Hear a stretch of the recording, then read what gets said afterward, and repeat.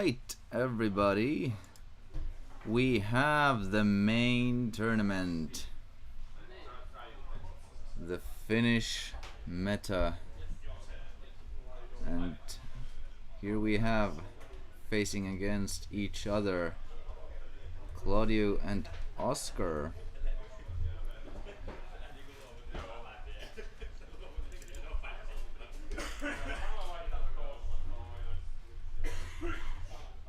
Like so. I will be streaming the entire thing again, so excited to have you with me, and let's have some great games today. I will close the door and tell the players that they can start.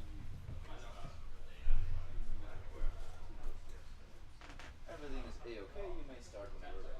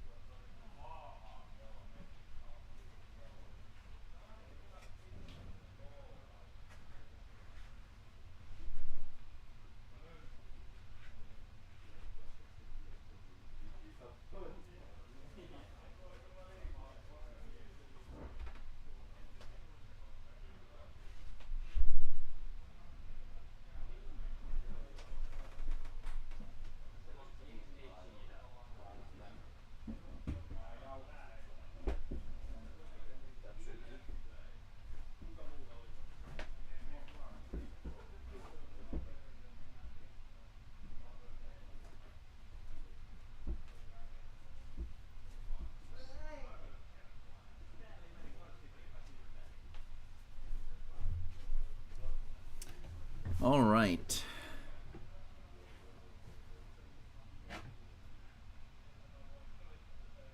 Seems to finally be in order.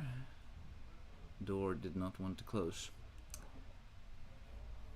We have Claudio on, I believe,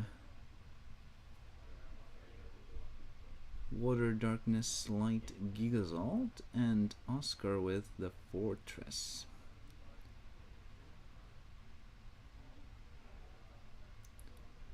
.40 card format.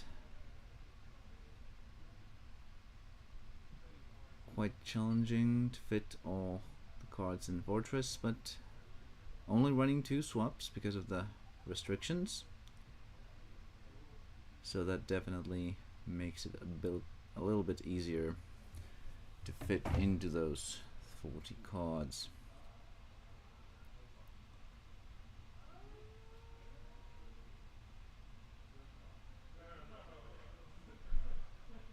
Giga Slug hits mana.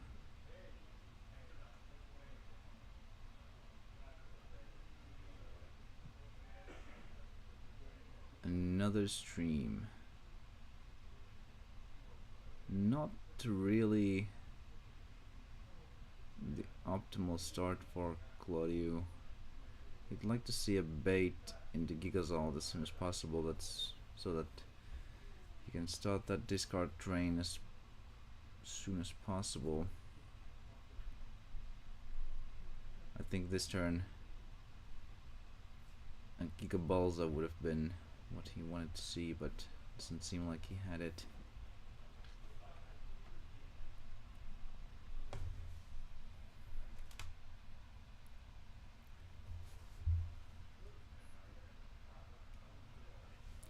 Here we go.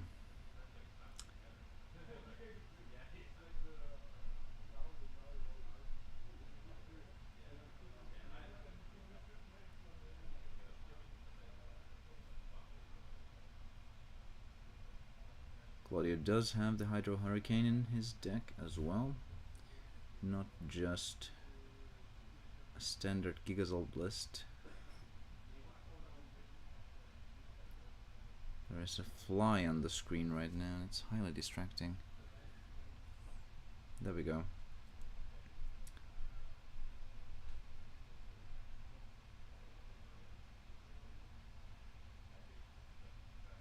Oscar rocking those beautiful Pokeball socks.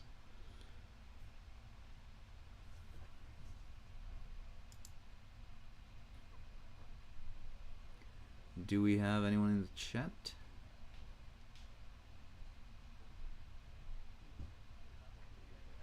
Doesn't appear so just yet.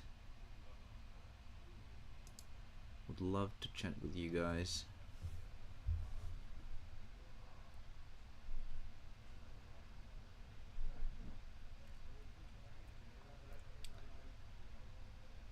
So far, Oscar's sitting pretty. Ooh, there comes the plague. It's quite a rough situation, but at least Claudio managed to get that Gigabalza out, so he can now replay it. Possibly getting rid of a key piece from Oscar, which is definitely something he is looking to do here.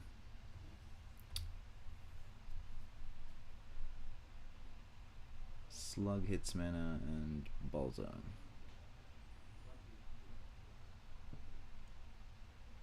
Hits the middle card. Ooh, good hit. If he had that swap, that was going to hit next turn.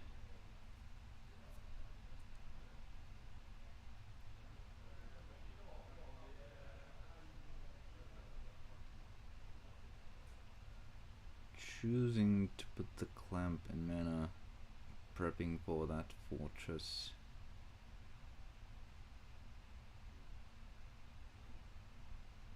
Did not find a swap, judging by the amount of thinking.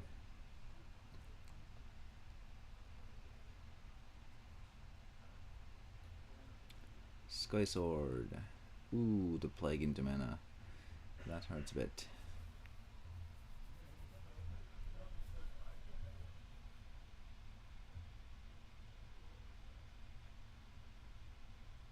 Now would be the perfect time to Gigazolt, I think. You could also prep another Gigabalza if that's what you got. Some kind of discard, I think, is the play here.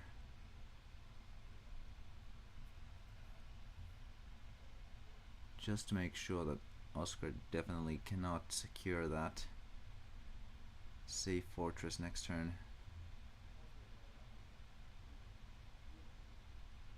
Oh, a clamp, even better. Good, good, good.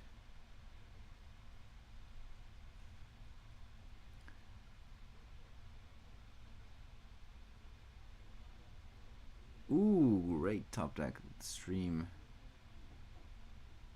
Did not find the swap, it seems. Is there anything else he could do on this turn then? Does not have the mana for a plague.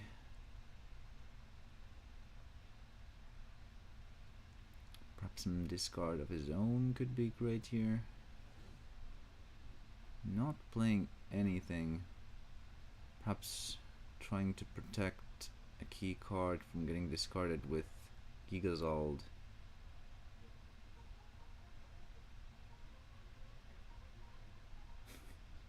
Someone is playing popcorn in the background. Oh, bumped the mic there. Sorry.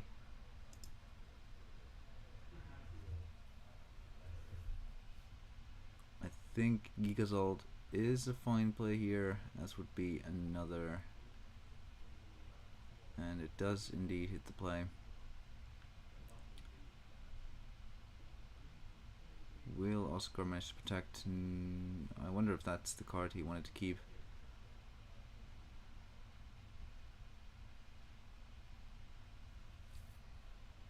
Probably. Oh, That might have been the card he wanted to keep. That is a juicy lost soul right there.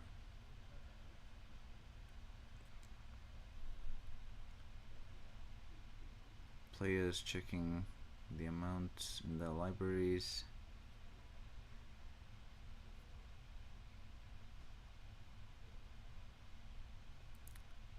Fairly good top deck from Glodio. Now has 2 discard outlets if Oscar manages to draw something. A plague would be absolutely devastating here though.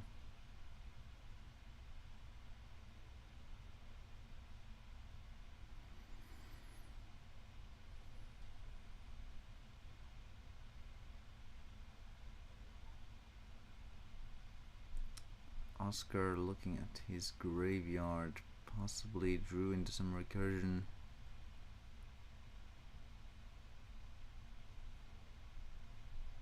What would be corpse, morbid, foul? Foul it is.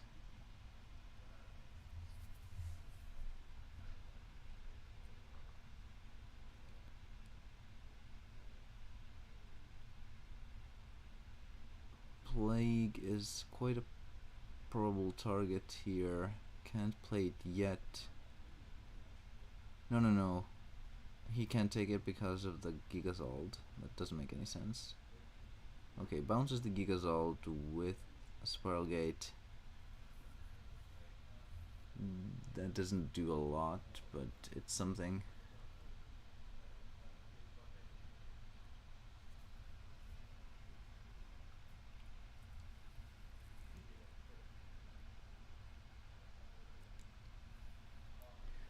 At least prevents Claudio from freely deploying whatever he wants.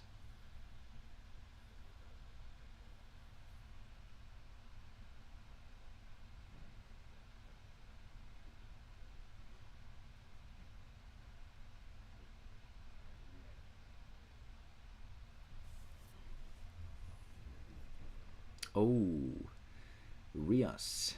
If that goes unanswered, I think that might be game. Does Oscar have an answer?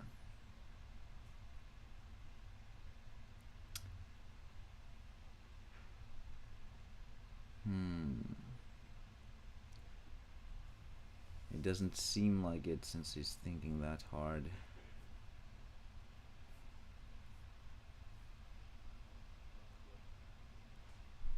Oh, he does have an answer. Okay.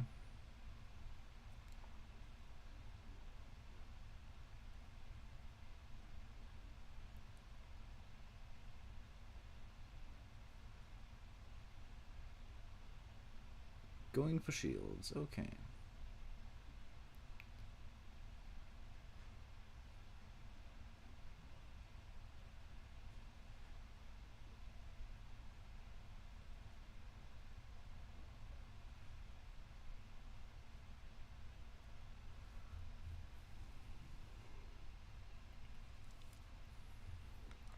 Presumably now we see the Gigazald killing the Faliga.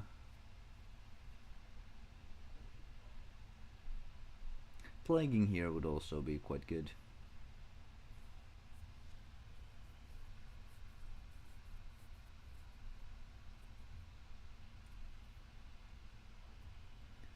Since Oscar will only hasten his defeat by playing either Sky Sword or Bat due to deck out.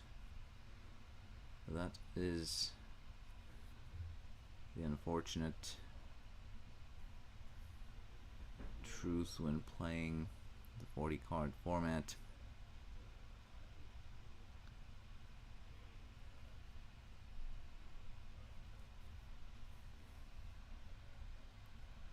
Ooh, the second Gigazald.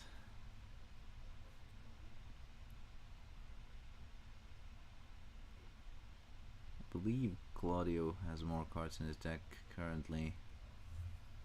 I could be wrong though. Ooh, there's the Hydro. Very strong. Straight into the graveyard with the Gigazol discards. Alright, has the swap.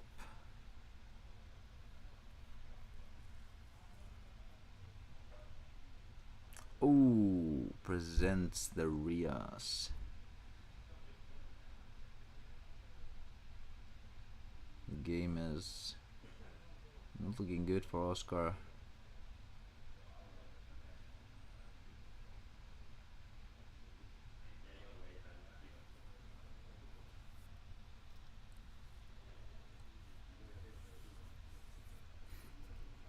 Needs an answer, or at least some pressure if nothing else.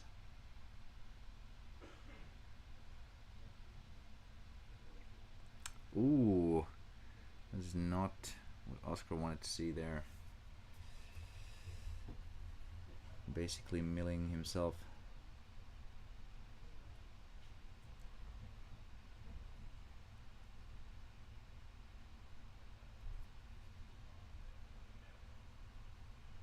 I think Oscar definitely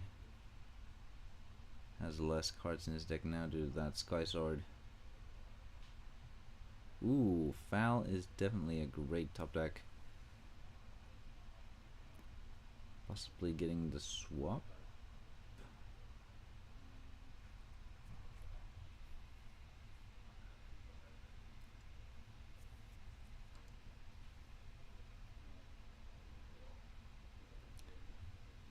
Yeah, scoops it up, realizing that there's pretty much nothing he can do to prevent his own imminent deck out.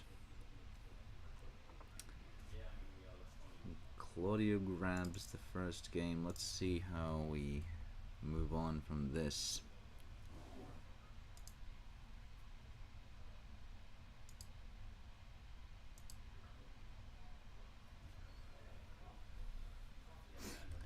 Thank you again for our sponsor Trackon for giving us that generous donation. They have a yearly fund that they distribute between applicants of different kinds of events and associations like ours.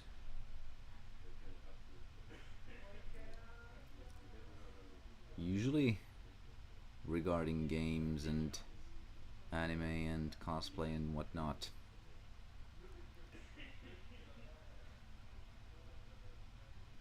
We are avid visitors in Trackon every year.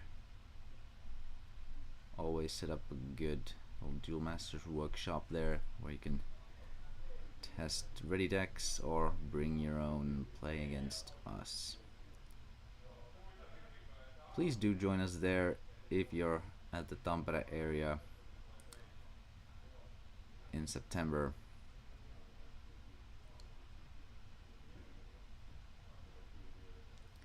We would love to have you.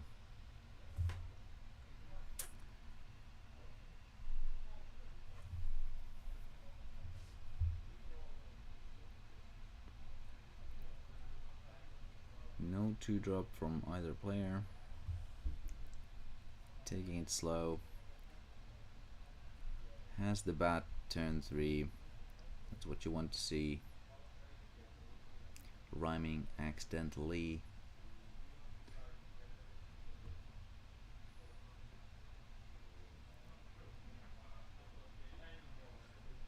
What does Claude respond with?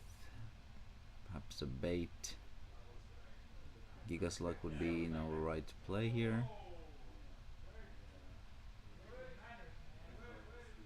I do not know if he plays the Gigazole, which would technically be even better.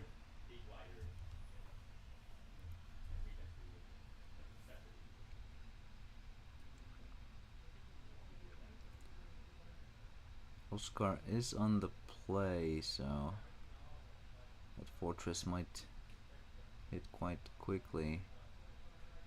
Oh, skipping the turn 3. That is rough for Claudio.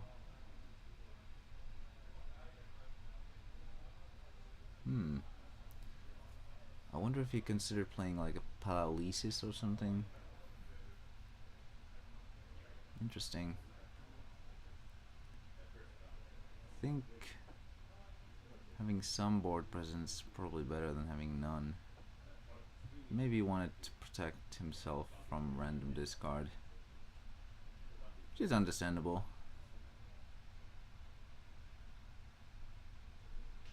Alright, the pit.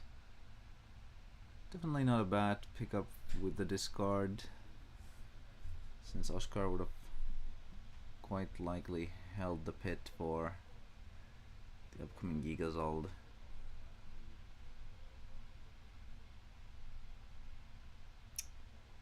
But Plague is definitely a good answer as well. We'll see if Oscar starts to swing here or not. Nope. Too early. That makes sense because he is not yet at the Fortress mana. So giving Claudio some resources at this point might be lethal.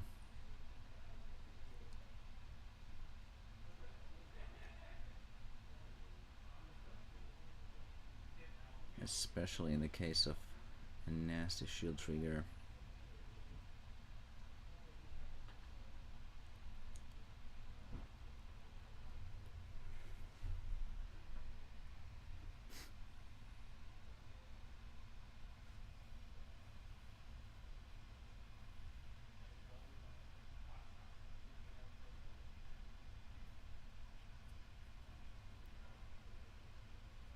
We see Laura Giga hit the field. Oscar is unfortunately completely out of gas, leaving Claudio with a lot of time to set up. Probably playing a Chimera here to prep for Gigazald. Oh, does not. Leaving him open for another Plague top deck.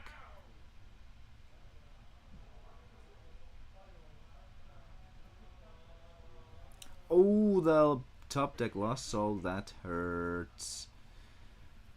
Oscar is definitely now back in the game.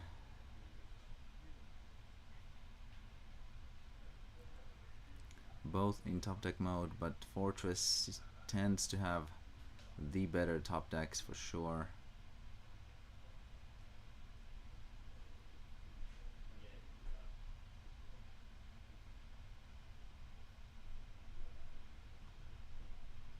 Choosing the snare, yet another Sky Sword. Does not want to let Oscar turn this into a slugfest. Oof. Definitely the better top decks, as I just mentioned.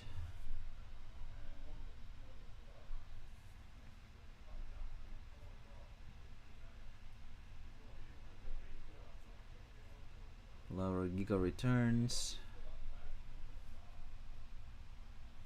Ooh, is that another foul?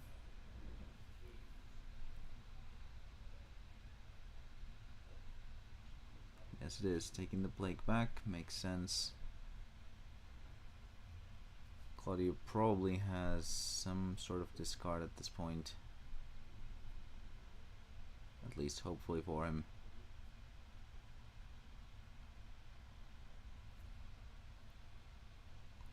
Oscar has played 2 Sky Swords, so it's likely that Claudio is up on cards. Ooh, does not have the discard, so Plague is imminent.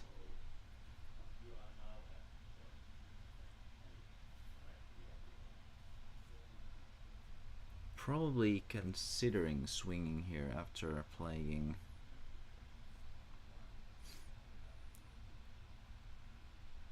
Due to the amount of cards in the deck.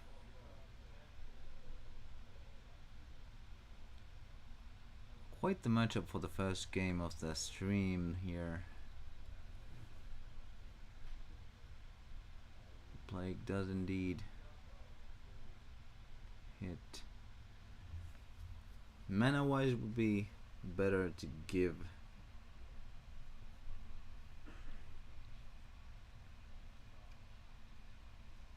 the multicolored mana, but Oscar does not want to get snared, so naturally it will not be given.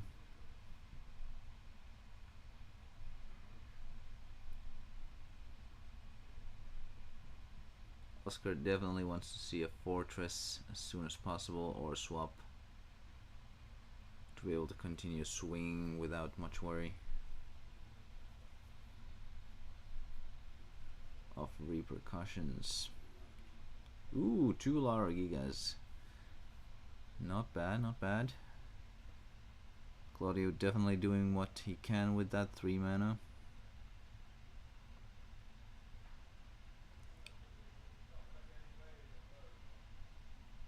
What can we see here from Oscar? Perhaps another Sky Sword? Just stream, okay. Really wants to see that swap. Oh, is that a swap I see in the hand?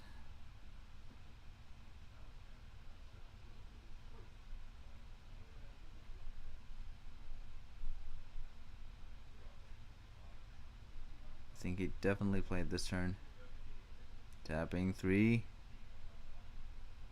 No? Yes? Yes, tapping 3. Oh, it was a tribe. It was so shiny it looked like a looked like a swap, but apparently not. Flooding the board, trusting that Claudio does not have any mass removal in his deck. Hitting a Giga Slug, probably not the best card in Claudio's hand, but definitely something.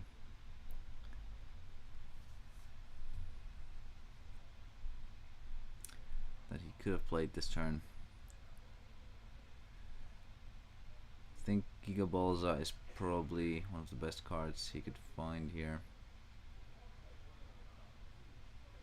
Paralysis also definitely works. Finally puts that foul at bay. Though, if Oscar has a removal for especially a Plague, this might be rough.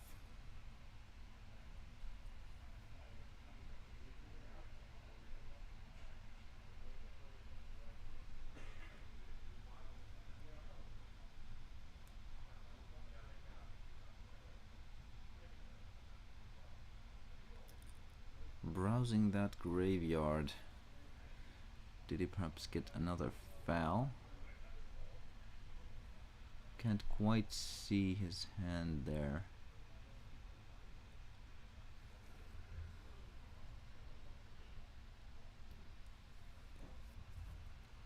Tapping 4. For another Balza. Alright. Why is it that the Fortress deck has more Chimeras on the field than the Chimera deck? And there's the foul, okay. Plague is the obvious choice here. Does not want to swing, because losing the foul is obviously unnecessary. If you can, on the next turn, just remove those blockers, or at least 2 of them.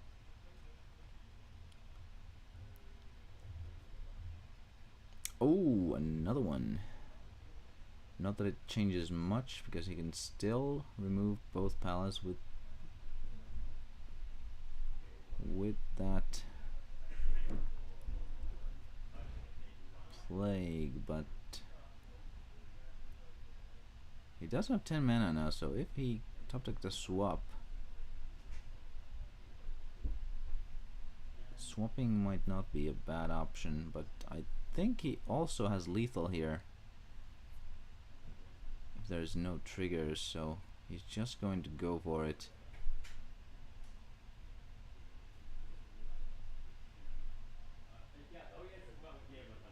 Alright, Oscar takes game 2. Off to an exciting game 3. That's how it's supposed to go in tournaments.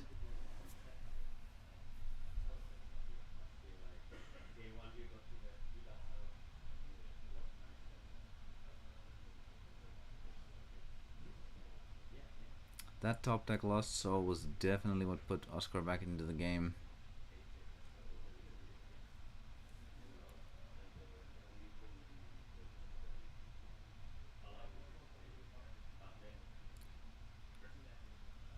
Great comeback potential for sure. Claudio is now on the play though, so we'll see if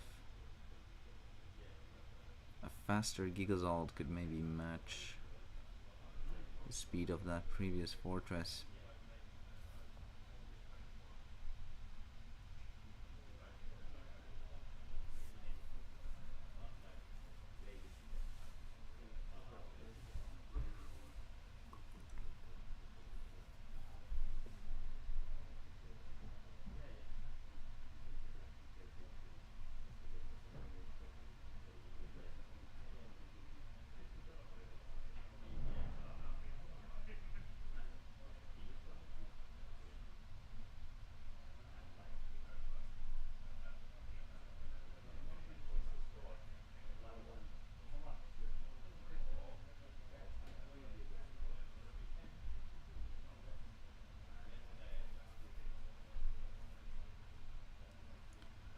Alright, after game 3.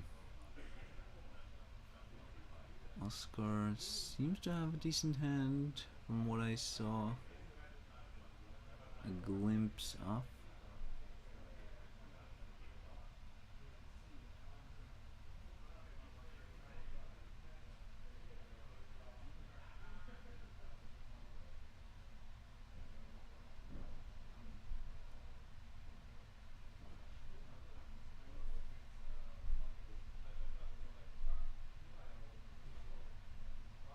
Neither player has any rush in putting anything into play until turn 3. Ooh, Claude skipping even that turn 3 play.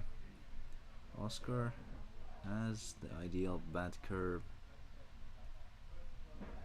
Can he follow it up with a Sky Sword?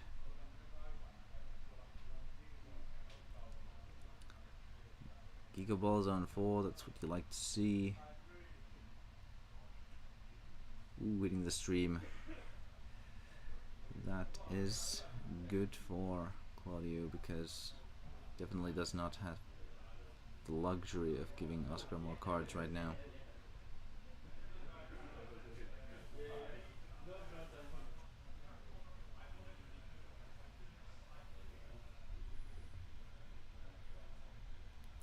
Oscar does have the Sky Sword. I think he plays it this turn to get to that faster Lost Soul that he does seem to have in his hand.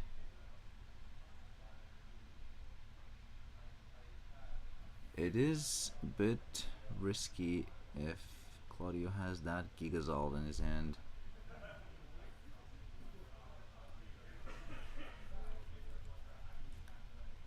Ooh, I see. Wanting to secure with the stream, that is a good play as well. Wanting to protect the Lost Soul. Perhaps has a removal for the Gigazald then.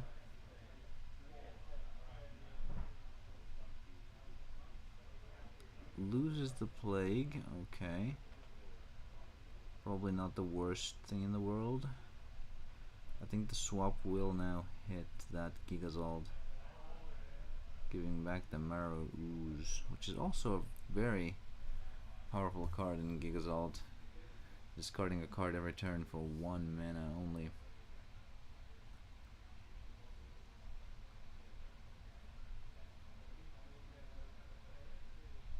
A bit weak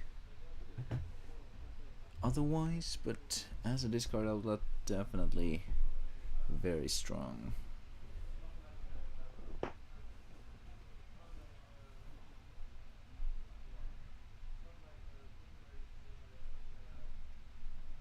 do think swap is the only play.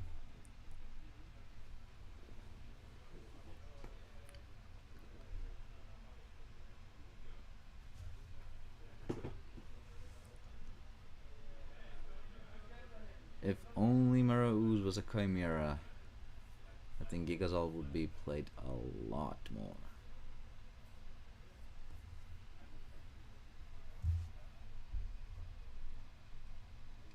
Hitting that stream. Ooh, the clamp! Wow. That is a very powerful clamp there. Denying Oscar's lost soul. Yikes, also having to put that Blake down hurts bad.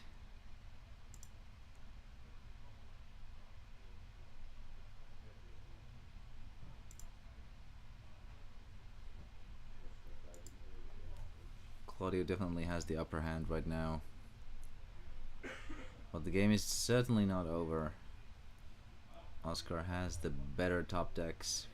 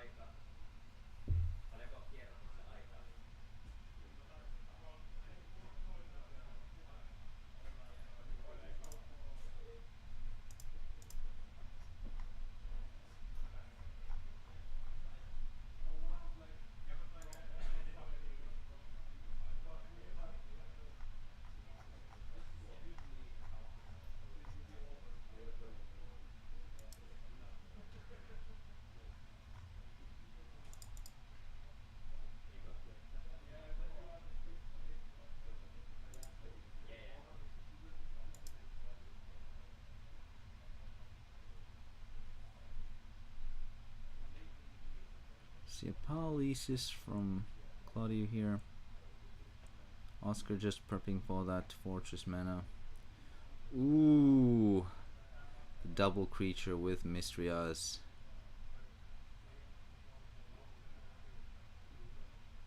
I think Claudio definitely wants to draw here when he can.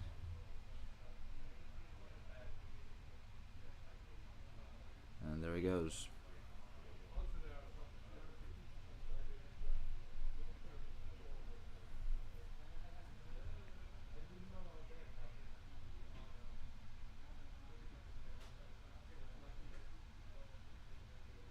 Oh, the Plague top deck, okay.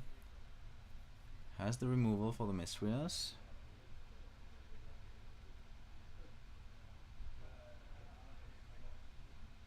What mana will he give?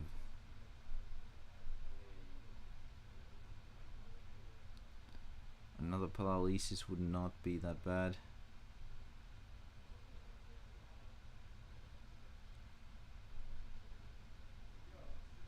Perhaps. Yeah, Giga Balza makes sense. Oscar has no hand. Does give a bait to Claudio, but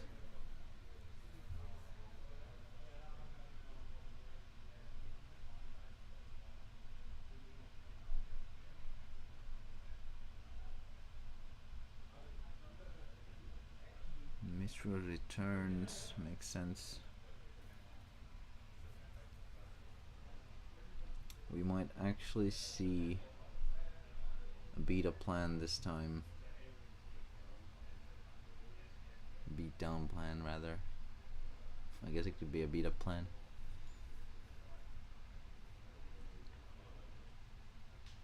Ooh, the foul. Not a bad top deck at all. Unfortunately, does allow a draw for Claudio. Probably getting that swap, playing it right away. And there are two options. Does he want to get rid of the Mystrias, or does he instead just swap something of his own, trying to catch up? I think here maybe swapping the Mistrias might be the better choice. Does he have Fortress in mana? I cannot quite tell. His hand is right on that nature card. Yes, getting rid of the Mistrias makes a lot of sense here.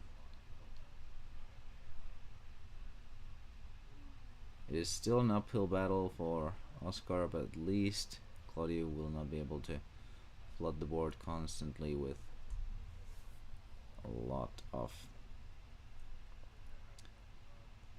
small white weenies. I suppose it's yellow light weenies in Duel Master's case.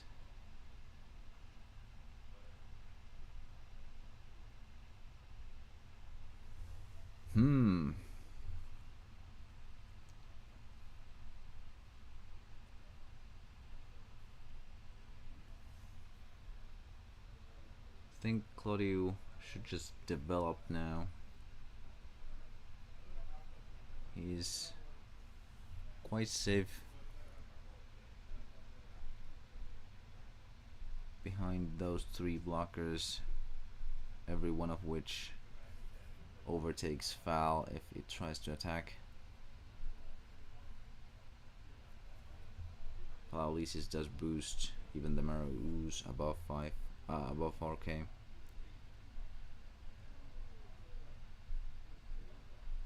Oh, the Petrova, that is a juicy one. Hitting the Guardians. Belix getting back the Hydro Hurricane. Preparing for the coup de grace, if you will.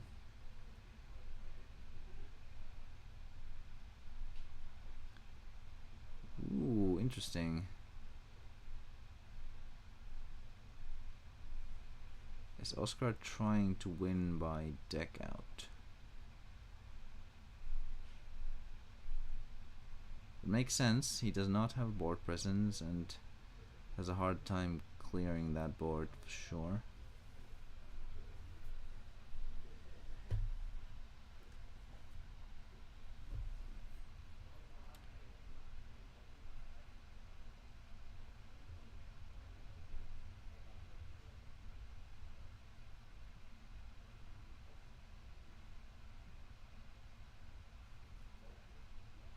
Luckily for Oscar, Claudio's not playing any swaps, so can't just abuse the Sky Sword to deck him out either.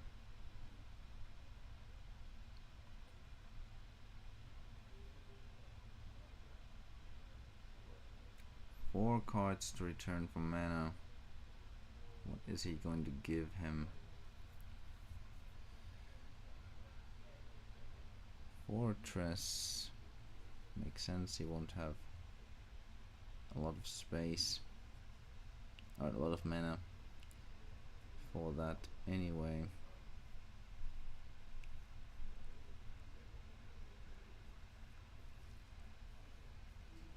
Ooh, giving quite good cards here.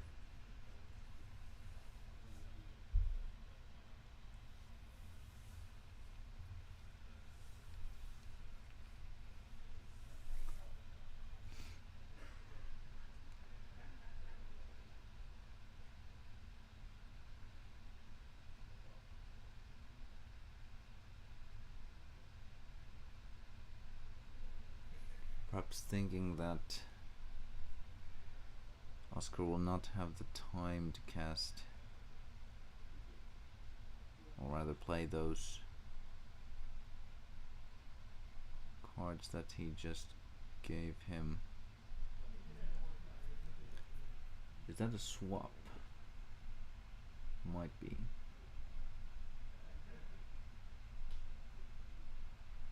Ooh, the Balza's pretty good here.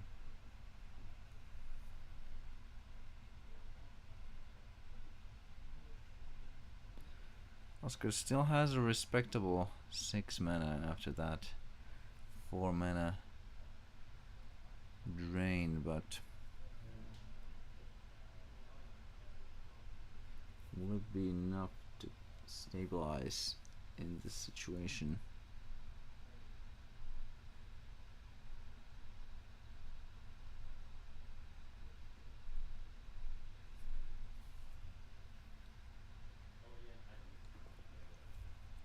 I don't think giving him back the plague was a good idea. Nor the foul, for that matter. Those are definitely the cards that Oscar wanted to see.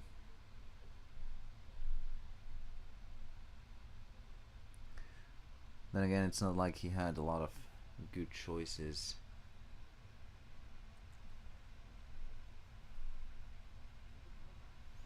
He could have technically gone that deck out route by just giving him Sky Sword. But now that he started swinging, I don't think there's a way to go back to that.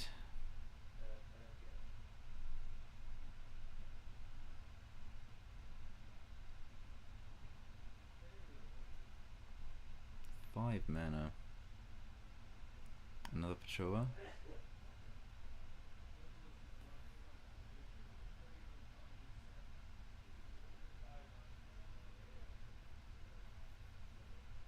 Does not have a bait for Gigazald. Yes, it is another Petrova, okay. Still giving it to Guardians, okay. The plague will hurt quite a lot now, though. I think he should have definitely given it to Gladiators that time, because now... Ooh, okay. Does not matter in that case. Oscar will be able to kill that Petrova now.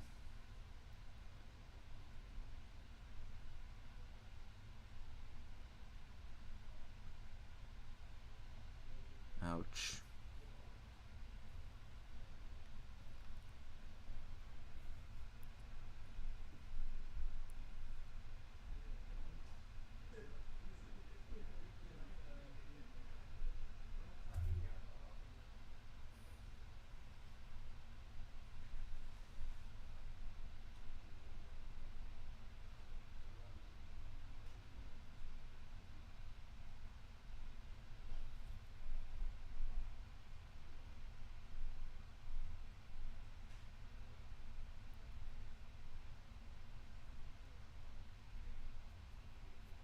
Do you think now is the time to kill that Petrova?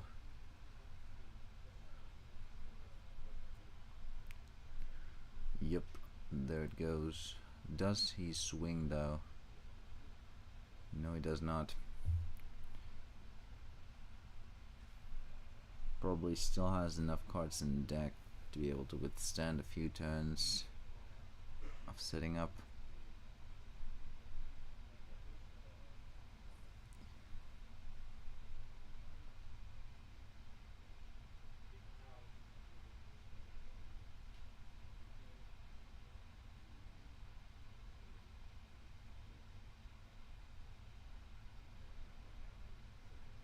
I think hydroing at all in that situation might have been a mistake.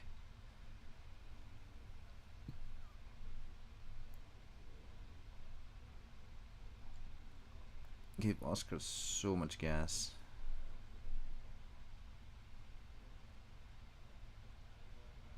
Especially since he was still able to climb back to 6 mana immediately after. Only delaying Plague by 1 turn.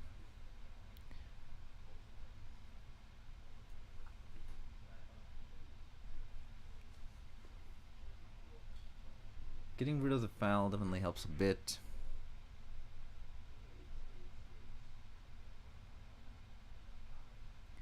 Is now unable to get rid of the Petrova on this turn.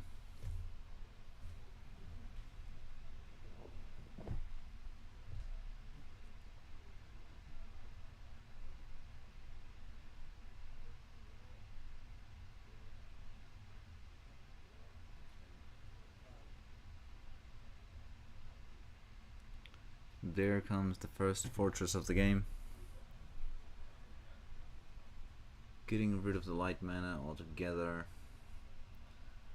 Trying to avoid that snare. And discarding the Belix. Oscar is back on top.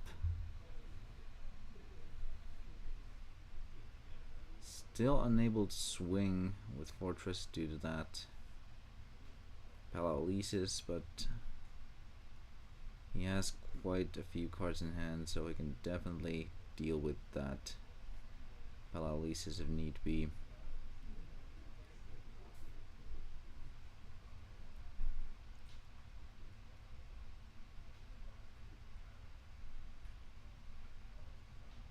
There comes the Soul Swap. Being able to get rid of the water mana altogether as well. Leaving Claudio in quite the sorry situation.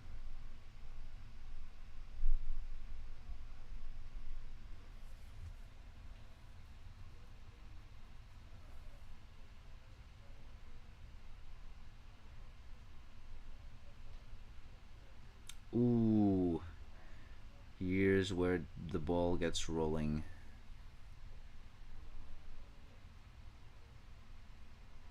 I think this might be unrecoverable for Claudio.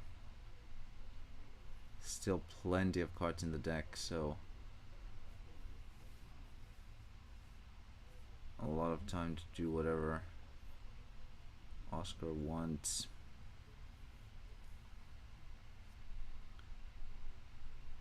And because Claudio does not run any mass removal, Oscar is quite free to flood the board or control it as he wishes.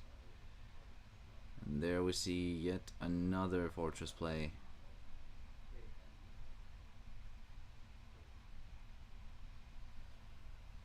Claudio being unable to play absolutely anything.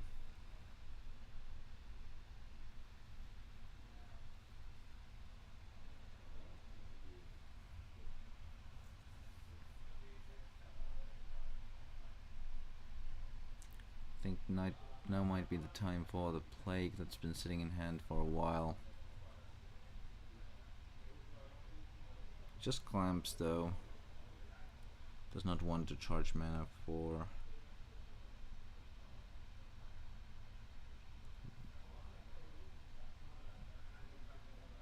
interesting. Okay, there's the Plague. Okay.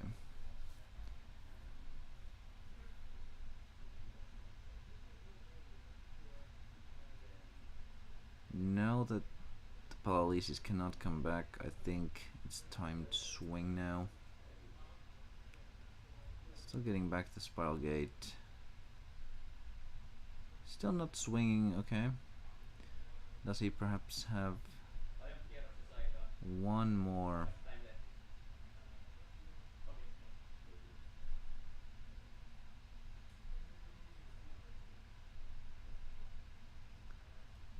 What does he have in hand? I can't see. Is there another Plague?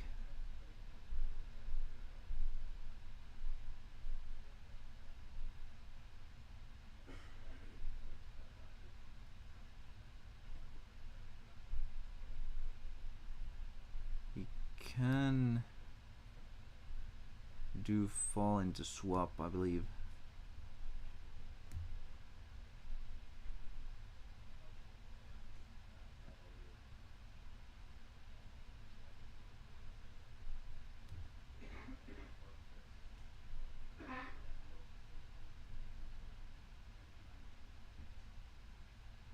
Interesting. Not wanting to swing.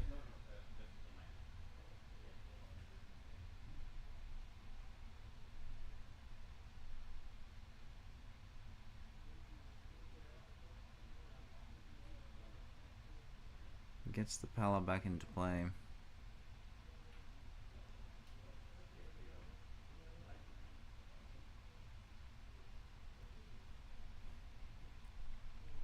Is Oscar still going for deck out anyway?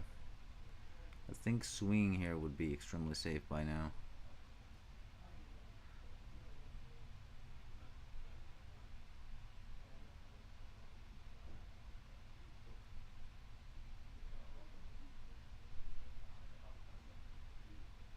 Does not want to take the risk. I suppose that makes sense.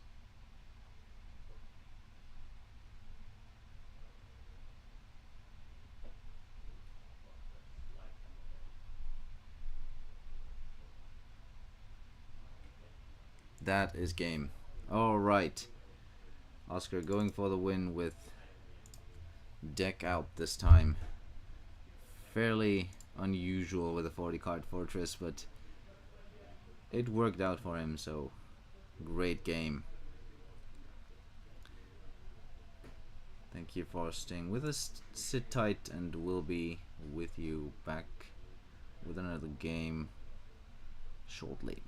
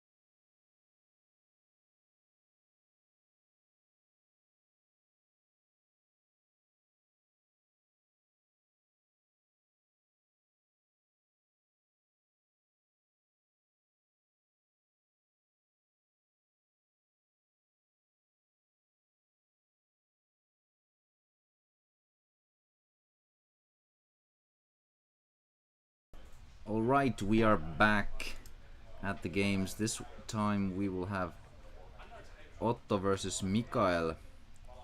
Some Finnish action for a change. So Mikael will be on the right.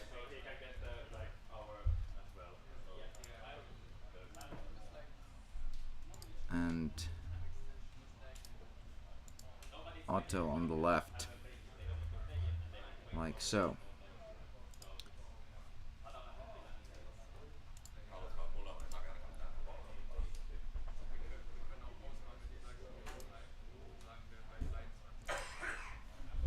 Oh, Can we start?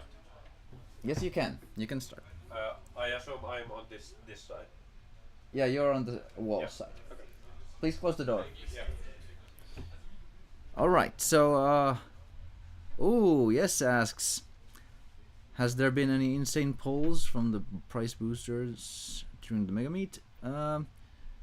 No insane polls, but there have been quite a lot of foils. We've had a double geyser, I believe a thorny mandra. What else did we have?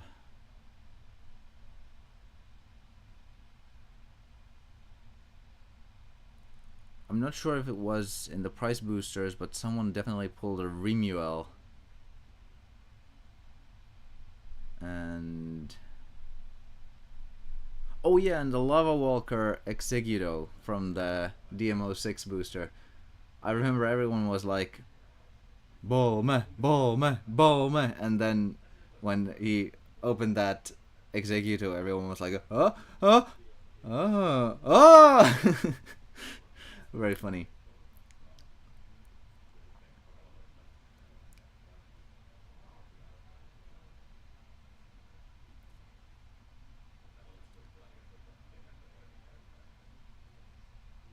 We also had medals for each of our top 4 participants. And we even have a trophy for the winner of this tournament. So be excited for that.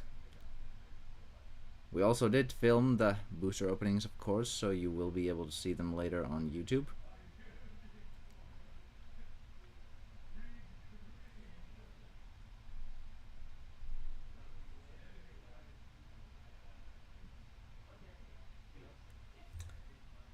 I brewed some tea for myself, so I'll yet again stay awake during this probably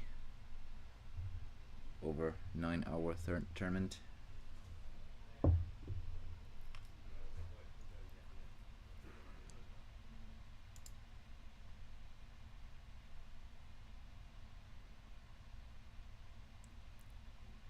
Beautiful Alcadea sleeves there on Mikael's side. I wonder if his deck will be indicative of that.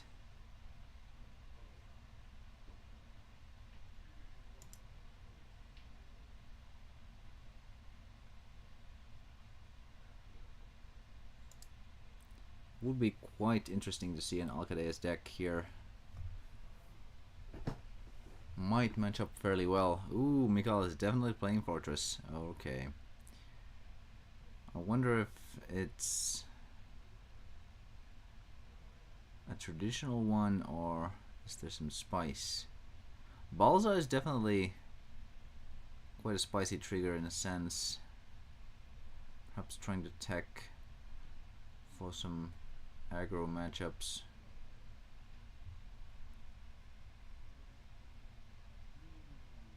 It looks like a Japanese Sky Sword. Ooh, Otto with the Slash Charger. What do we see first? Fortress is notoriously difficult to slash because it does have a lot of recursion. Ooh. Spicy looking hand from Mikael.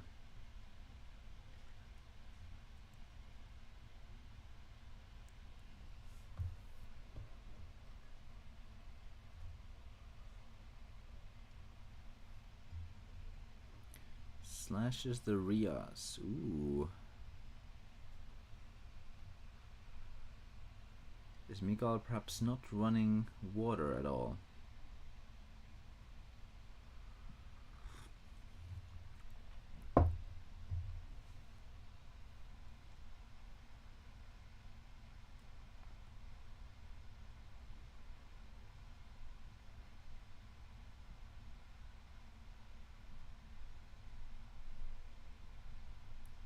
Yet another fortress hits mana.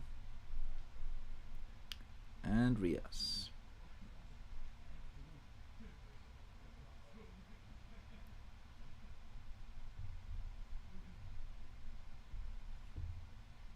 Ooh, Galek. Now that is spicy. What deck is Otto playing? Don't think I've seen this one yet.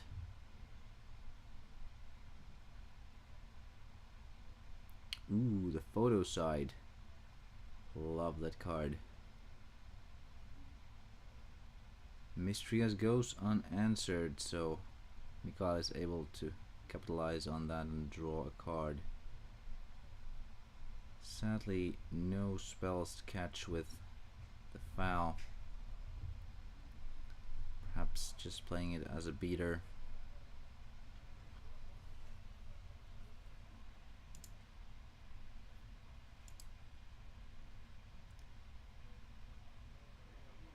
Ooh, the rebirth. What do we hit with that? Perhaps a Rias of his own? Could definitely use the card draw. Looks like a list that could also run Sky Sword. Yep, there it is.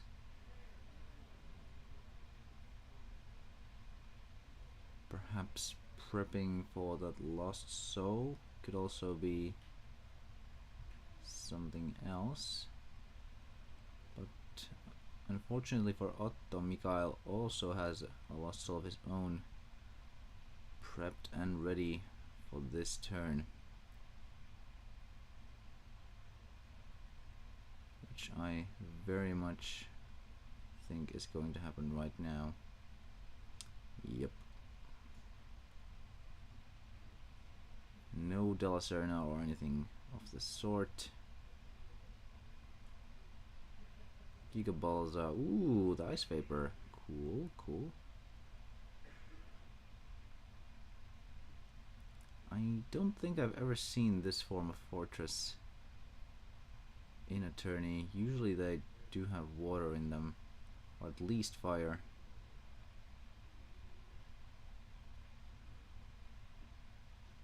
In case of the turbo version. This seems a little more like a control-y mid-range deck.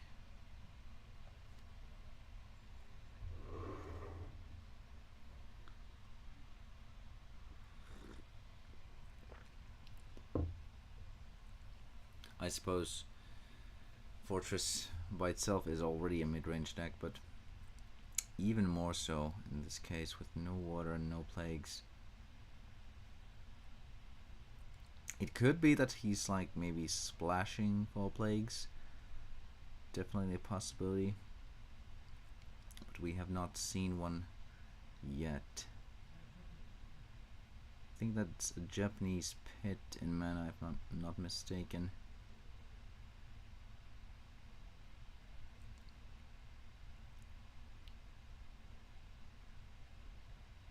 Otto's deck looking really spicy though.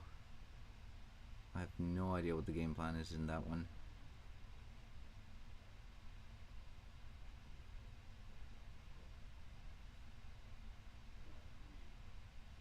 It's looking like some sort of a beast folk.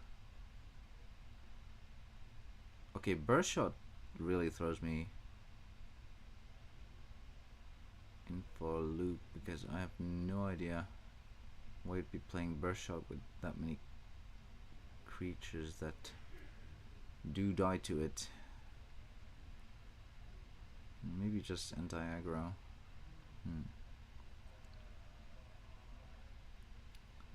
Do we see a dual fang here? Oh, a 4-bows, okay.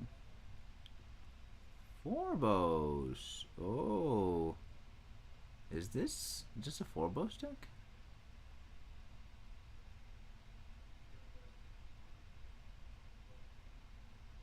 You haven't seen that many spells, so I definitely didn't expect that.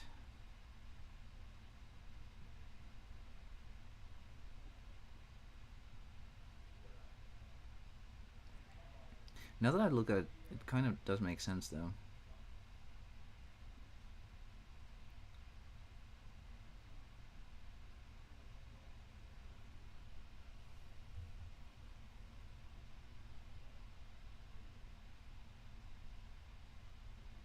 I think the Gaelic is there just mainly for a rebirth target on 5. Some versatility.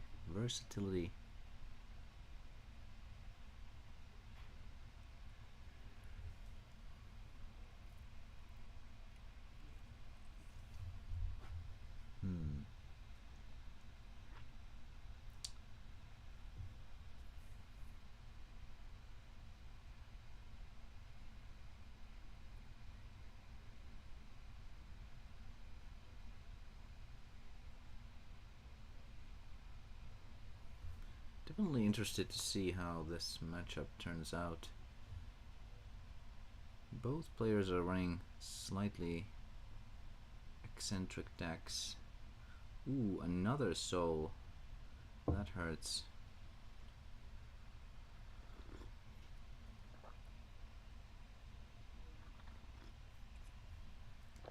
Balza is a pretty good top deck. Discarding the pit. Oh, the Rios top deck though. Definitely playing that one. It does not have a follow-up, but if Otto does not manage to... Oof. Rough. That is not good for Otto at all. He has the board advantage for now, but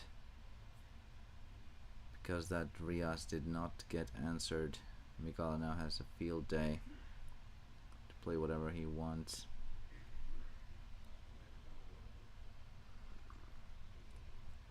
Oh, was that a swap? Ouch, that's going to hurt because he does have the mana for Fortress as well.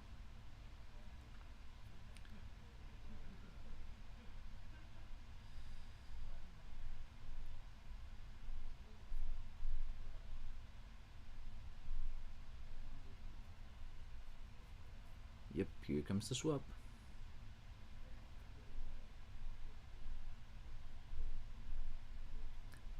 Photoside could also be an interesting one to pick.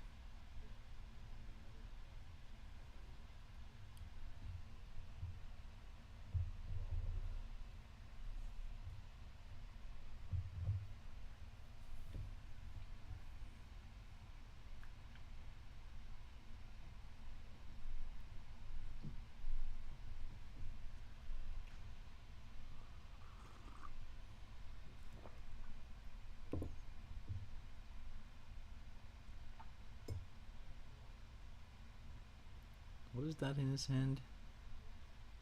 Oh, just a pit, okay. Makes sense.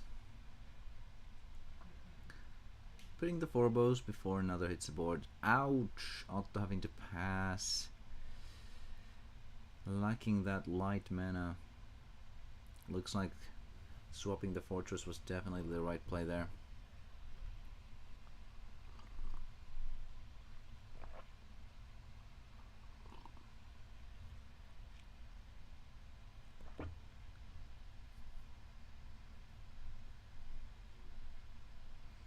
Ooh, yet another swap.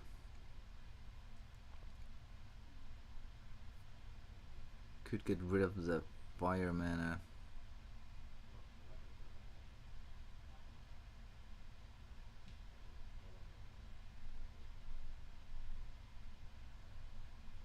Swapping the Fortress for another.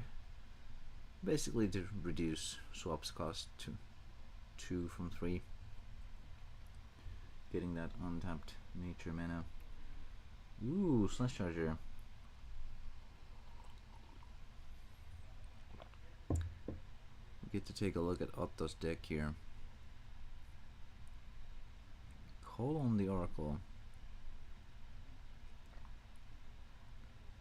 It does not appear to be a strict Forbos list.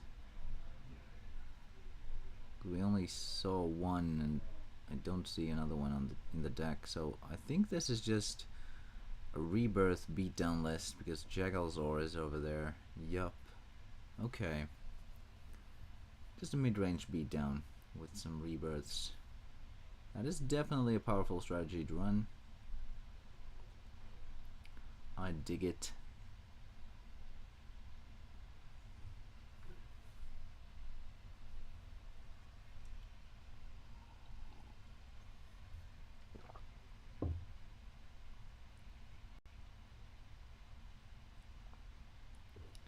Yet another pit getting discarded.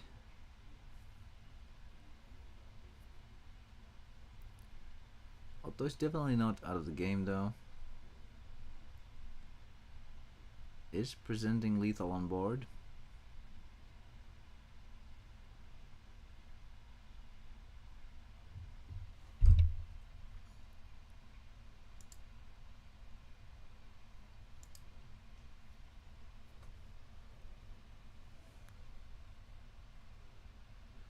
Ooh, is that an Ikaz? That is a cool tech. Very Mikael, definitely. He loves that card.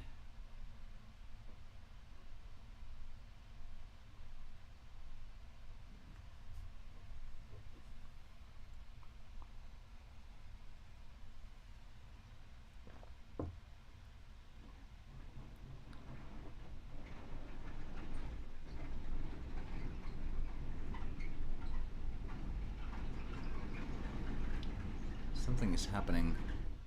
No idea what's happening. I think they were moving something. Sorry for the noise.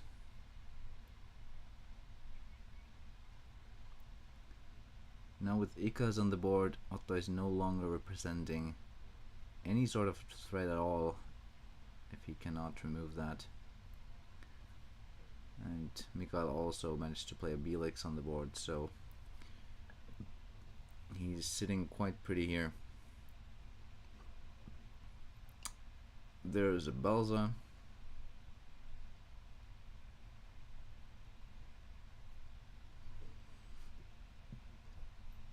I wonder if Mikael plays Holy All.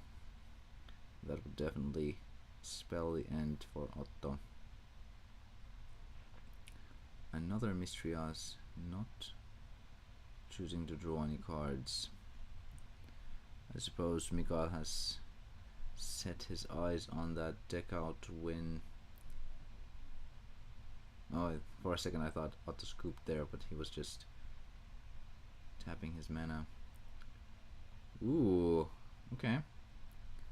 We got that Epoch. Definitely not out of the game yet. I think now if he can remove that Belix, he does want to go for the win right here.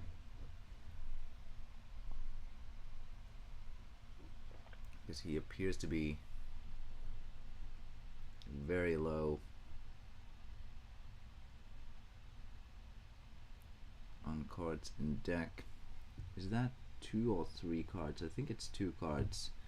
So this is his last turn. If that is the case. Wait, is that 3 cards? I think it's 3 cards actually. Okay. Then he does have 2 more turns. Yep, there goes the Belix. Probably giving him a Bronze Arm Tribe, yep. Oh, also getting rid of the foul. That is great for Otto. Oh, can he pull it out? He can! Wow, that is a great comeback for Otto. Amazing. Definitely seizing that opportunity well. That APOC was very rough for Mikael. It might have been wise for Mikael to seize the opportunity to swing at shields a little bit earlier, but might have been scared of a possible comeback just like that.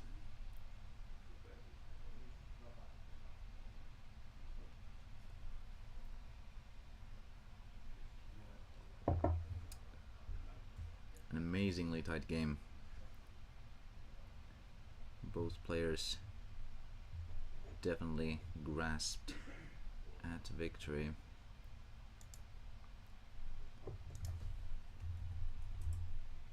Mikael is indeed X-Boom.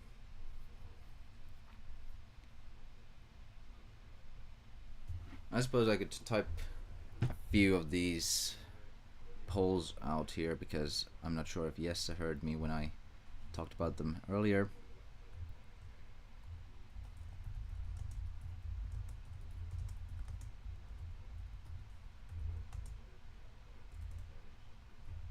I have no idea how this works.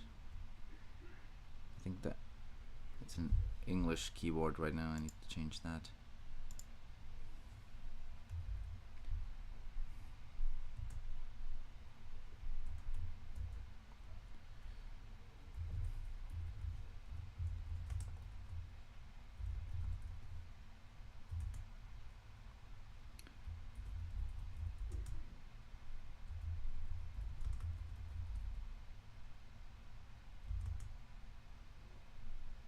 What else was there? Oh yeah, double geyser.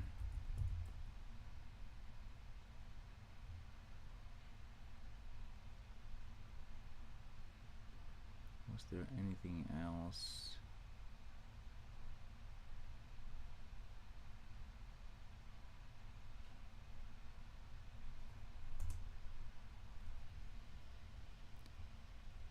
I think those were the main ones we pulled. Of course, there were some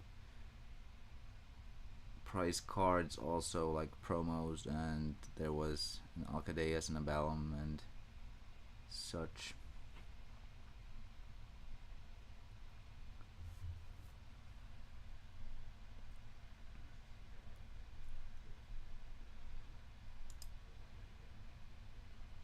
Alright, let's get back into the game. It seems Mikael is on the play here and slashing, getting rid of a foul or a swap apparently. Contemplating between the two.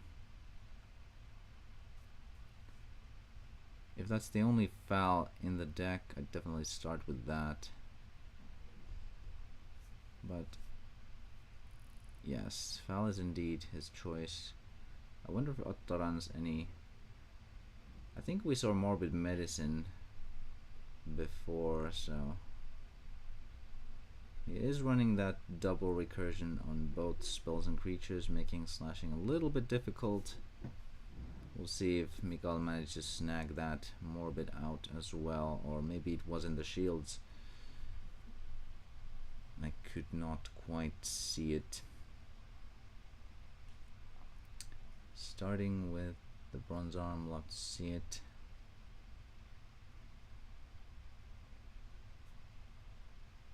Both decks are quite slow, mid-rangey piles, which can both lean on deck out, especially here in this. Oh, being able to slash again. Let's go. What do we have here? Do we get the Morbid out now, or is there perhaps another choice that Mikael wishes to make here? Yep, Morbid is out. I was going to say that yes, relying on deck out is indeed a viable choice in this 40 card format. And as you can see, even with slash in one, we can still recur it with Belix and Thrash Crawler and whatnot. So it's definitely not just a single slash every game. Ooh, the Gaelic getting value. Oh, the corpse too. That was a great hit.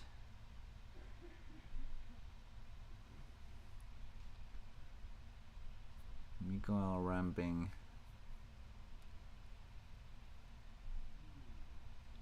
We'll see if Otto can capitalize on this reasonably weak board state. It would seem that neither deck wants to swing early, because they are slightly mid-rangey and control-y, so they don't really have the pressure until late game.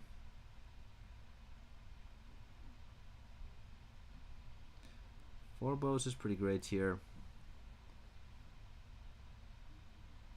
Fairly chill situation for Otto.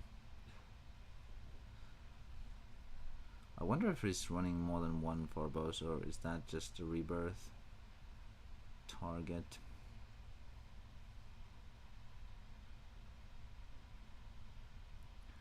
Did not see more than one last time. It seems that the deck overall has quite a bit of one-offs. The Gaelic, the four bows, the Morbid Medicine. Not sure if the Foul was the only one, but probably yes. Getting the slash makes sense, since that's only a single one in the deck as well, due to the restriction. Tough to find otherwise, but reasonably easy to recur, assuming Otto runs multiple recursion sources in addition to that Belix in mana.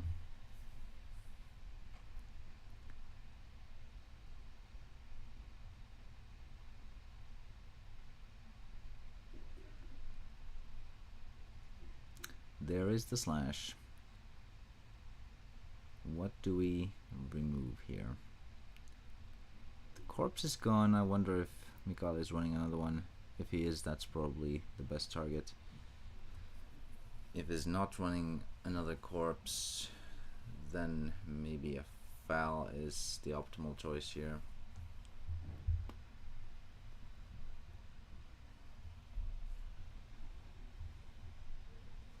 Yep, Foul it is. Losing the corpse so early was a pretty big blow on Mikael. I keep trying to say Michael, even though that's not his name.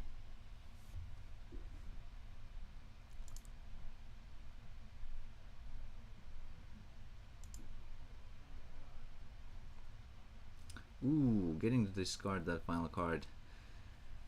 Otto in a very commanding position here. Can Mikael turn it around? Ooh, that is a nasty top deck. Does not bode well for Mikael at all. Oh, the cryptic, threatening lethal, and that is game. Wow, that was a very quick closing. Cryptic doing very good work there.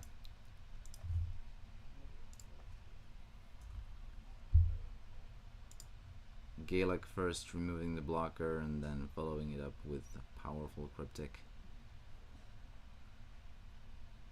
Always lovely to have that security of not hitting any triggers. Alright. We'll have a short intermission here to see who's coming to play next, and we'll be back with you shortly with another game. Stay tuned.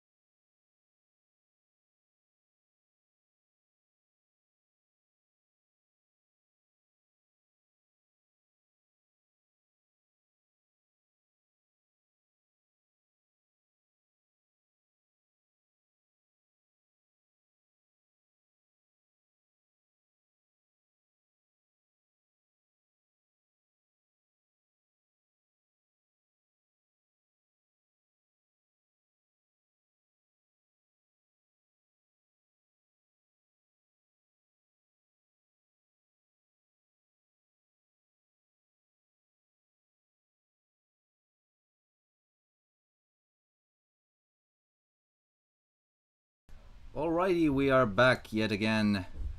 This time we'll have Juhani versus Anna. I will quickly correct the names here.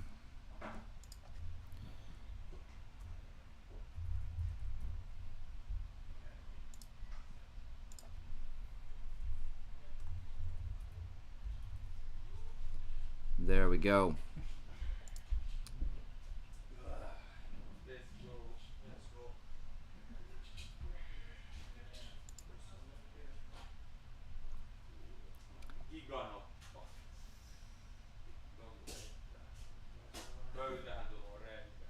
Now inform the players that they can start whenever, and we'll be right on with the games.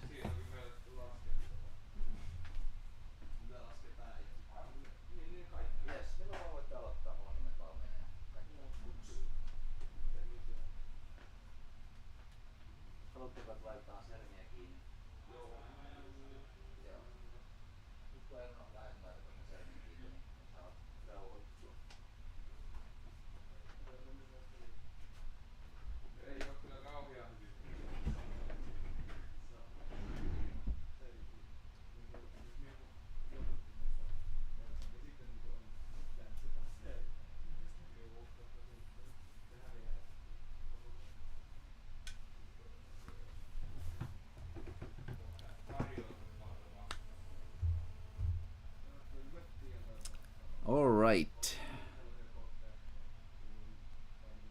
The players are set. We will have an interesting match here.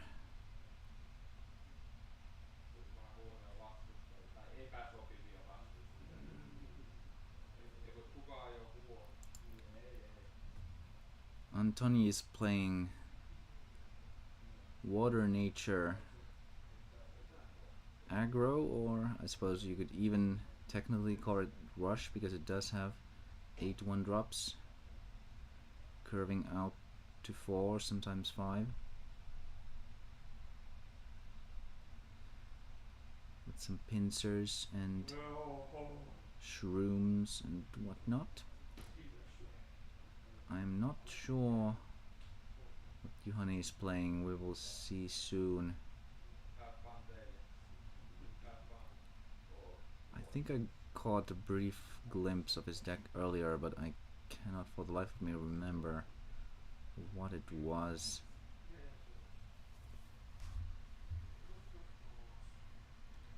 We see a cryptic in his hand. Anna starting strong with the polygon.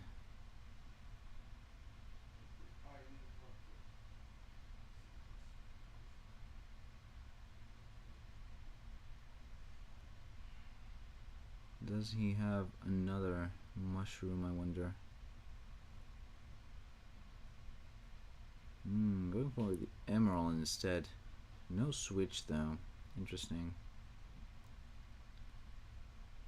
Oh yes, Johanny was playing Wave Strikers. That's right. Cryptic is a very spicy inclusion in Wave Strikers. I like it. Getting that security before swinging.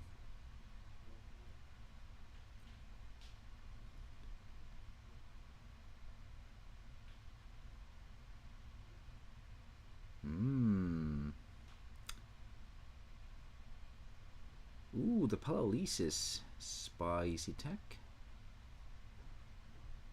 Definitely protects. But now we might have a unicorn fish. Oh, a lucky ball instead. That makes sense. Wanting to refuel.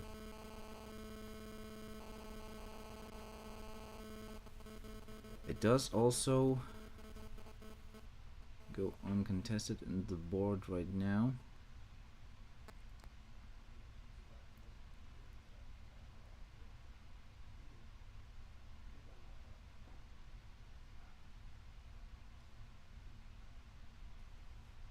I think he is currently thinking what to tap. Chooses the Hulkist and Kills it. Yep, that makes sense. A paladin would be quite bad for him, so getting rid of the bait is a good play for sure.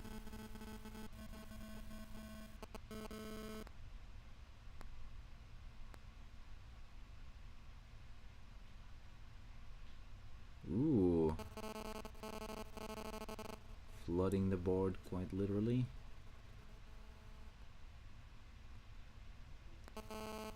Gate. Huh, interesting.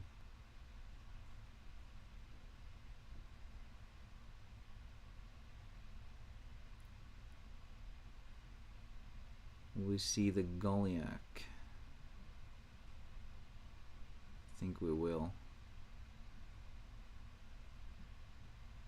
Unless he has like a Merly plus another, maybe Sapient Arc.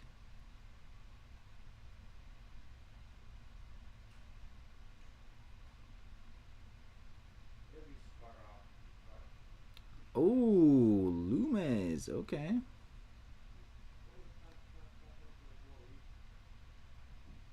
That is strong. Would have preferred to have a Merly first, for sure.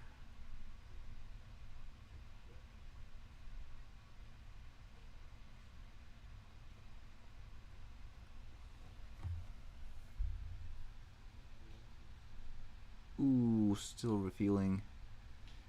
Even though he managed to wipe the board, it's not looking great for Juhani. Even bouncing that lucky ball, while it helps, he's definitely not in a winning position. I think playing Lumes might have been better there. Not Lumes, but what's it called? Goliath. If he even had that in hand. Oh, he didn't. He had a Sapien. Okay, that makes sense. In that case, this position is quite good.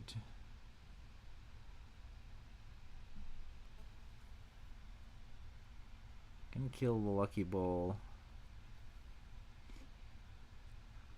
and proceed to get another Wave Striker online next turn, assuming he has one.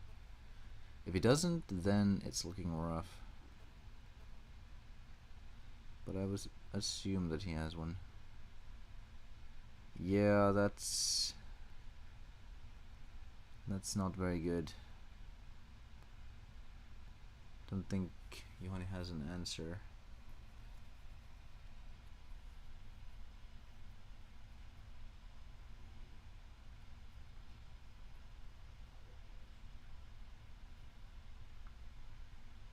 Yep, that's the game.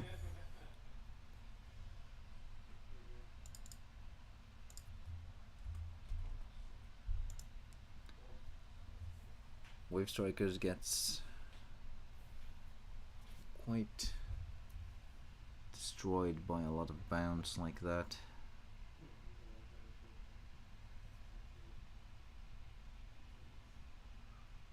Highly relying on that Sapient to stay on the board for optimal value.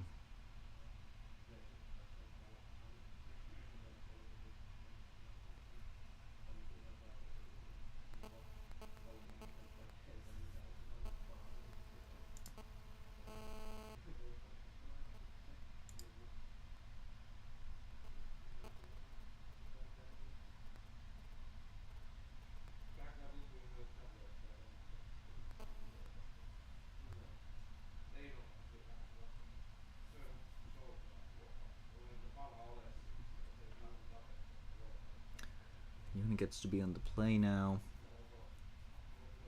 We'll see if he manages to get an early board going. If he manages to stick that Sapien, Antonio is going to be in trouble. But he does also run quite a bit of bounce. I believe it might even be 10 pieces of bounce. 3 spirals, 3 surfers, and 4 unicorns. at least 3 unicorns for sure.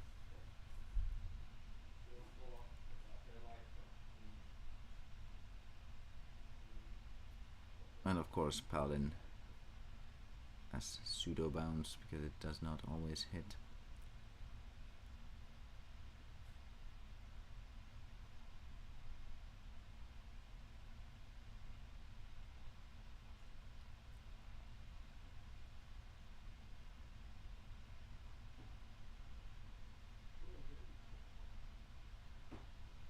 I have some PTSD from Wave Strikers.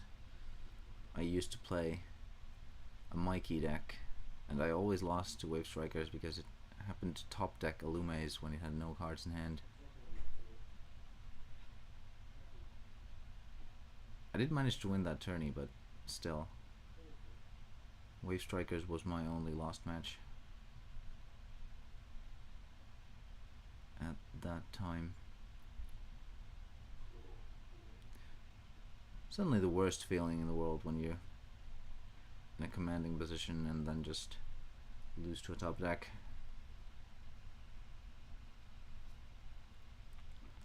But such is Duel Masters. Every top deck counts, and every shield counts as well.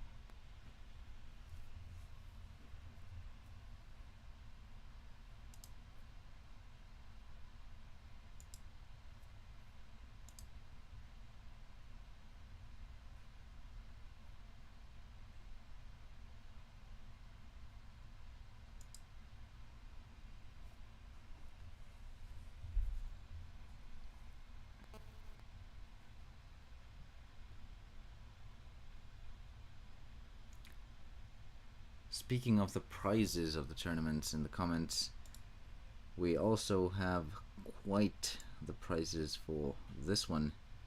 Even a DM10 booster, so look forward to that Bomb Bazaar pull. That would be quite exciting.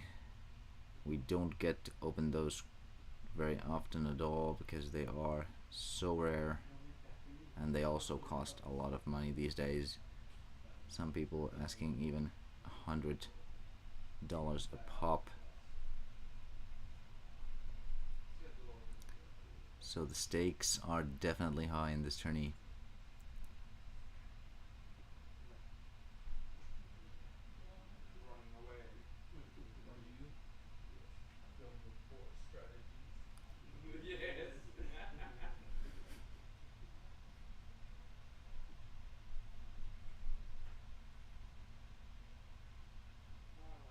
Here we have a paralysis followed by a turnip.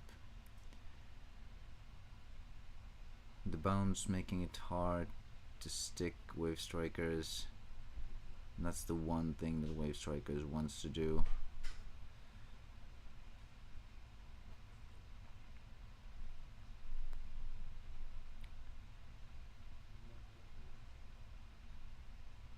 Juhani really quite needs a wipe here. Merle plus Lumes would probably be one of the best options.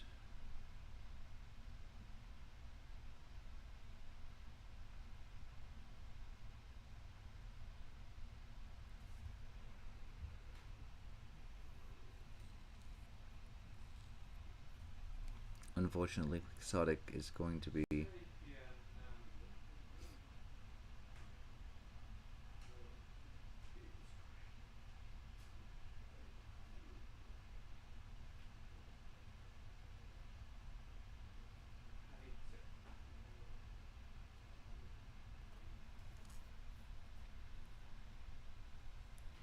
at least Sapien staying over there is good for Juhani.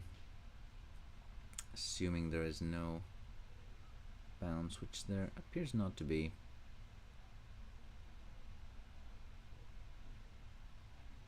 I wonder if Juhani can stabilize here. It's looking a little bit rough with 2 Quixotics on the field. Playing 2 creatures is not really an option here.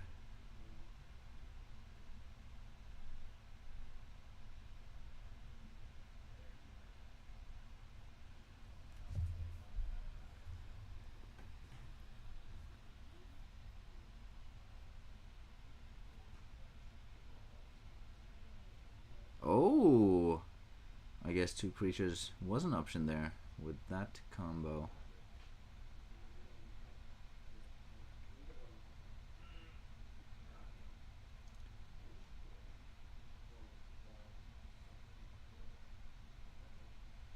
Oh yeah, that's true. Playing 2 of them unfortunately puts both Quixotics above.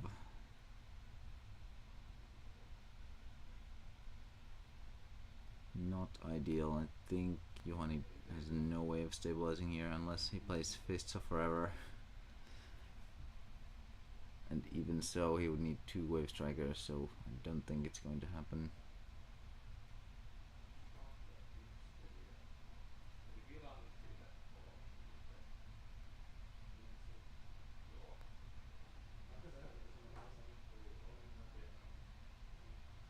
A buffed Eularus. Revealing all the shields. That's GG. And Tony takes the match.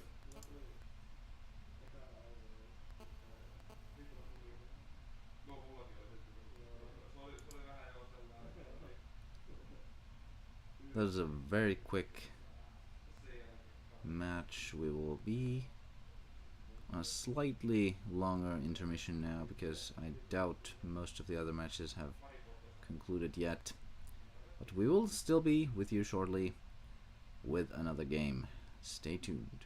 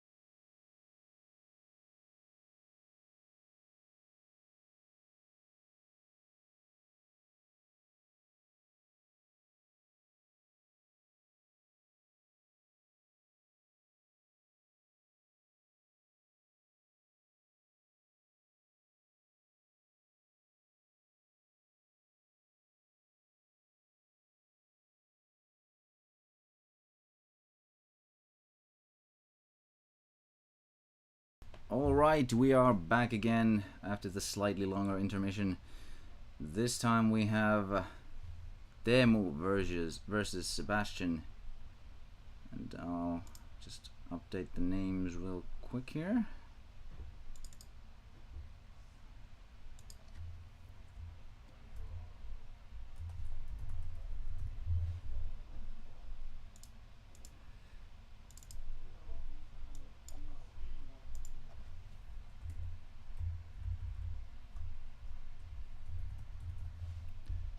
Like so. Should be an interesting matchup here.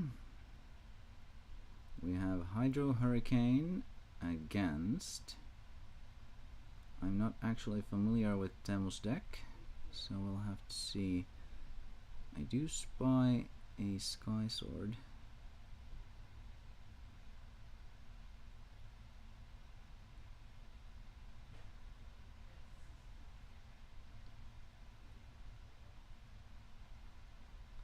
Neither player has a turn 2 play. Looking like some slower decks. I spy a Magmarex. Always lovely to see that guy. Love the card. Ooh, the nice turn 3 bat. Love to see it.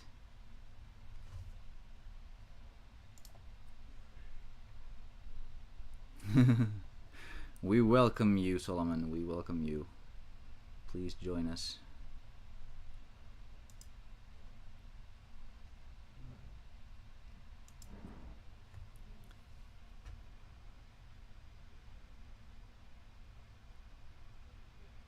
Does he have the turn for play?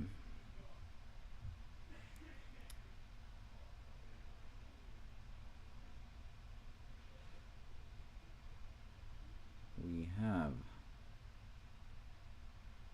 another bat. Okay. Ooh, the Skeeto. Haven't seen one of those in a while. Boosting even more with the Sky Sword. Hesitating because no light mana. Okay, just boosting some more. Fair play. Though I do think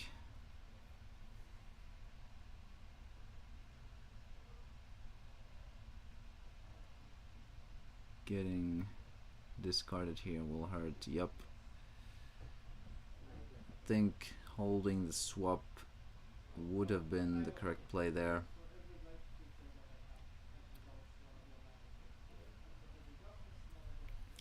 Got a little bit too greedy against the discard deck. At least his top deck game should be alright. What do we have here? Clamp. Not bad, not bad. Sacking a Snare and a Petrova. Ooh. Wow. I did not expect to see the Petrova go down.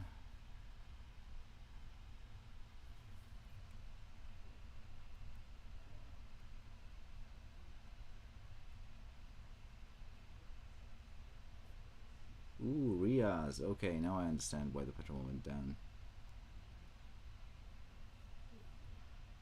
Sebastian getting off to quite a good start.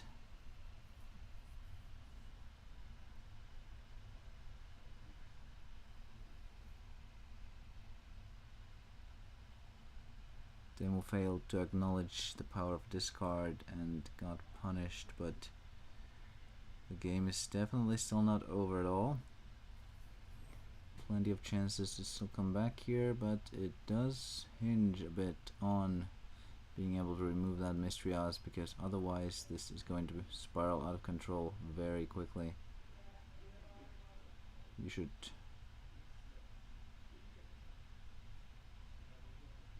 Oh, not picking up the Lost Soul. I think he returned the Clamp. I think that is not enough in this situation at all.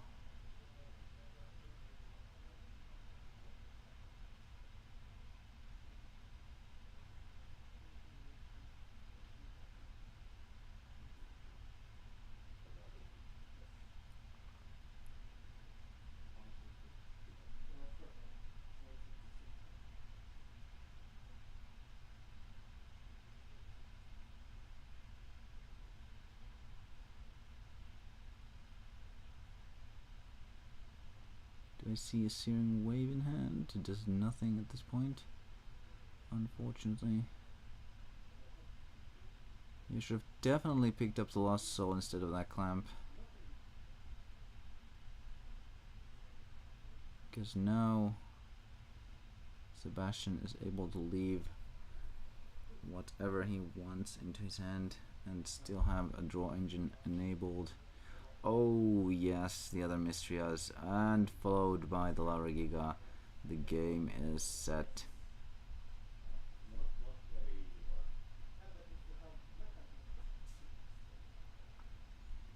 I don't think Teemu can come back from this. Petrova on the board, even a top deck APOC would not do anything at all in this situation.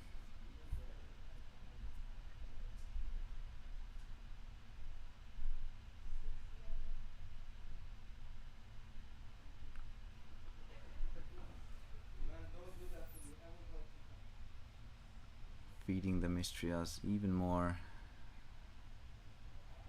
Can definitely find something to maybe answer the board, but it's a little too late, if you will.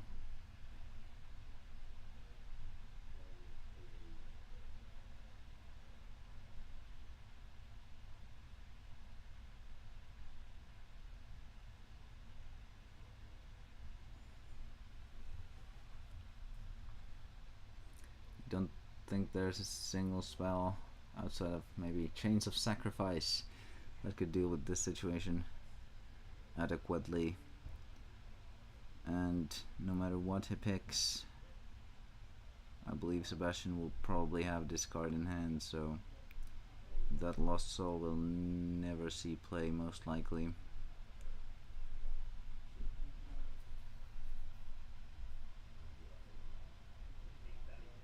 Quite an unfortunate situation for Teemu.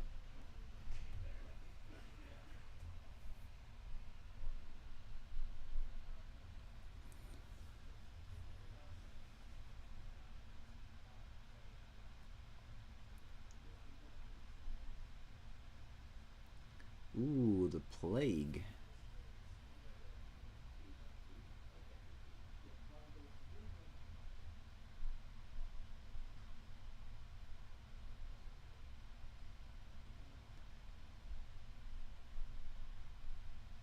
He will still be able to Lost Soul next turn, but Sebastian can also swing this turn, so just Lost Souling won't do much good.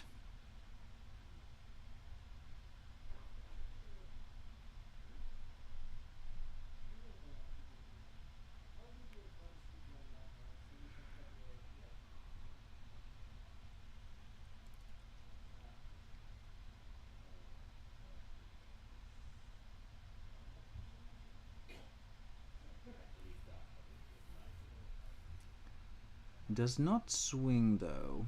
I think I would have. Because now the Lost Soul is looking pretty good. Oh, my bad. He does not have enough mana. I miscounted.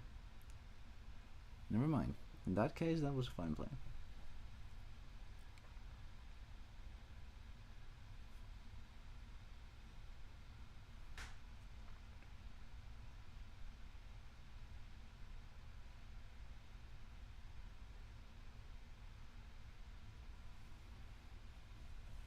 Although I don't think, even so, it's too bad to just go for shields there. Nothing really disrupts you other than 2 pits maybe.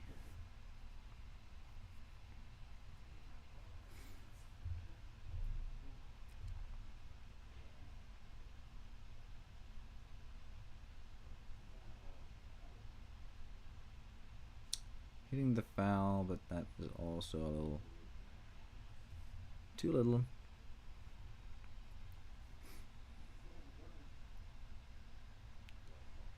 I think the swap here is probably the best choice, but still definitely not enough.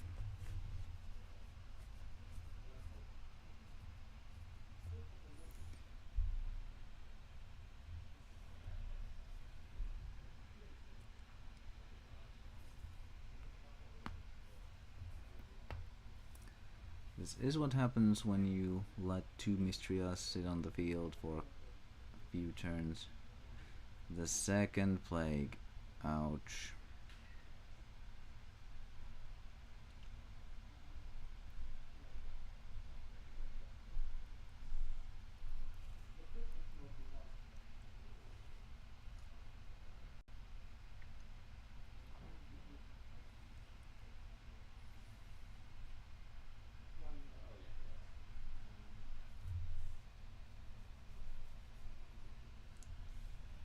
I think Sebastian has now exhausted 3 out of 4 Hydro Hurricanes.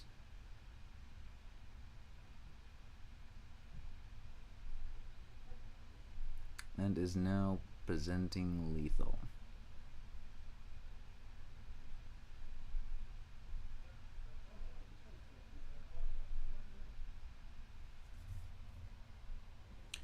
It's very unlikely that Temo will come back from this. I would almost go on to say impossible.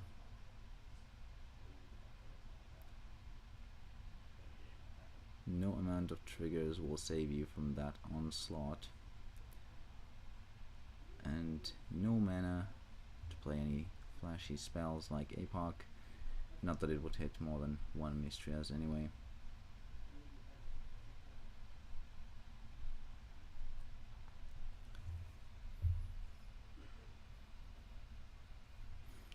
Petrova proving its power yet again.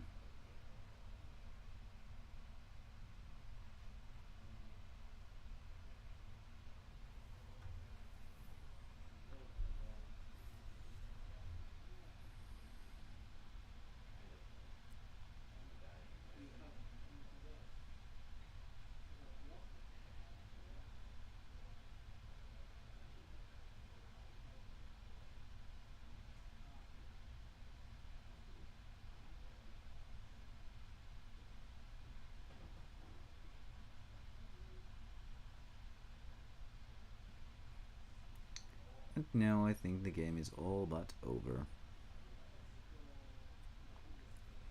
Sebastian can play some things for show, but I don't think it will matter in the long run.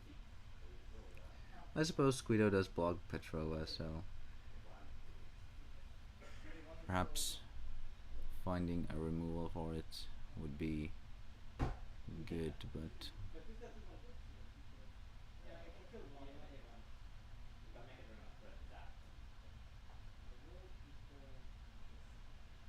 ooh, the Evo, okay. Still presenting lethal then.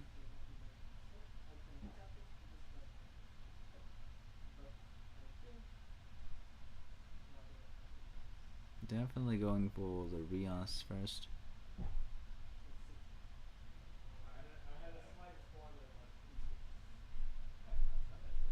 No trigger.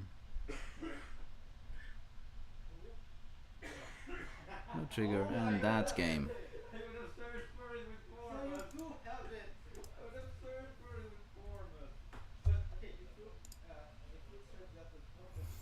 Oh, the Magma Dragon's Breath. Ouch. That would have helped quite a bit, but was not able to find it due to being in shields.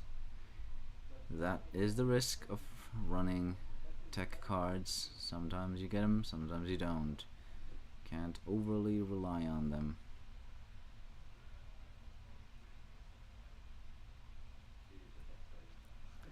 I suppose there is the possibility of running Ghastly Drain, which is a good card, even restricted in OCG, but not everyone has it in their deck. I'm currently building a mono dark list. Actually, I'm currently building 3 mono dark lists. You'll never guess my favorite civilization.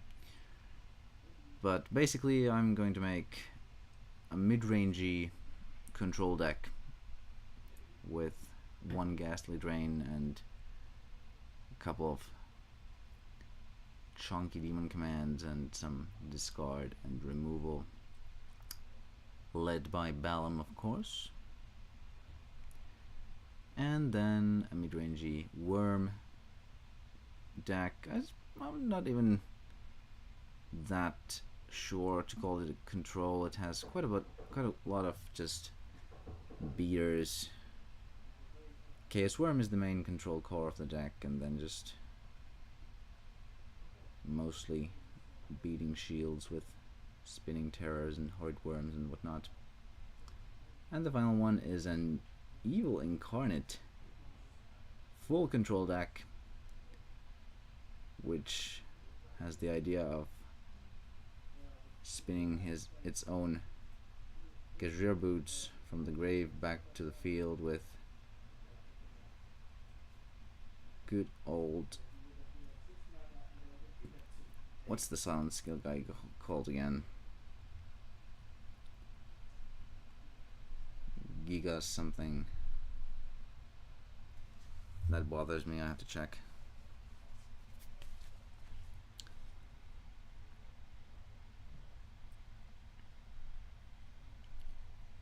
It is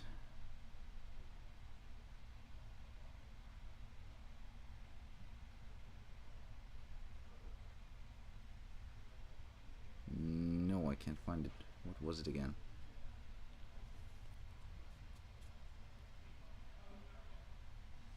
Anyway, the 4 mana 3k silent skill, return a creature to your hand, Chimera guy with Gajira boots and evil incarnate. A fun combo, but not very competitive, admittedly, but still quite fun. I think the name will come to me at some point.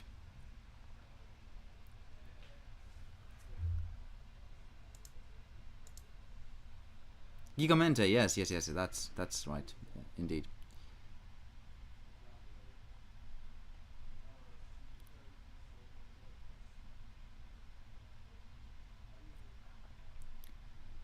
I'm actually not sure. I think you can stack the abilities in a way where you can first kill your own creature with Incarnate being the Gajir boot, and then immediately return to hand with Gigamente's silent skill. I think that is how it works, but I'm not quite sure. I think Gigamente is actually a pretty slept on card. It's quite good, especially in Gigazald, where you can both use it as a bait and you can also tap it to activate the silent skill without attacking. It's quite good. I'm a little bit disappointed that I never see it in tournaments these days.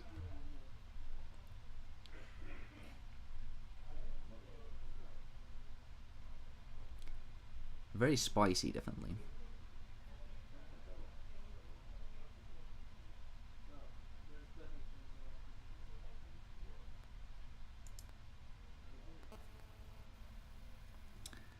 Well, let's get back into the game anyway. We have quite the even board here. Both two creatures, nothing too threatening just yet. But Zagazil has hit the mana.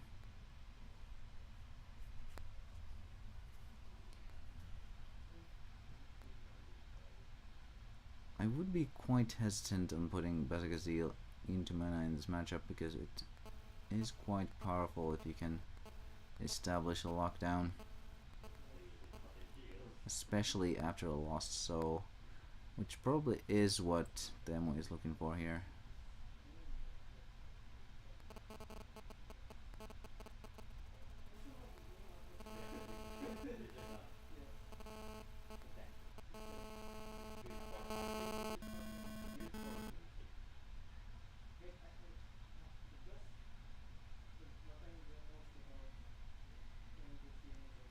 Gets an APOC though. Don't think that's the ideal card here because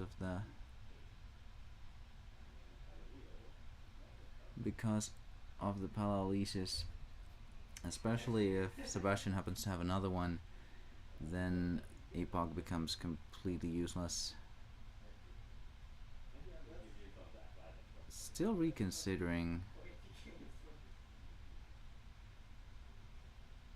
Looking at the Lost Soul. Taking a pit instead, okay.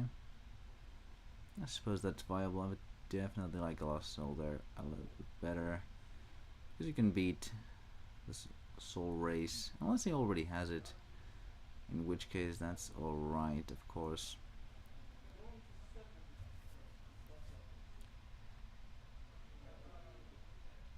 Can't quite see what the other card in hand is. It is not a Lost Soul. I think Lost Soul was definitely the pick there. In that case. Would discard at least like 3 cards. Yeah, that's what I was afraid of. Now there's a Petrova on the field and APOC only removes 1 target.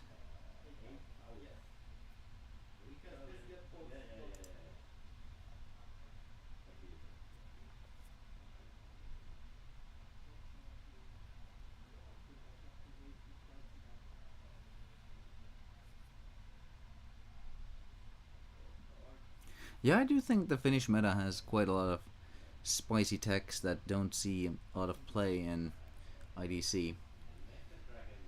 It's very cool.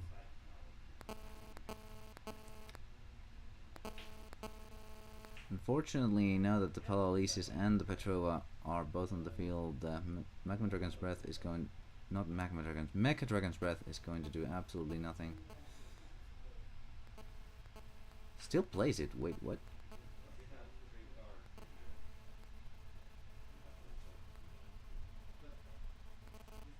Oh yeah, it's 6k, isn't it? It is. Okay, never mind.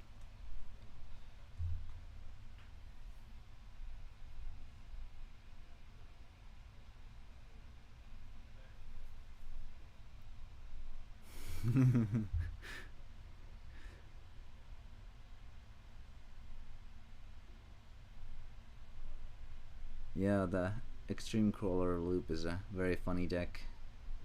Patented by Oscar. He's a great player. Has been in the top 2, I believe, with that deck, which is quite the showing. Even presented a loop against FN Rush that time. That was absolutely crazy.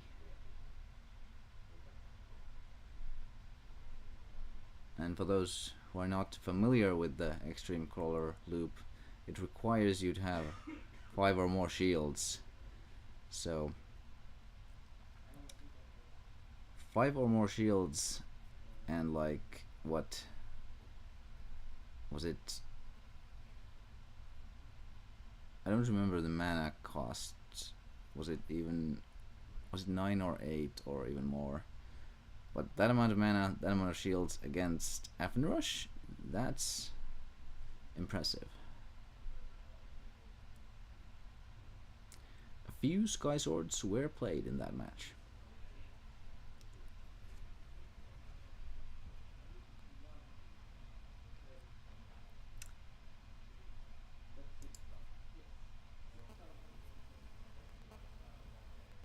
That Volcano Charger in Demo's hand doing absolutely nothing.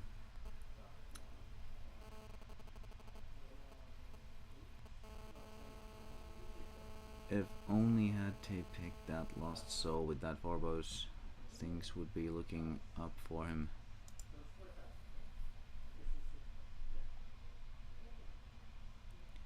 Perhaps overestimating the value of Sebastian's board. Maybe he was just considering the mana burn. But then again, if he was considering the mana burn, why would he pick APOC anyway? I think Lost Soul was probably the only choice there.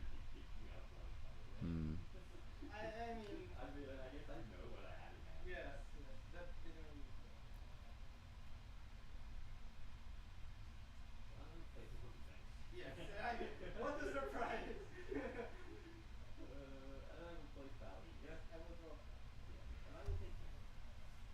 taking Mecha Dragon's Breath. That makes sense.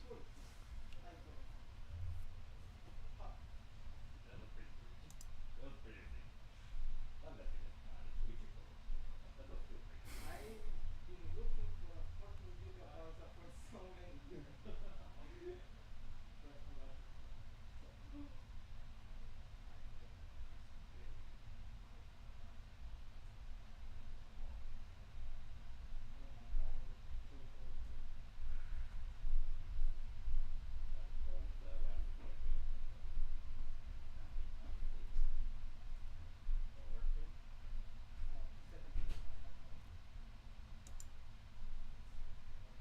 Did I miss something? Was there an illegal move?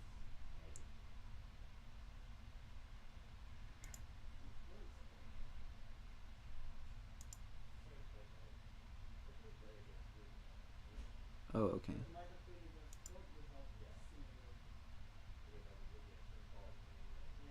Wait, did it the trade? Okay, good. Never mind.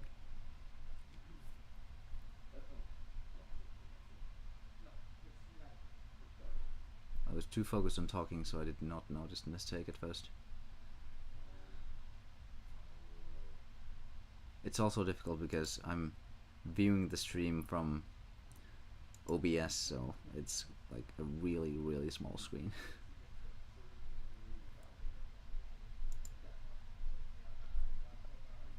Yeah, I thought that was probably the case.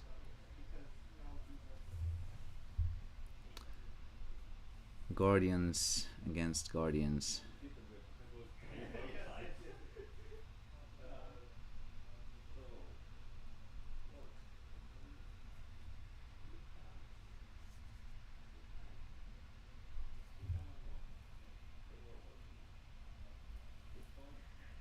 Ooh, the Bazagazil. Let's go. Is this the comeback of the century?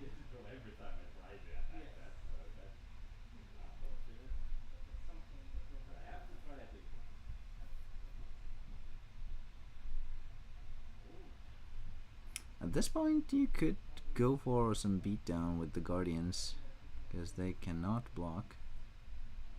I mean, they can block. Sebastian can block the Guardians, but they are bigger.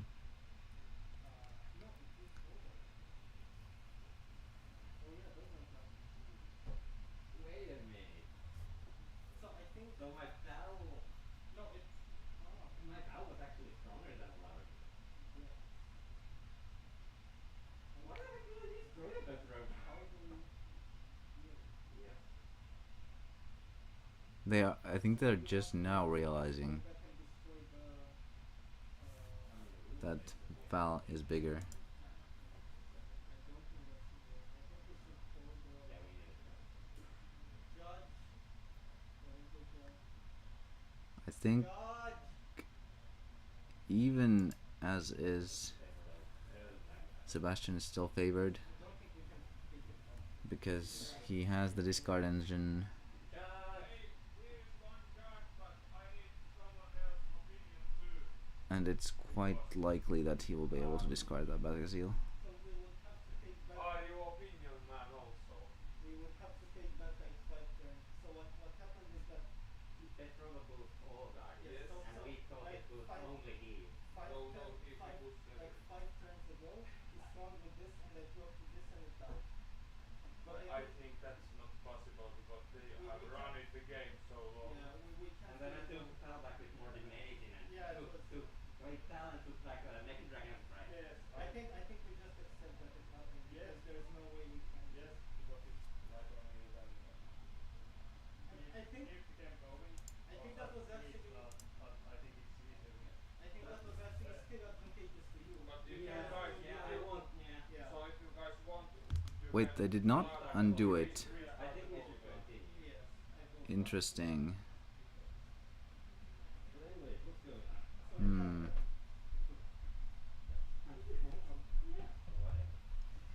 That was those two masters now. Like, I completely I actually knew that Petrova buffed everything, but I completely forgot that.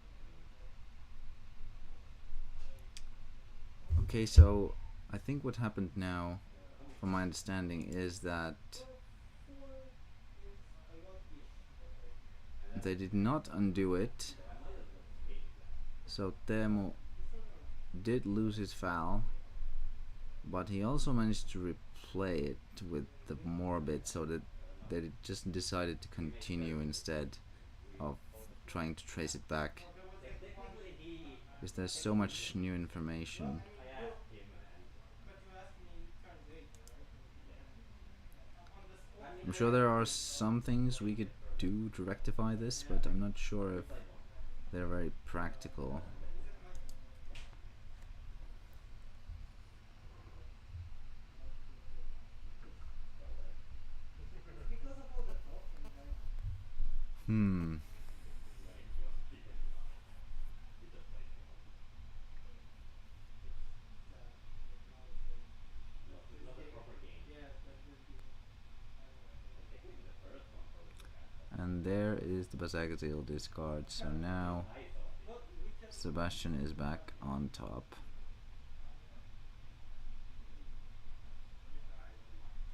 Is that it? No, but I'm thinking.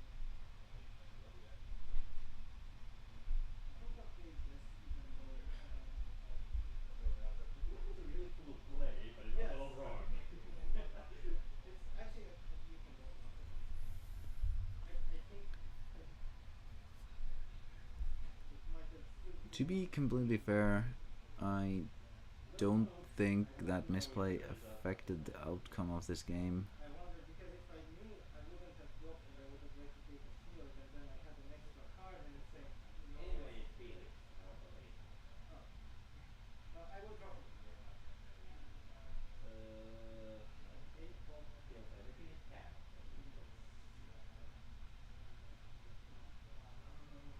It's good one off the screen, that is interesting. Just hope that I Okay, bring it. that APOC was pretty good. Maybe there is still a chance.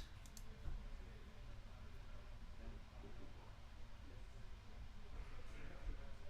We should read the card. Yes. I mean, it's in foreign language, so it's Japanese. Did I drop the card?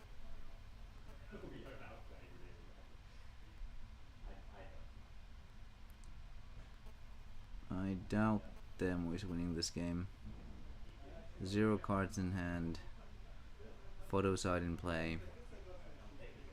2 light creatures, But this and feels and it was the last. Sebastian has like 17 cards in hand, so But then again, so I think this will be very rough for them to win. do you know what the worst part was? I Do you don't know have what any Jagger is the worst part? I don't have like any control. So hard enough to play. Okay, fine.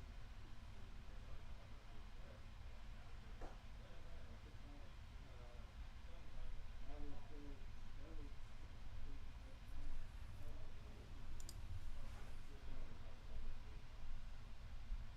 And I chopped my mana wrong. I mean, you can't. No, because I got information. Okay. Because I drew a card. That was mine. I should have left one. I can go. Yes. Please. I should have left one. Now, if this card is a very good top deck, that is not a very good top deck. That's an awful top deck. Yeah, I drew from here. Not the best. Not from here. Look at this. I have like a deck in my hand. Yes, but it's Let me count because. Yeah, I was stopped. No, how many cards? 8. That would have to push, but I might as well. Sitting with the Hydro in hand, can just flood the board now, and next turn go game. Don't think there's much them can do about it. Perhaps a Holy Awe in the shields could do the trick, No, yeah, I don't. but I think Sebastian can also clear Teemu's board completely. Fortunately, because otherwise I would be. But this. He has to draw like a blizzard of spears or APOC or something to be able to win this game. Cryptic, huh? Interesting. No. Try to manage this thing. That photo site is the bane of Demo's existence right now. And there's the Hydro, bouncing both the creatures and 4 mana.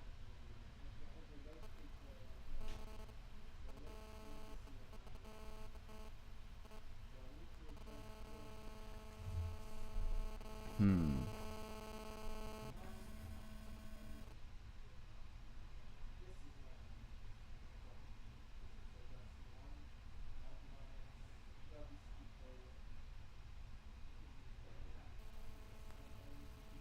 It'd be really funny if Demo ended up winning by Miraculous Meltdown. We'll see if that happens.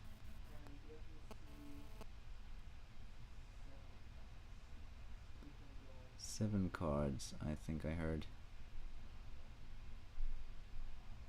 I think that is more than enough to finish this game. I mean, I don't want to hit the first shot immediately. Although you could have it.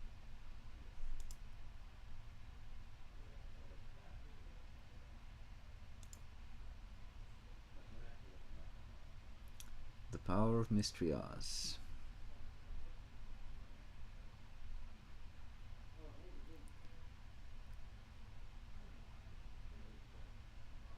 Magmarex in hand. At least I can kill that Giga Slug, I guess, but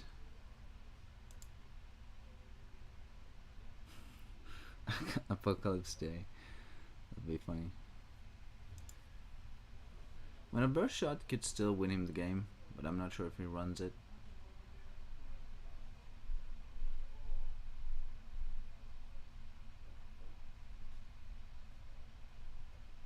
Okay. Unfortunately for Temo, Sebastian has another Hydro in hand, so this is going to be a rough turn. Other things, 2000 will do. But only mine. Balancing 5 more mana. And both the creatures, so pretty rough.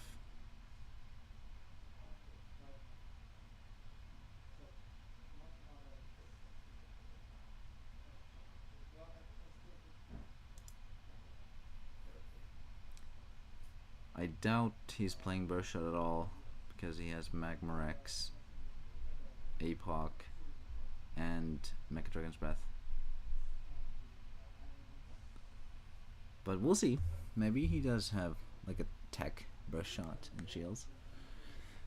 That would be entertaining for sure.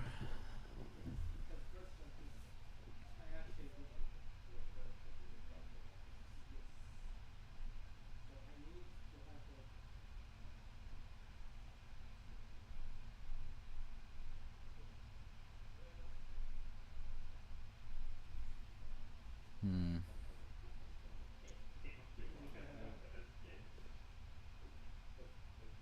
Well, it was just one mistake, but the guy had such a cascade of it. Shoot, I believe.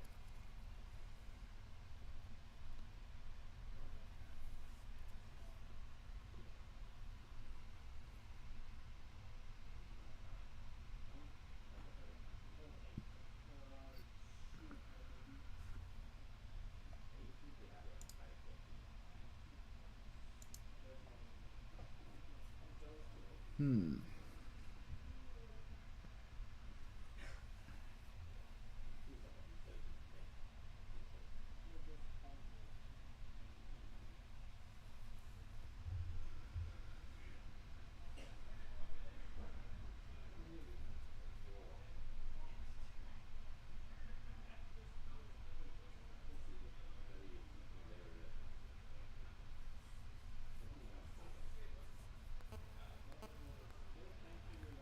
Just playing a Skeeto.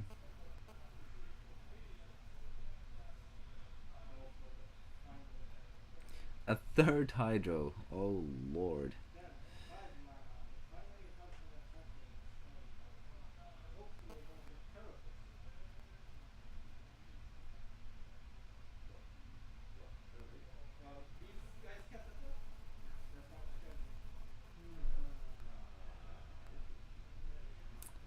believe that is almost certainly game. I will tell you that I do not want lost so realistic. So, Okay, I will also tell you that I don't have it. You're very proud. wait, what?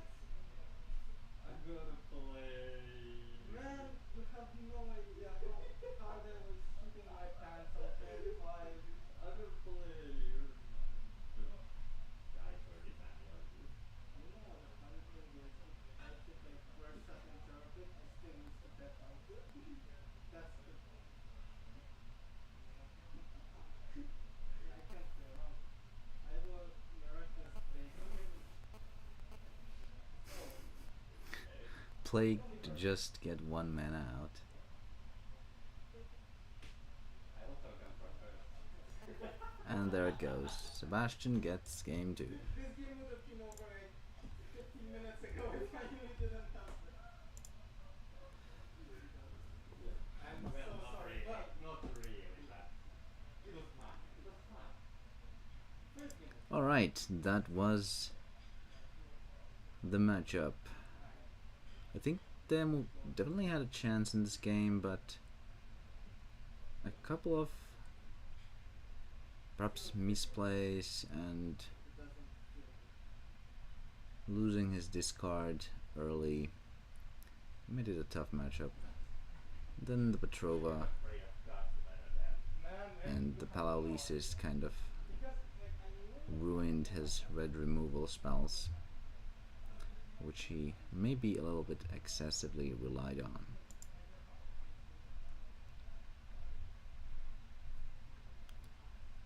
But now we will have a shorter intermission, and I will take a look at who will be the next player on the stream.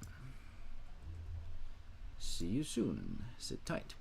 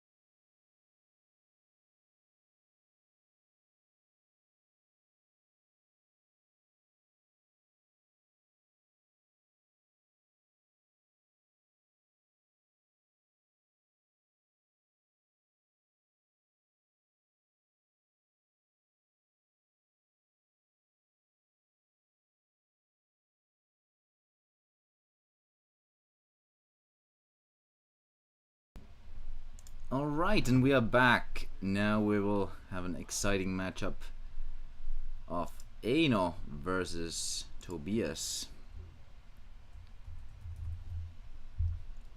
This will be quite the treat.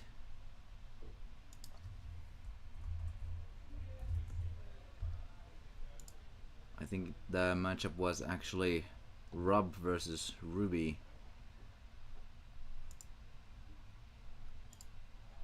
Should be definitely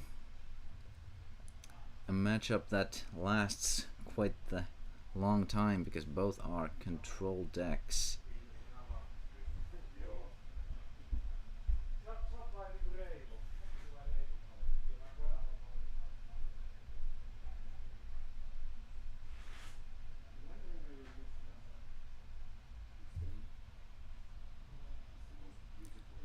Tobias still analyzing the deck lists.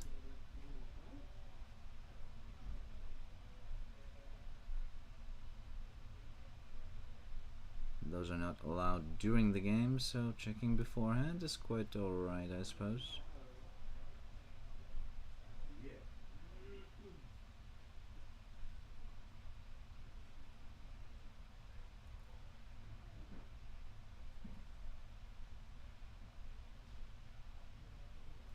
Uh-oh.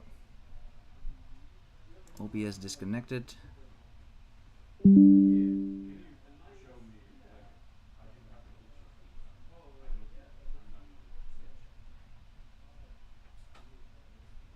There was a short disconnection. Is everything fine? Can everyone hear me?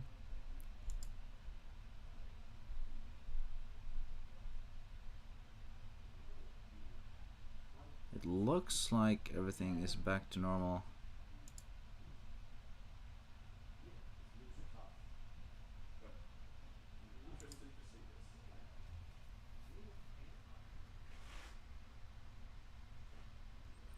Alright. We'll be getting into the game.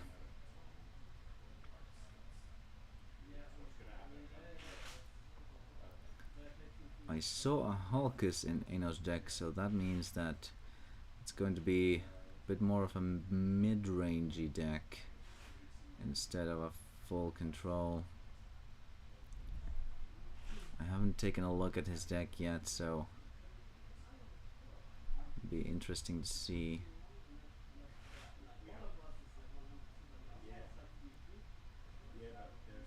how it turns out. I think Tobias is playing a deck out quite similar to Marcus's.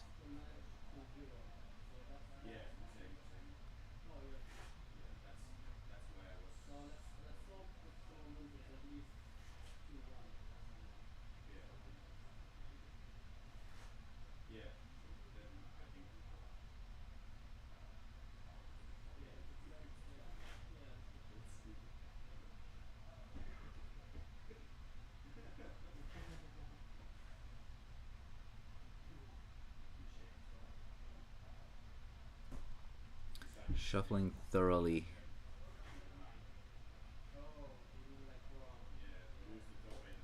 Personally, I'm always a big fan of Rub, so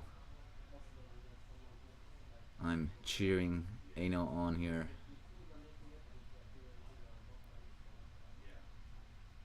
Even though I think Ruby does have a bit of an advantage due to the excessive amount of recursion that they usually play.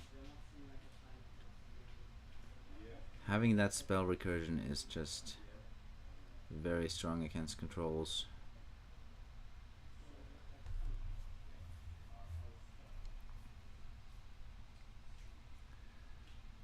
But I definitely hope that this matchup will at least be a 2-1. So we'll have some excitement. Playing that Meltdown. I'll love to see it. I think it might actually be a Meltdown finisher deck, which makes Eino's odds quite a bit better. I wonder if he's playing Belmedius at all.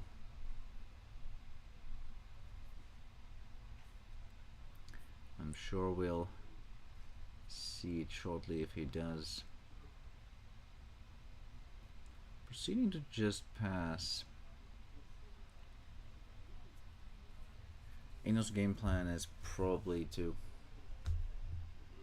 comfortably just play value creatures without lessening the amount of cards in his hand until he has enough for the meltdown combo being meltdown into pyro.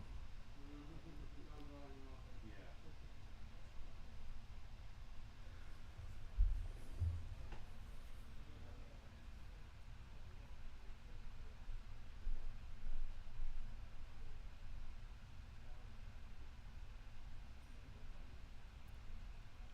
And of course, ideally you'd ghastly drain also on the same turn, but if you have the chance, doing it the turn before is also a possibility.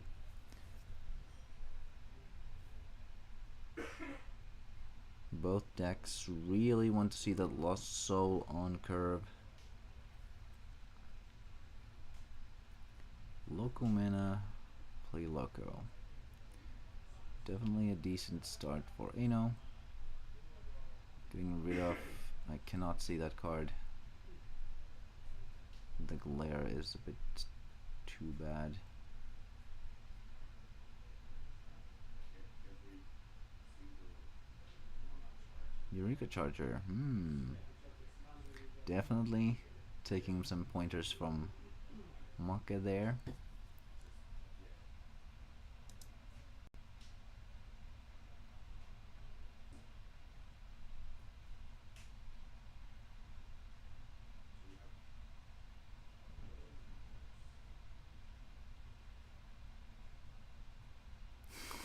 The Jiraiya of DM. Surely just Tom Rogers in disguise.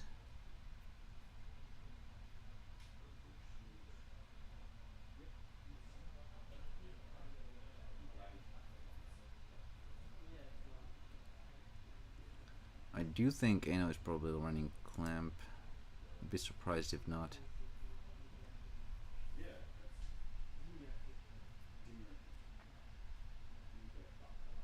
Going for another Eureka Charger.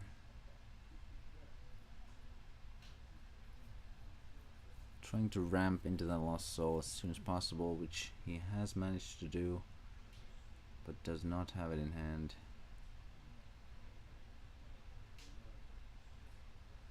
Getting a Hulkus there. Just passing the turn. Charging the Blizzard and following it up with perhaps a Bazagazeel or just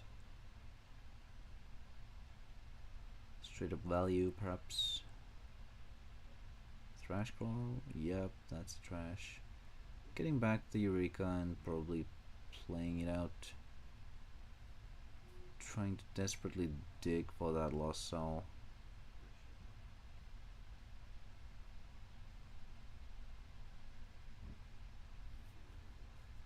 Ooh, the Clamp, okay. Ooh, wow. That is a juicy Delcerna. I did not expect that in a rub deck. Interesting tech. Ooh, but the opposing Clamp does hurt. No Delcerna in sight.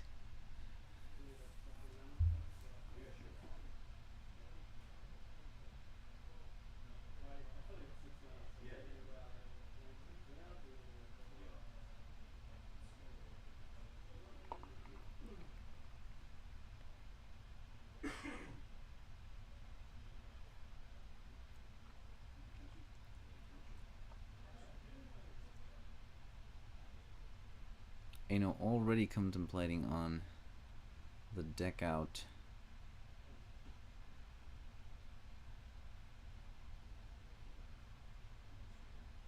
I don't think he swings here.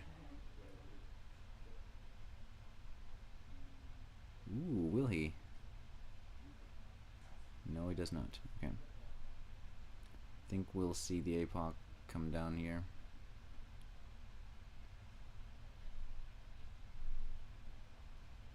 Which makes sense, but now Tobias is left with one card in hand and Aino has plenty.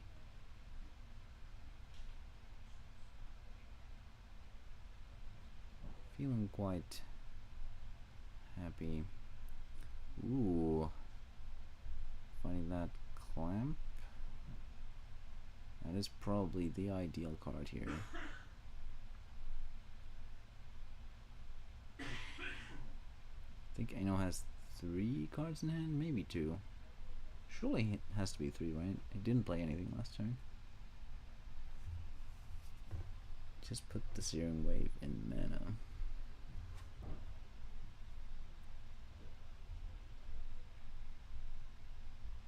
I think Tobias is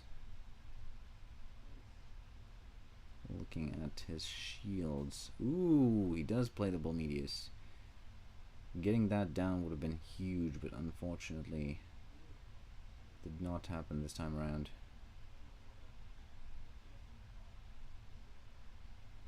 Ooh, did he draw Bolmedius?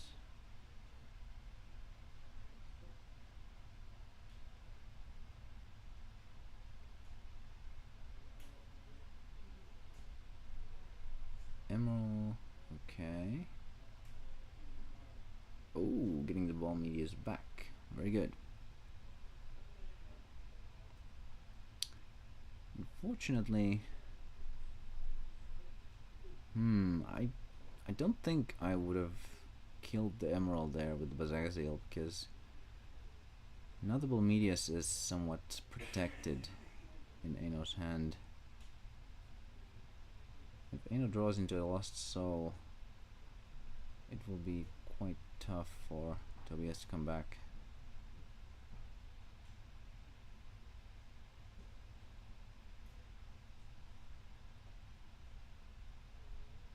Another Corpse Charger.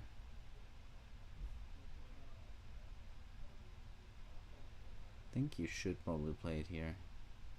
Fearing the opposing Lost Soul. Don't want it in the graveyard. Yeah, that's a good play. Now he is somewhat protected from a Lost Soul. Actually quite surprised that Tobias did not charge more, because he could have potentially done a Logic Cube into a Lost Soul.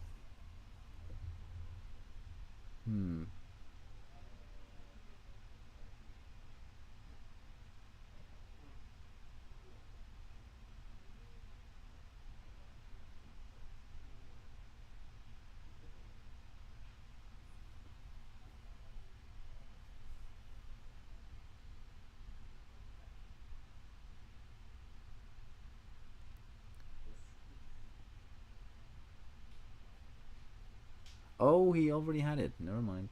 Oh, 2 Bolmediuses. Yikes.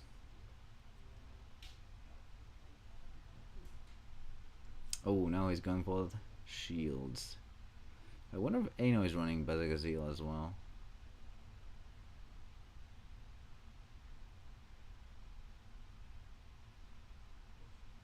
I think Aino probably has less cards in his deck due to having played Stream. Not quite sure though. Oh, that's smart.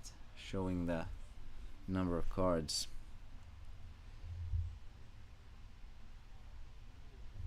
So Tobias is in fact down on cards here. That's a little bit threatening.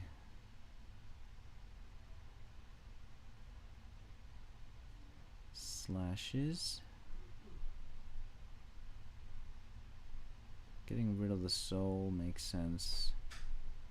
The Bazagazil is also quite threatening though.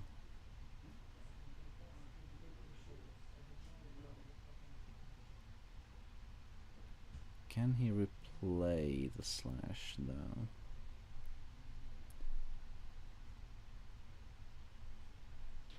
Don't see a Belix.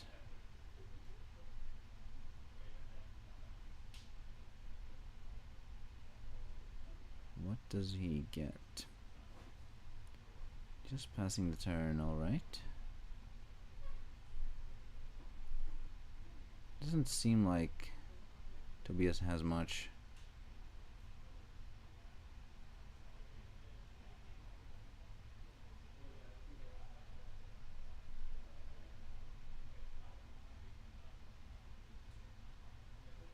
Juliana, huh?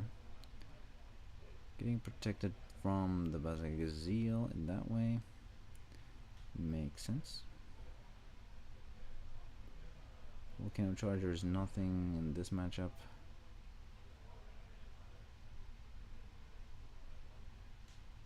Neither is Skeeto. Oh, gets the Future Slash. Now this is bad for Ano.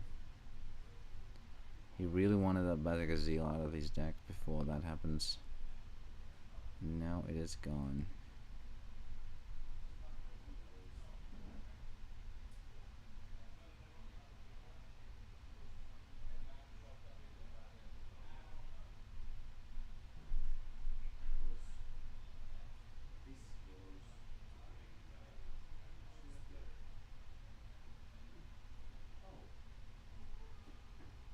Oh, the exact same amount of cards in deck.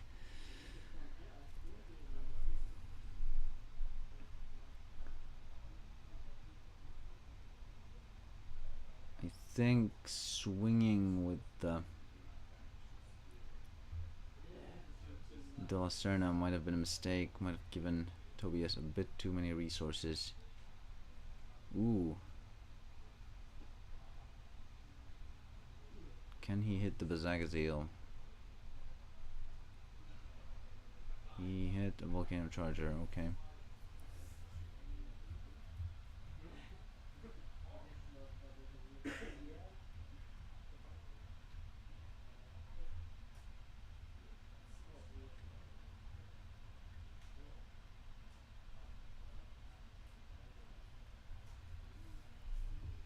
Seems Ano is indeed ahead on deck out. I don't think there's much he can do about it. That's rough.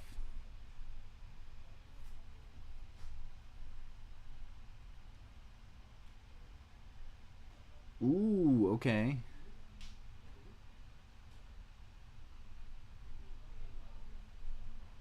Maybe still back in the game.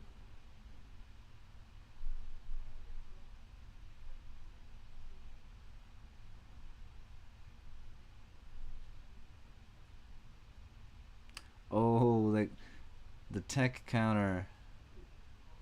Oh no. I don't think Ano can win now. Oh, maybe.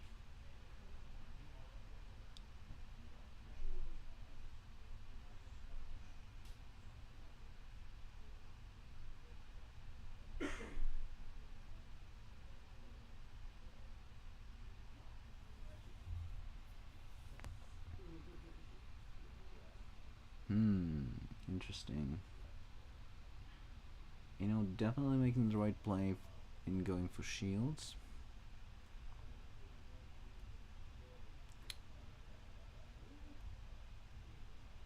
If Tobias does not end up blocking, that gives an avenue of winning.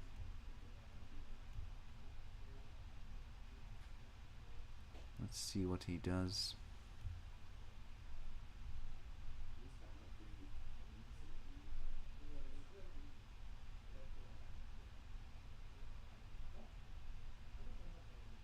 Oh yeah, it's my turn still. I was thinking of the.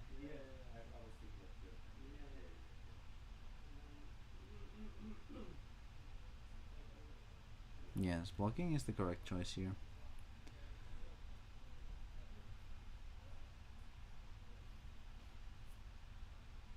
Otherwise, Ano could even win next turn.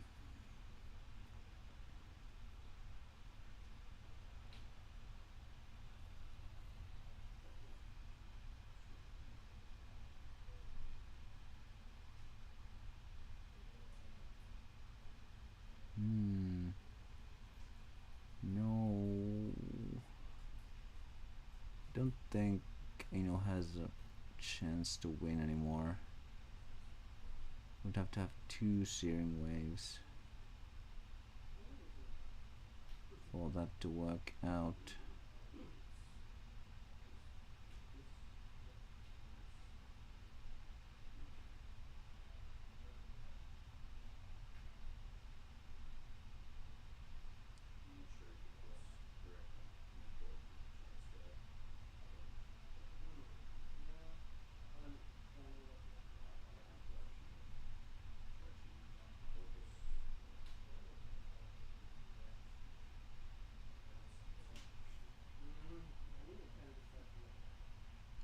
Why would you put that into mana? Yeah, exactly. You should definitely play it. It's not a mandatory draw after all, so it is possible to still come back.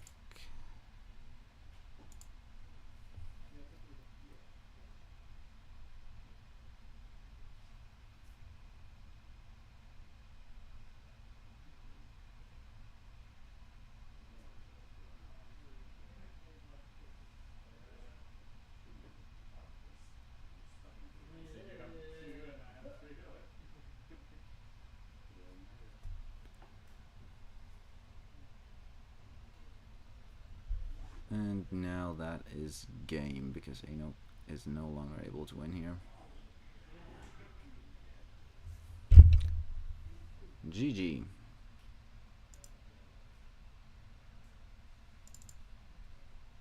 Tobias grabs the first game.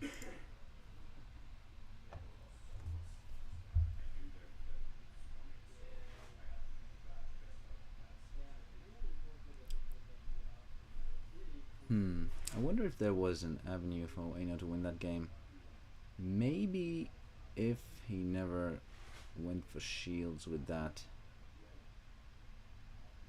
De La Serna, there was a chance.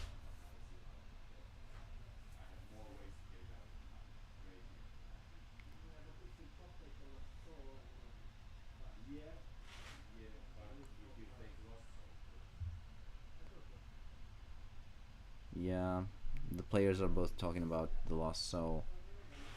In a matchup like this, usually the player who plays it first ends up winning unless the other can top deck really, really well. And that is rather rare. A control mirror.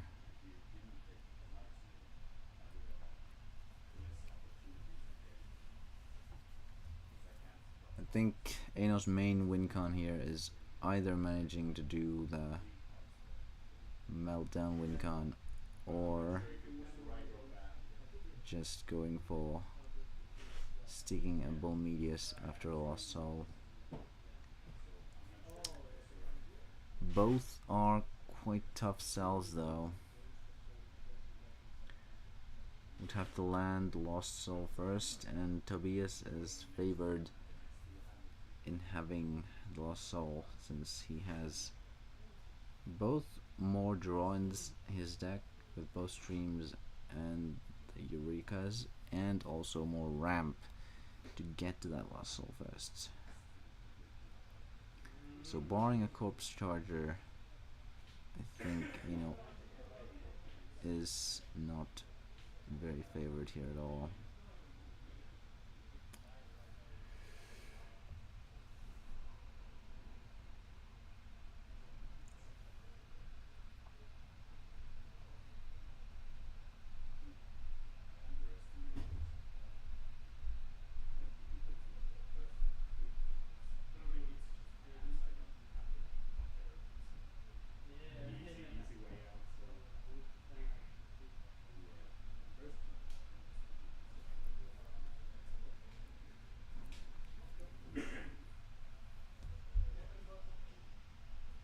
I wonder if Ano is able to get to his Lost Soul in a timely fashion here.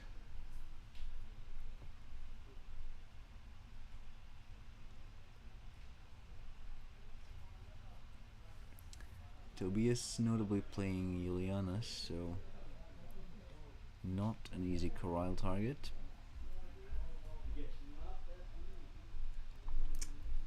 unlike something like an Ikaz or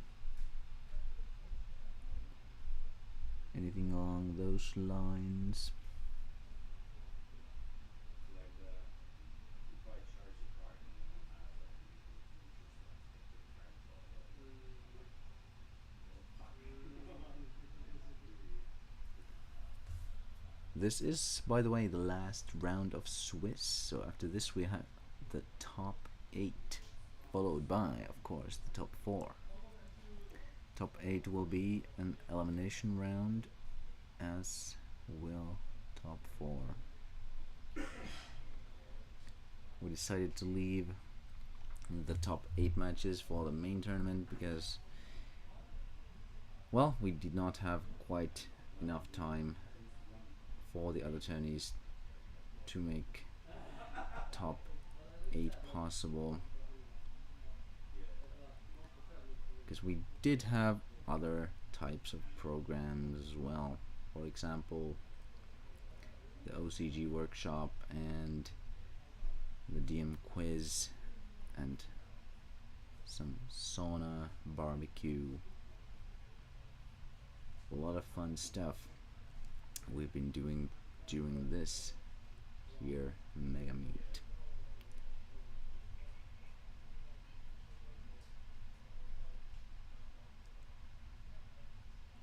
Toby is really thinking about what spell he's going to pick with Logic Cube.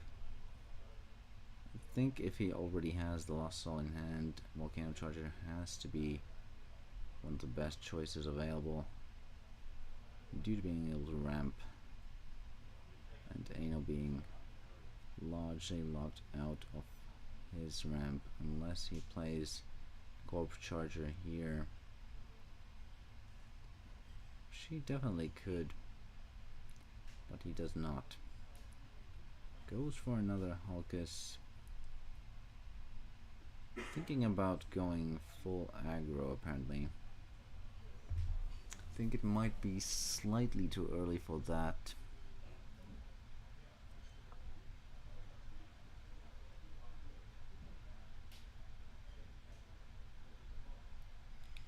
Ooh, the Loco here is quite powerful. I think he definitely places here. Trying to snipe that Lost Soul, even though he does not currently have it. But he does have the Logic Cube, so he could very easily get a Lost Soul.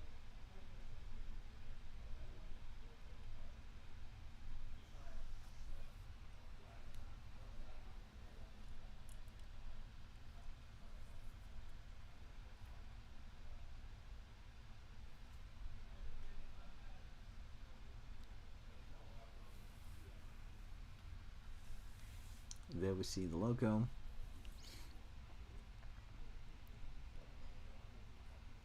Hitting the Juliana, probably the weakest hit in hand.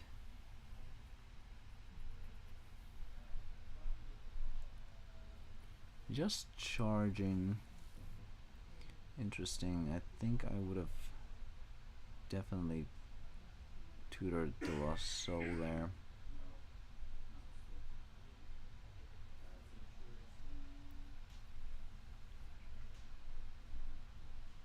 Ooh, juicy clamp. Okay.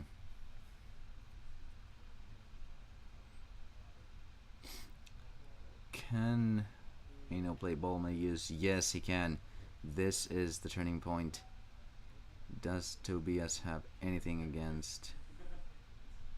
He has a Eureka Charger. Could still draw something. A stream. Okay.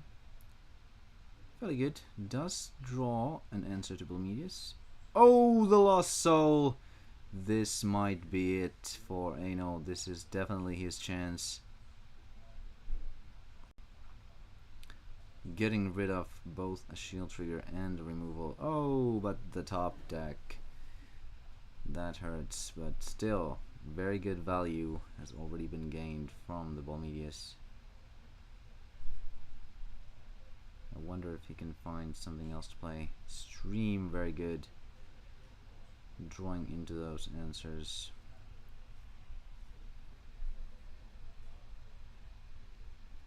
Tobias with only one card in hand. Checking the deck sizes. Seems that Tobias has more in his deck, if I'm not mistaken.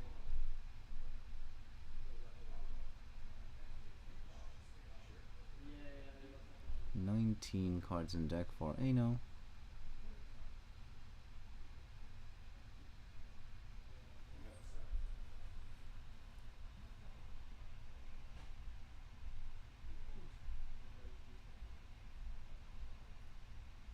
Oh, only 17 cards for Tobias. Interesting. His deck looked so much thicker. I think they're double sleeved, maybe.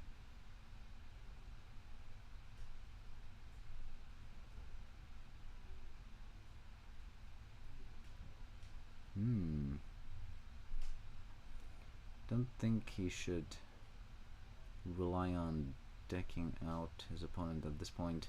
Tobias is at only 3 shields and Eno already has an attacker, so if he can capitalize on this... Ooh, that is a strong one. Getting rid of the foul. Very good. Ouch, the burst shot hurts.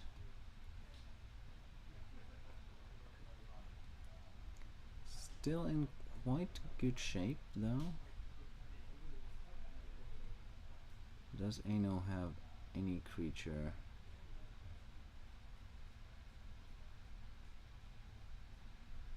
Even a Thrash Crawler would be excellent to get that as a Gazelle back.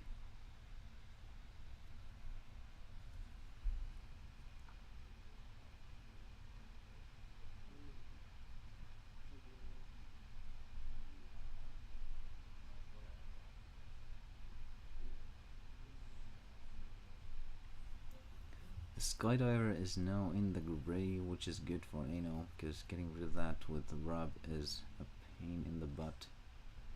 Playing a Surfer, yeah, that is a creature. Oh, that is very bad for Ano. Okay, he does have the answer. Okay, now Ano has managed to take control of the game.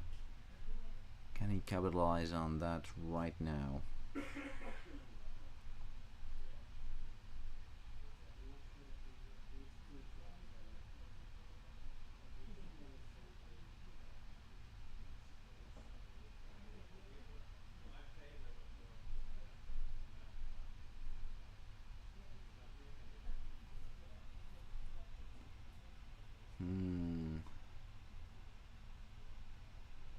I don't think this game will end in Ano's win due to deck out. I think he has to go for shield at some point. Another Surfer? Yep. Just playing it. Oh, taking back the Loco. Okay. Definitely understandable. Tobias just... I can't see Tobias's hand.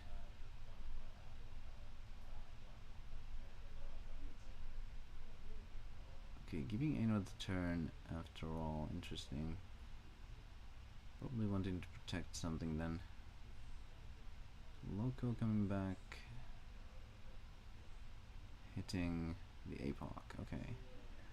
That is good for Ano because he wants to keep creatures on board.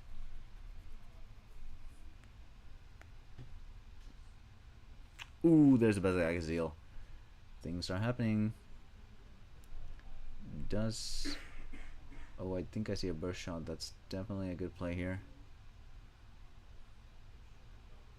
But he does... Yeah. I think that was the ideal top deck almost. Barring another APOC, of course.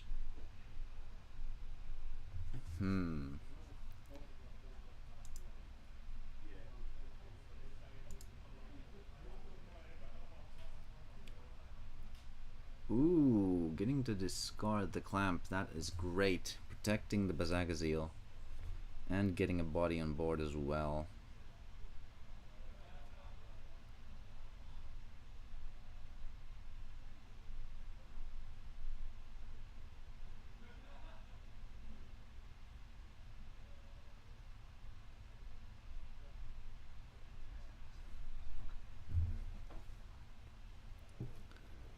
definitely playing something. What is it though? 3 mana snare? Oh, stream, okay. Interesting. Pit 2 mana. Will he go for shields with Bazagazil is the question.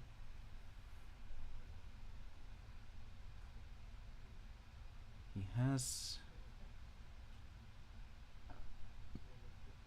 quite... Oh. That is dangerous.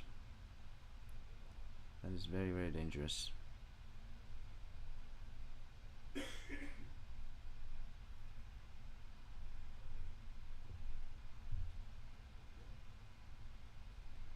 This does give Tobias enough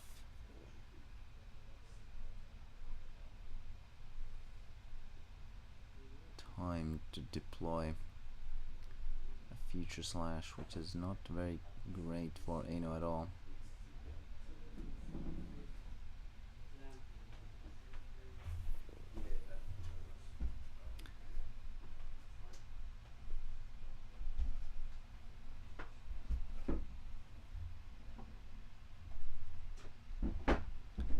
Getting rid of a corpse charger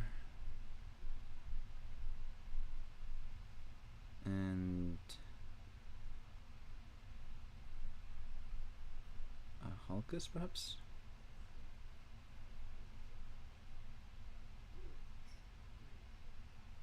Or was it just 2 corpse chargers? Okay. I think now Ano is forced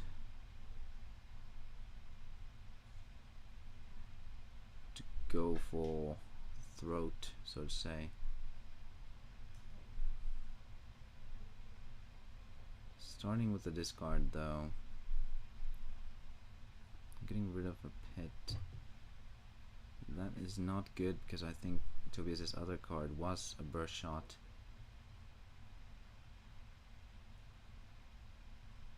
Okay. Oh, but Thrash Crawler, that's not good. He can get the clamp, which is absolutely awful for Ano. Opting to burst shot though.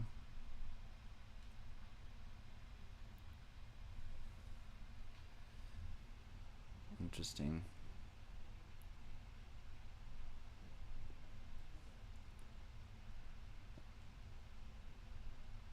Oh, the pit. That is very, very bad. Without that pit, I think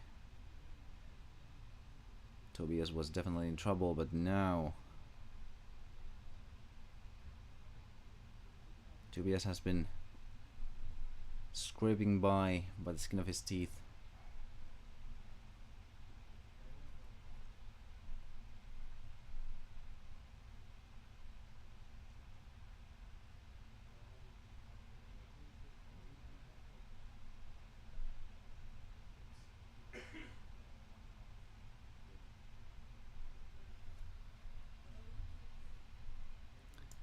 Top decks have been very brutal for Ano. Especially the Balmigis getting removed after 1 turn of swinging.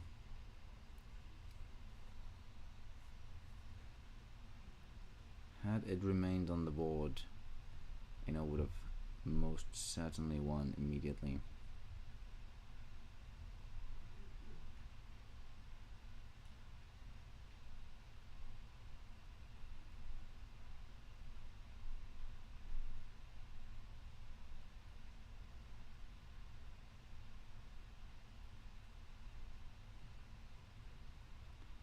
Yeah, judging by Tobias's hand, unfortunately this game is all but over.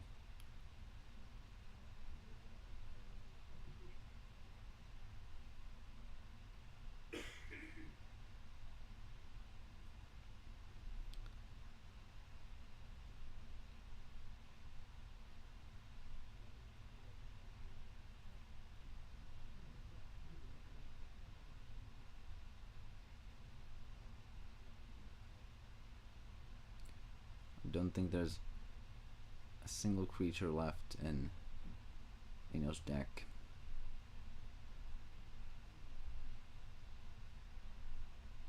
Yep. That is game over.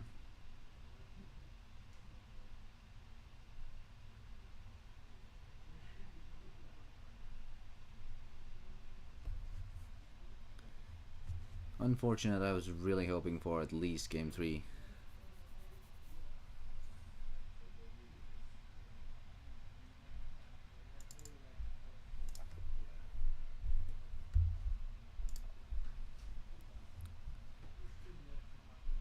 Quite the tight matches nonetheless. Very good games. We will be back with the next matchup in a moment. Sit tight.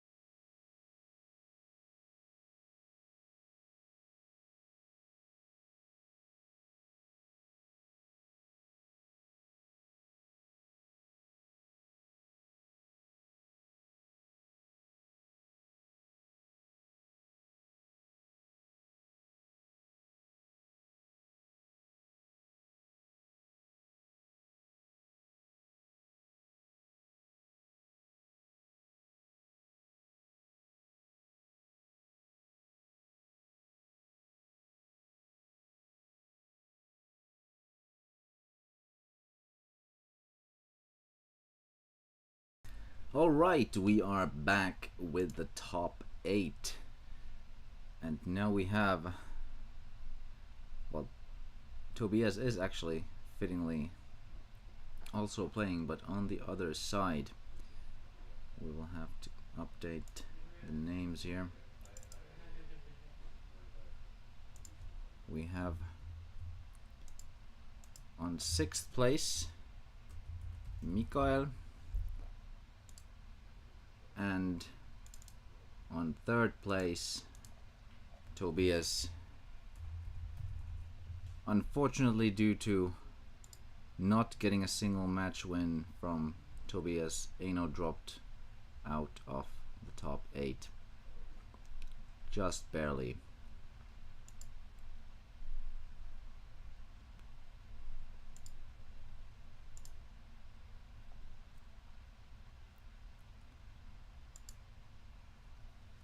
But we are looking at yet another deck out game with Tobias. We'll see if Mikael's Fortress can overcome the deck out. Usually the deck out decks are slightly weaker towards mana burn, so there is definitely a non-zero chance for Mikael to take this one.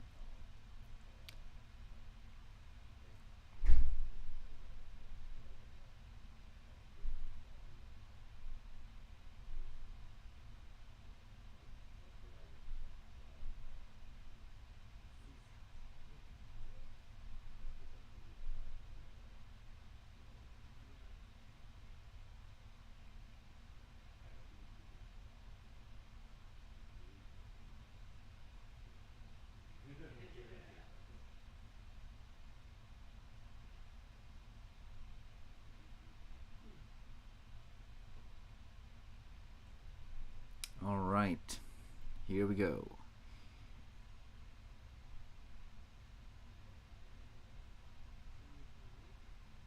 It's looking like Tobias is on that play, if I'm not mistaken.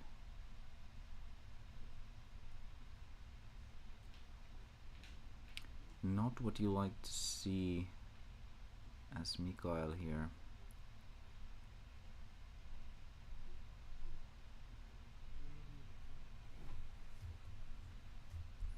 Tobias is playing some ramp in the form of Eureka Charger and Volcano Charger, so, and I believe there might have been a Corpse Charger as well, I can't remember, but it's definitely a possibility for Tobias to outrun Mikael in the Lost Soul War while he is on the play.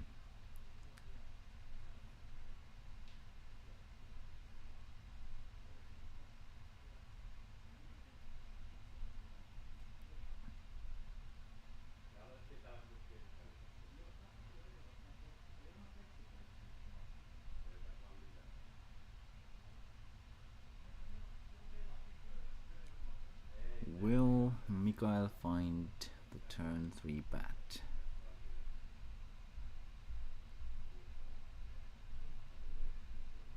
Yes, he does. Very good. Ooh, loses the Lost Soul to mana though. That is rough.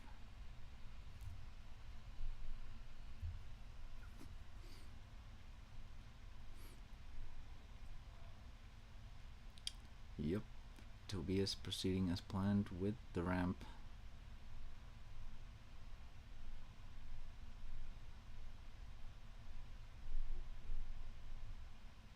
If Mikael can ramp again here, he has a chance to outrun Tobias with the Lost Soul, but unfortunately he does not have it in hand now that it went to mana. He could get it back with Belix, but that puts him yet another turn behind. I think the best play would be to wait until Tobias has had his chance to Lost Soul, because if he does Ooh, okay, he had a Mistrias. I did not see that. That's a good one. Tobias more than likely has the removal for it.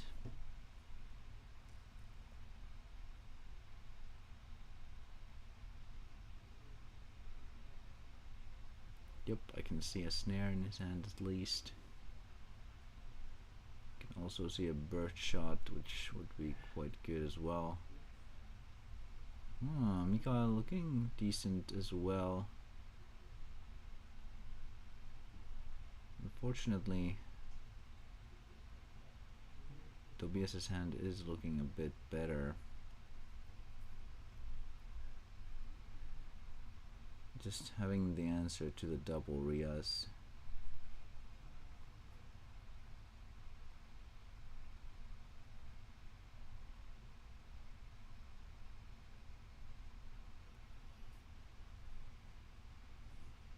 Just gonna charge it up and follow it up with the logic cube to find the lost soul, I would imagine.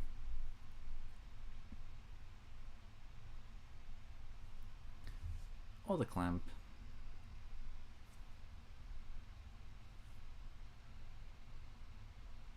Lost soul is the safer bet, but both are very good choices. Opts to get the soul. Checking his own shields.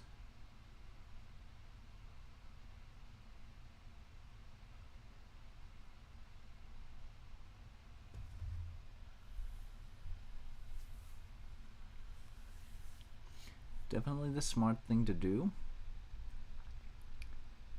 The more info he has, the easier it will be.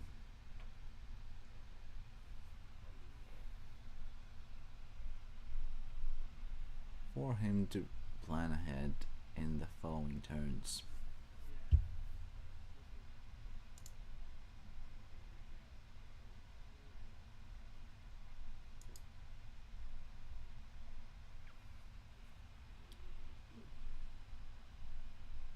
And now Mikael has to deal with the threat of Lost Soul next turn.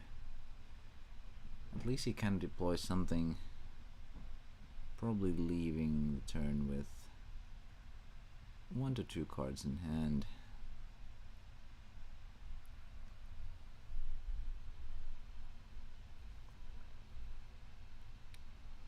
Looking like 2.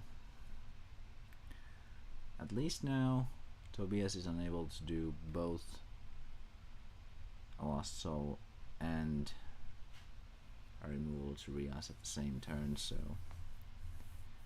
finding that clamp might have been the better choice after all.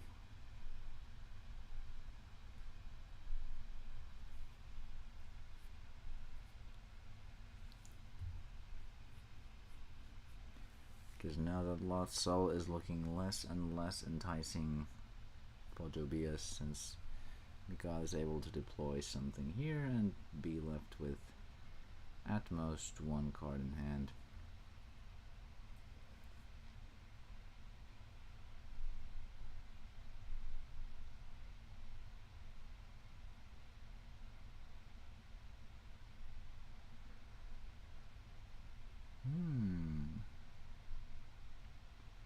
Playing the foul here is interesting. It is a harder to remove body, definitely an option. But he opts for Petrova. Ooh, that's a good one. At least assuming that Tobias does not have the Bazaga Zeal. If he has it, then I think Mikael will be in deep trouble.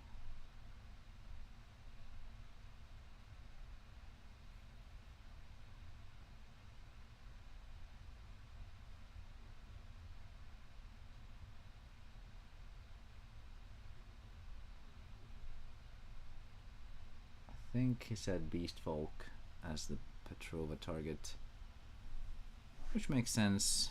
Harder to remove. Oh, he has the Blizzard. Poor Petrova.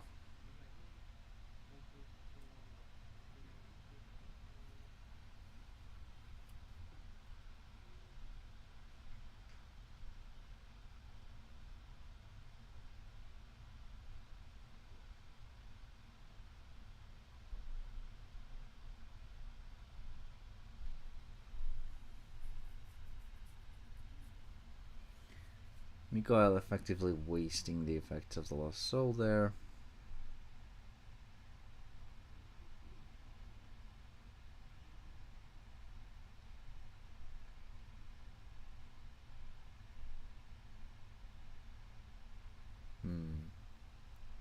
Taking the Future Slash, preparing, since he is not in any immediate danger.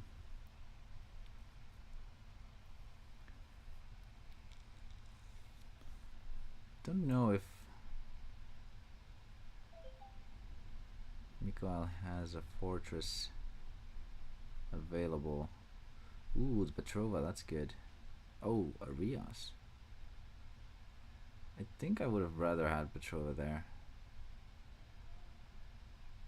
Rias is almost certainly going to get snared.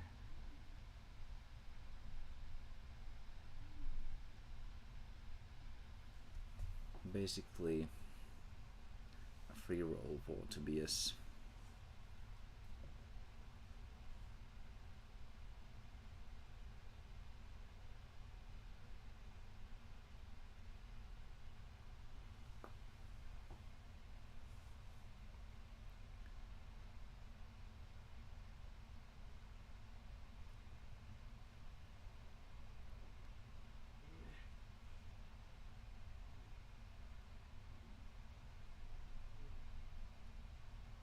Tobias on the play here and Mikael missing the Lost Soul were definitely crucial aspects that led this game to go in a downward spiral for Mikael.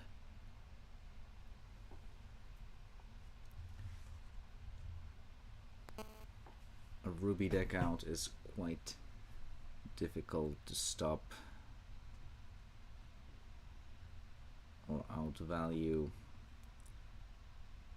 Especially Mistria's decks tend to struggle against Ruby because it's just very good at removing smaller targets for like that without protection. It even has the needed answers for most of the buffers like Petrova and Paralysis.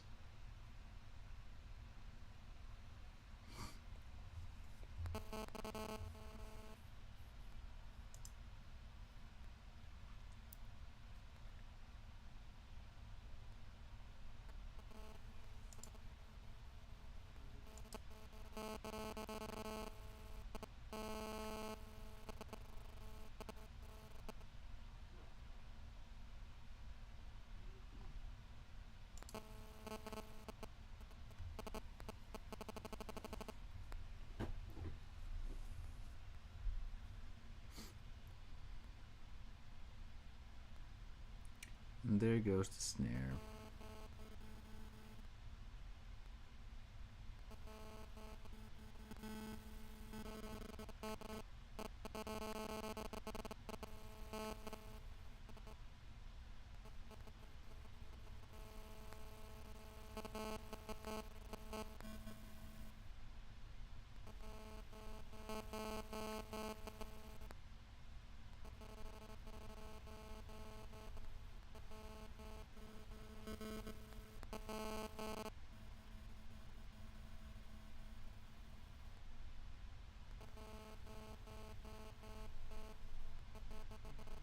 Ooh, another Riaz. Interesting.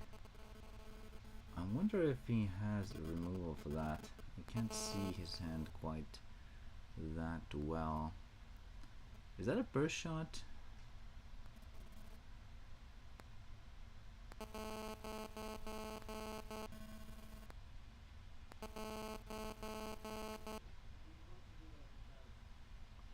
If he has it, he will certainly play it.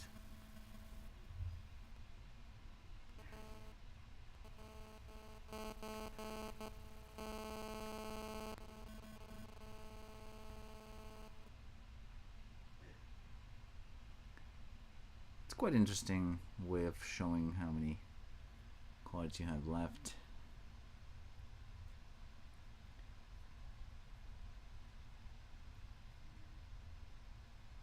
There comes the Future Slash. So Mistrias will stay. Took a while to stick it, but Maybe no, Mikhail has a small chance to bounce back, depending on the cards in his hand.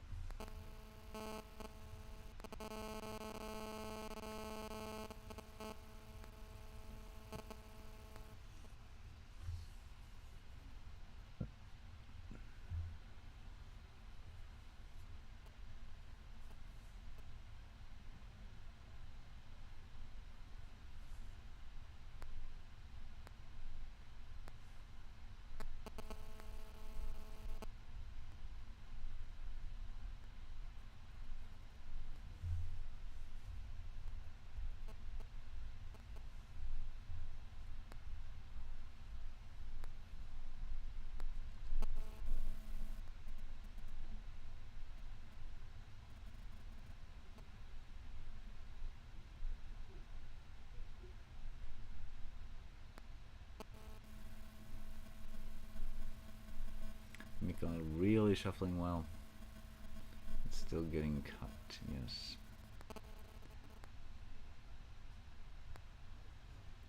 Now, does he have a fortress at long last?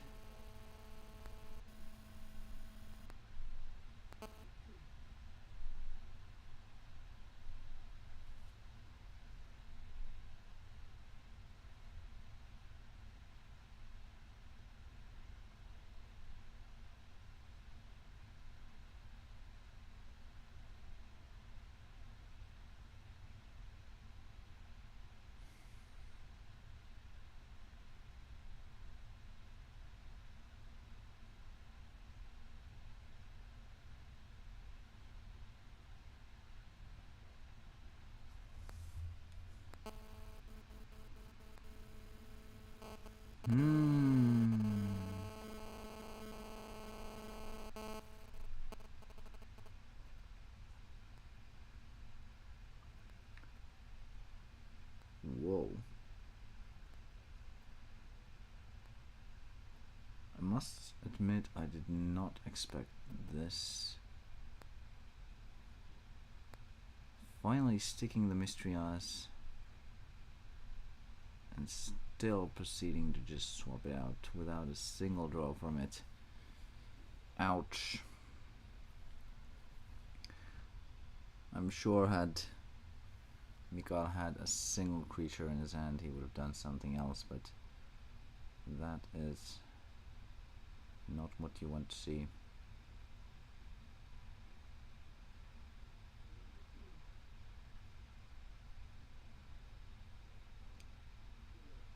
Still 6 mana remaining after that logic cube. Clamp is going to destroy Mikhail here, if he has it in his library.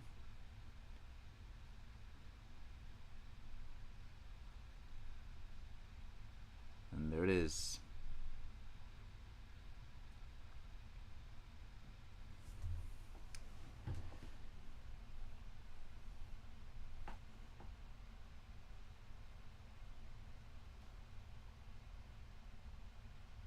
And that pretty much seals the game.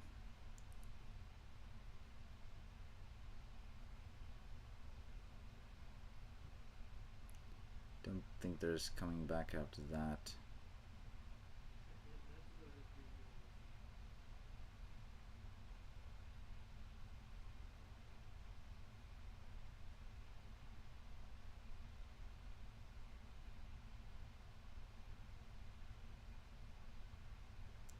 Takes back the Future Slash.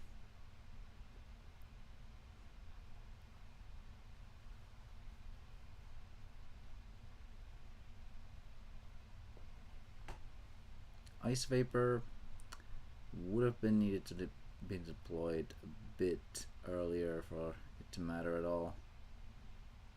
Unfortunately, a little too late yet again.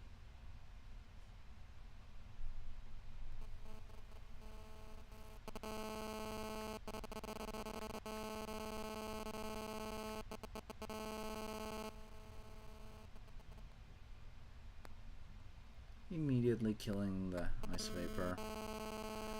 Definitely afraid of the value.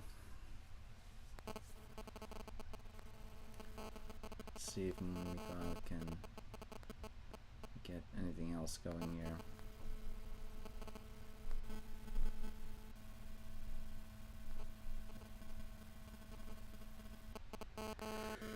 Due to this not being the traditional fortress shell core, Mikhail is severely lacking on the mana burn and is unable to keep up with the relentless deck out.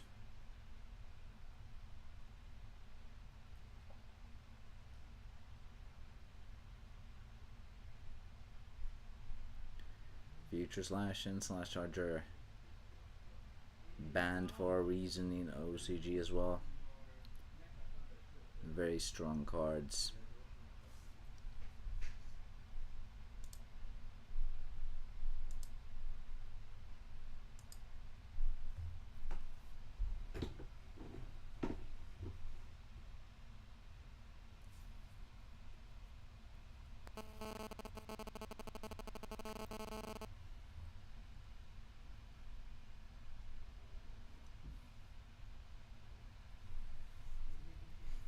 Yep, that's a hand.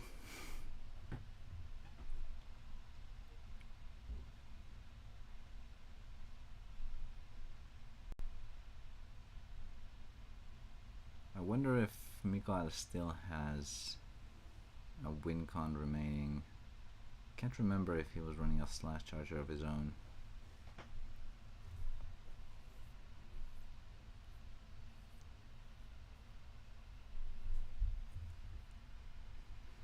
If he is, he definitely has a small chance left by recurring it multiple times, but I doubt that Tobias would have let that slide with his future slashes.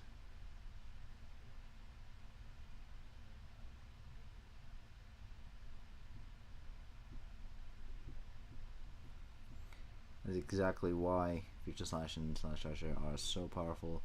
You can prevent things from happening before they even have a chance to.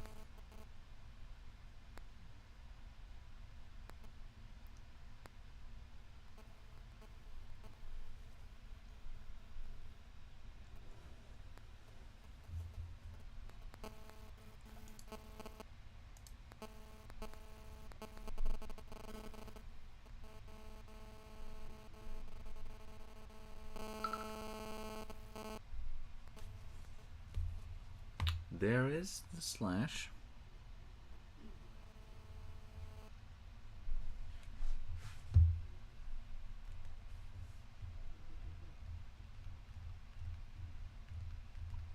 Nothing but removal left, aside from the Aqua Skydiver, I suppose.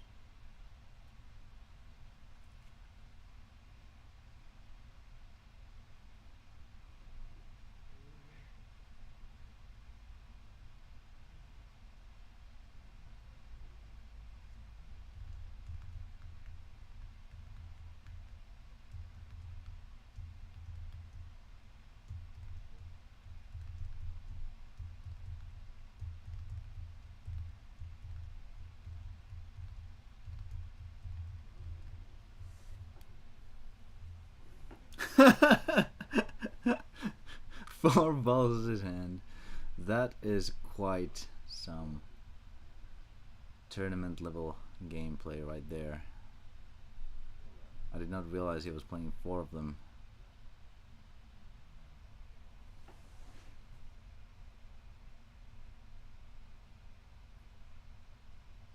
Some call Juliana Brickiana, but I think Balza is slightly worse at that. Ouch, the fortress shell in the shields. That is rough. Tobias takes game one.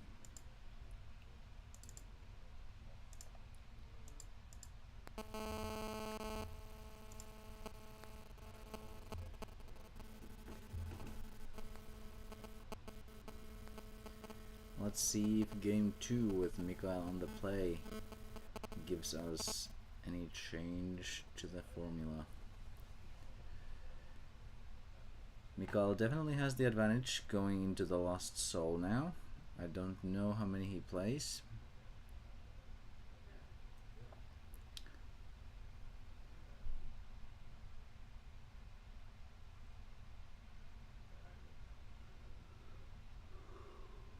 But if he manages the Lost Soul Tobias early enough, I think that would definitely be GG. Ideally the turn 5 Lost Soul would do so much damage that it would be hard to come back from that. Especially if it's followed up by a swapped fortress. Probably also almost unrecoverable.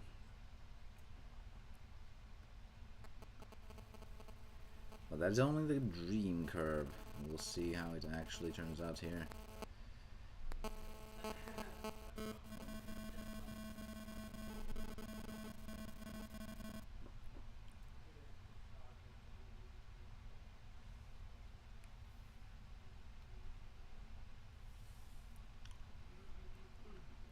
Starting with a fortress in mana makes sense.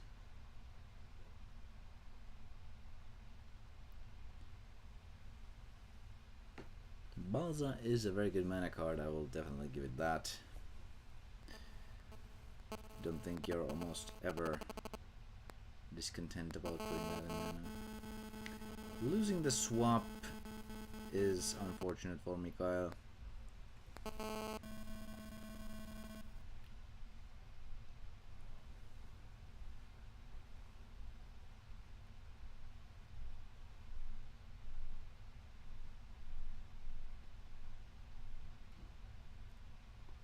Logic Cube, I would assume a clamp might be coming here.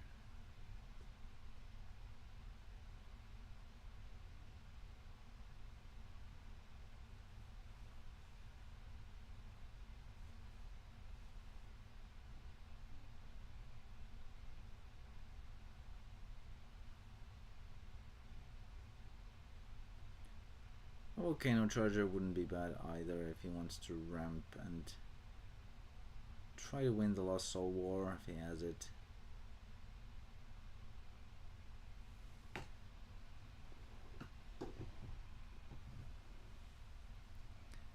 Personally, I think I'd prefer Clamp here. But I can certainly understand Volcano Charger if he already has the Lost Soul in hand.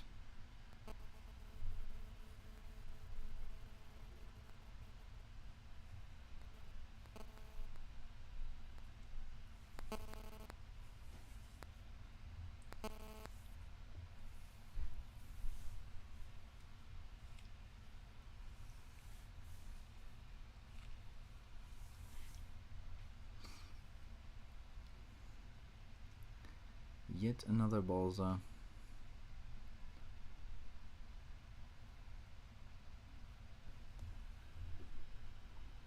Tobias just passing. Apparently did not find fire mana. Rough.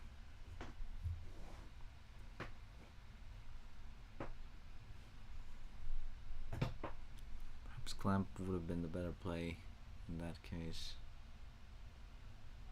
I'm not sure why Mistrias just went to mana here.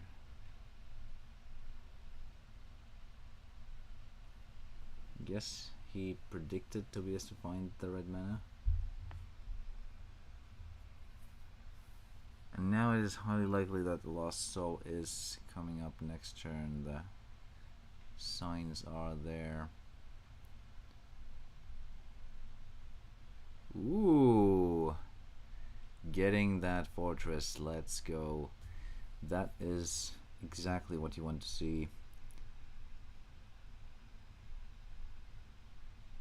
My guess would be to get rid of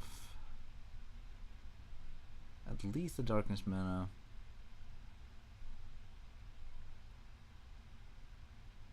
Yeah, that makes sense.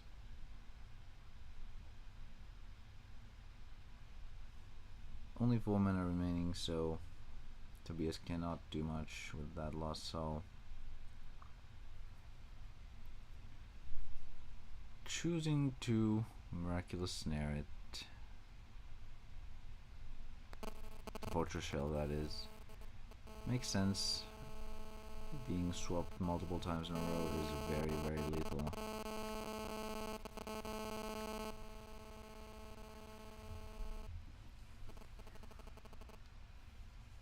But Mikael is definitely in a much better position now than he was last game. Nothing on Tobias's field and managed to do an early fortress, preventing that loss. So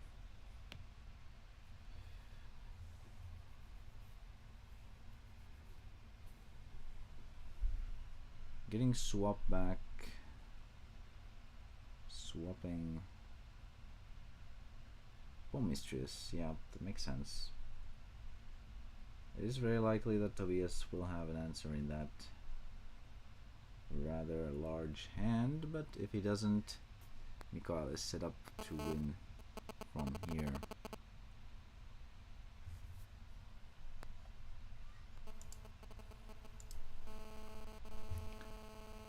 Putting that burst in mana is a definite alarm for danger for that Mistress, and that is indeed what ends up happening. This is the main problem of this version of Fortress. It just lacks consistent card draw. Mistrias getting answered is very rough, but now he manages to double creature with Mistrias and also has, well, might have lessened the options of removal for Tobias.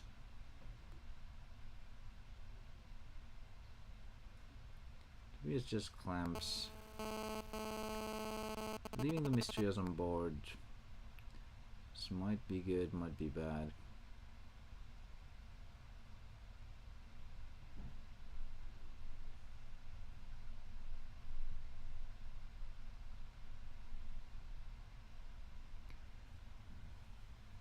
If Mikael drew a corpse, I think getting that Balza would be great.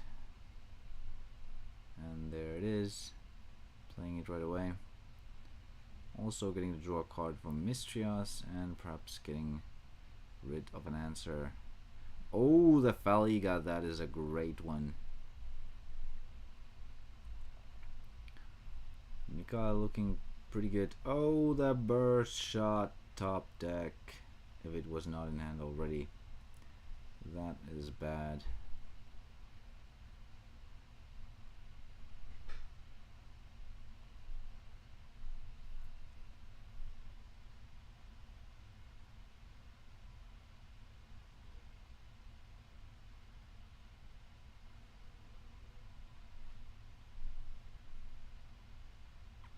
Ooh. Tobias proceeding to Future Slash, probably getting rid of something like a Foul Ega and perhaps Slash Charger or something.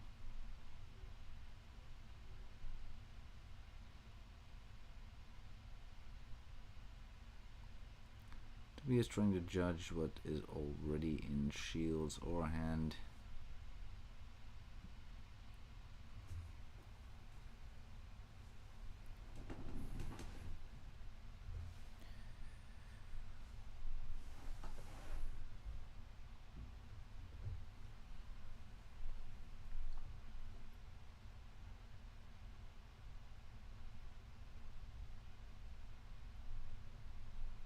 If both corpses and both Fal'igas have already been extinguished, then yes, Belix is the next best thing.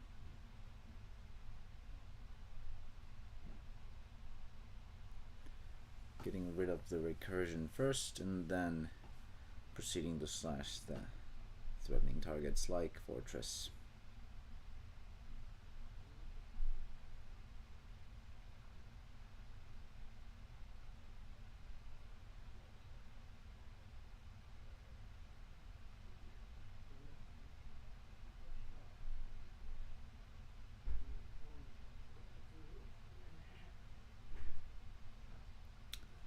Now let's see if Mikael can still bounce back from this. It's still definitely not a lost cause for him, because Tobias is out of a hand, doesn't have that much mana. Oh, that is the best top deck he could have possibly found. Mistrias and has the mana to follow it up with an Ikaz to draw a card and develop his board. Tobias probably not finding an answer, judging by the calculations here.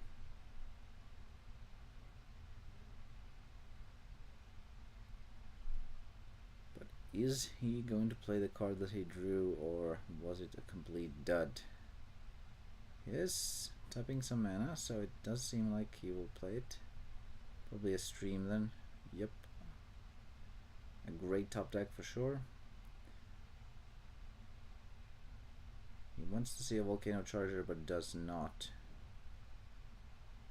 Okay, now Mikael has a chance to bounce back.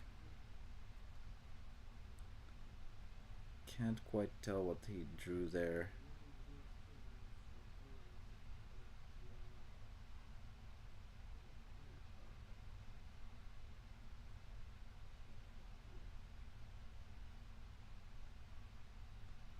I think it's an ice vapor.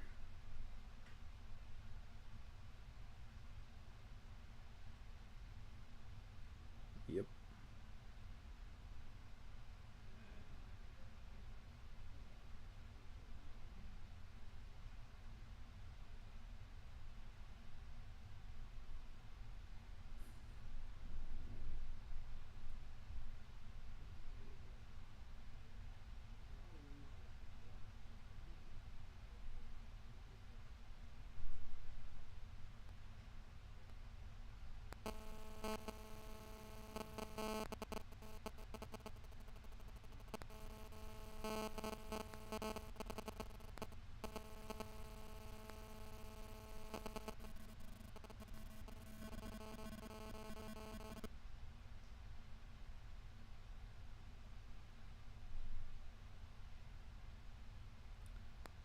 Thinking quite hard.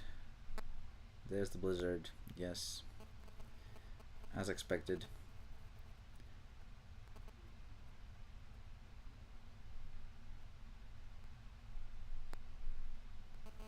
Now Mikael is in dire straits because even though he has a hand, he has no board left and he is running out of options.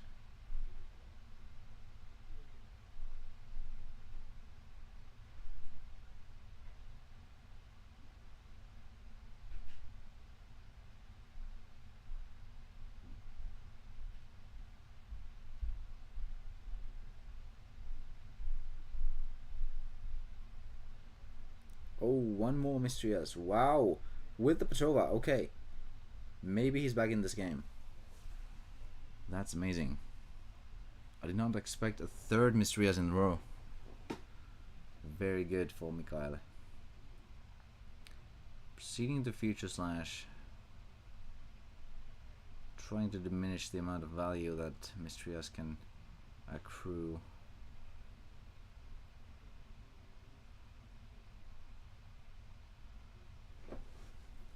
It will be extremely tough for Mikael to win from here, but it's not impossible.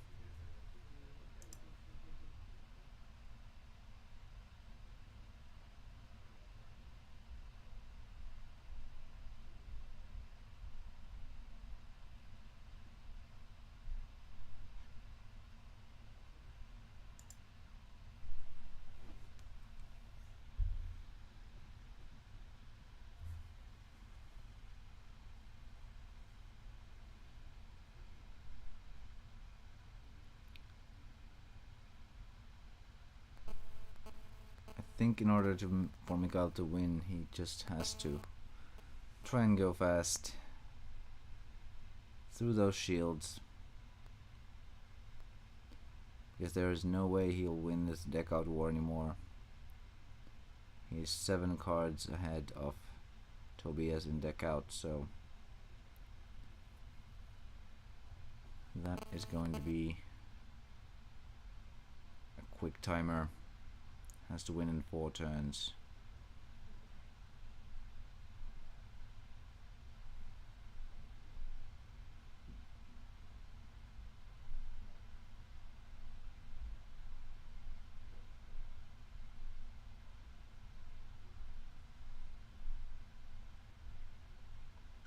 Ooh, the corpse though. That is amazing for Mikhail. He can get almost anything he wants here.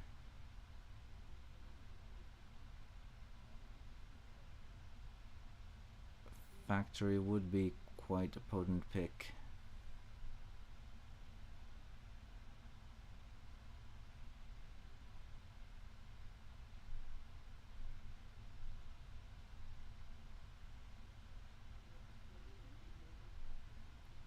Foul would also work. Getting that other corpse charger back and being a big body, I would assume that Guardians is what Petrova's chosen, so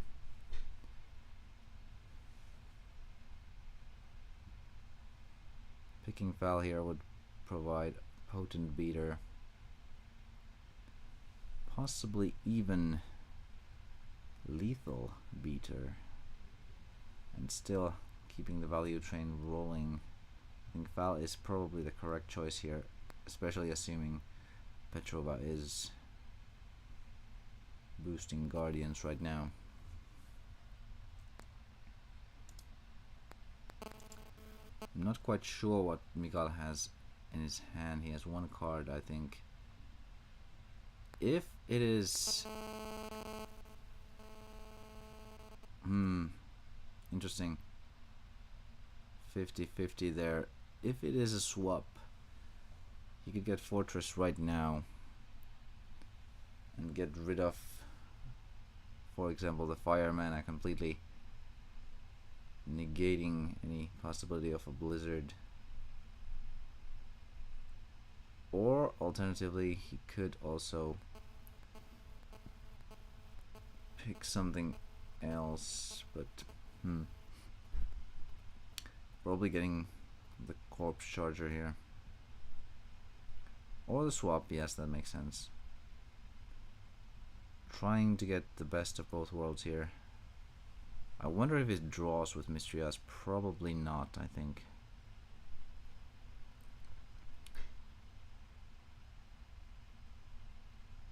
Does not want to break shields yet.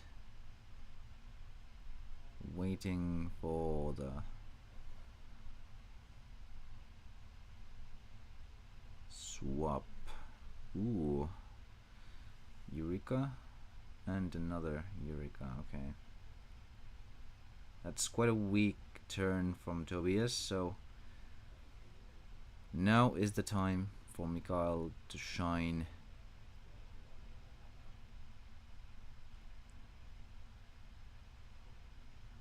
I was not expecting this comeback. It is extremely exciting.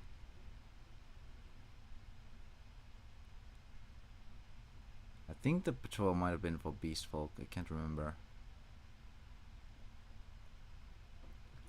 But either way,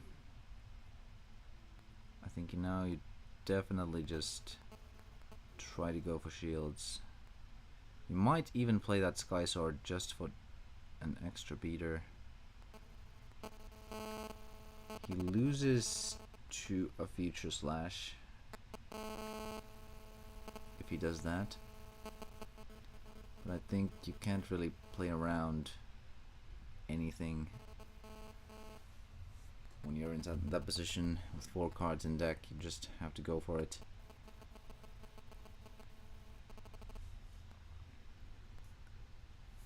He does have the two-turn Glock. I think he just swaps Belix.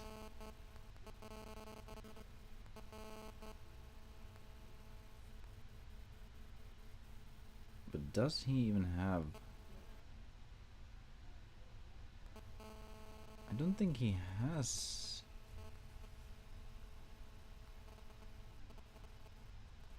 Oh, does he? Let's see. He is swapping right now, so does he have the fortress?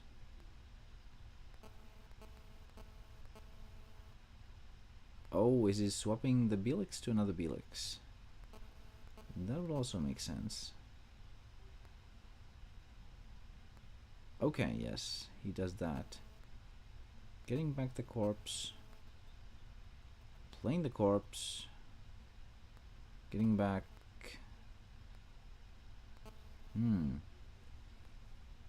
Is it going to be... I don't think getting back the fortress shell is correct now, because Tobias has so much mana, it's not really that impactful. You could get rid of the darkness and the light mana though. I think Mikael is trying to check. Both future slashes have been extinguished. I don't think Tobias is running more than 2.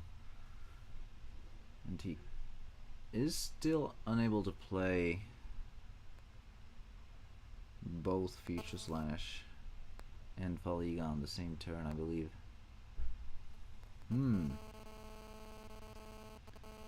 He could just take another Faliga.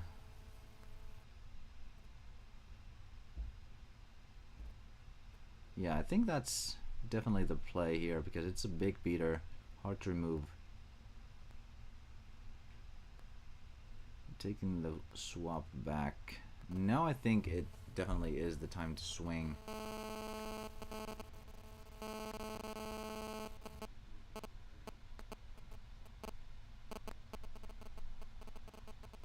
You can get quite the potent 2-turn clock here.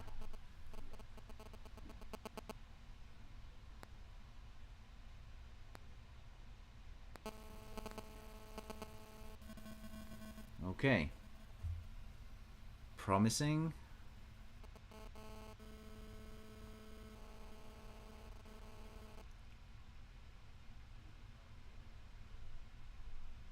Now, if the Petrova is on Guardians, there's not much that Tobias can do. But if it is for Beast Folk, like I remember, then he can at least do a couple of removals here, I believe.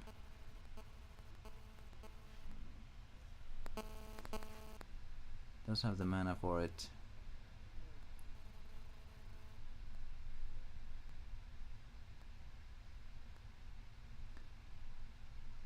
Don't think deck out is something Tobias has to be worried about. 10 cards is plenty.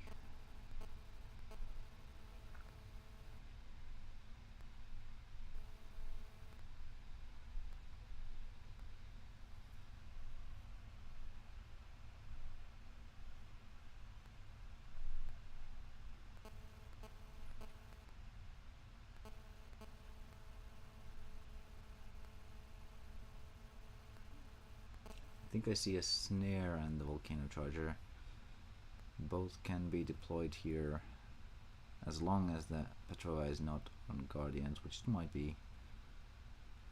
Wait, was it the other game where it was Beast Folk? I think now it might actually be Guardians.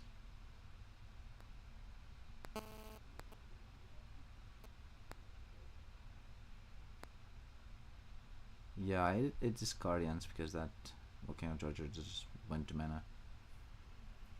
So in that case, a snare and a pit would save him at least a turn.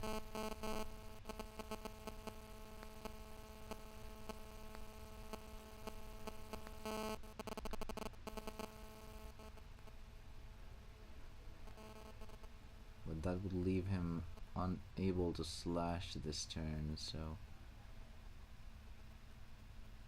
Gal definitely does not want to draw any cards here.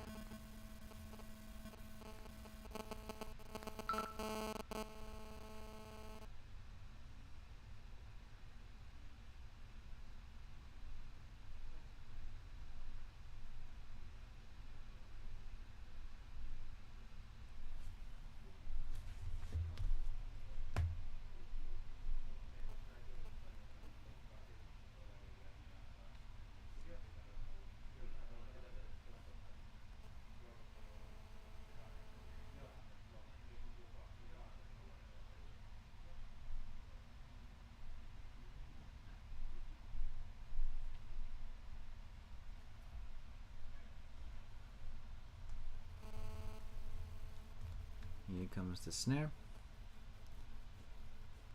Probably hitting a full Ega here.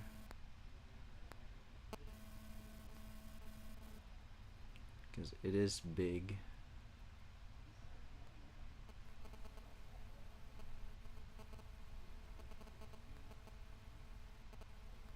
Yep, makes sense.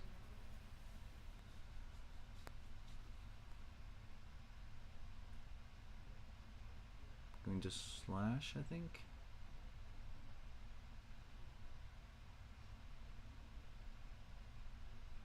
Tobias knows what is in his shields, at least roughly. So he might know that he's going to survive this, but it's not that simple, because if it's not the first shield that Mikael breaks, a pit will not save him. He might be banking on that though, because deck out is his only win con here. Slashing does make sense. Is that a thrash in his hand? Because if it is, I think he might still have a good chance of winning. Because he does not have any non-blockers.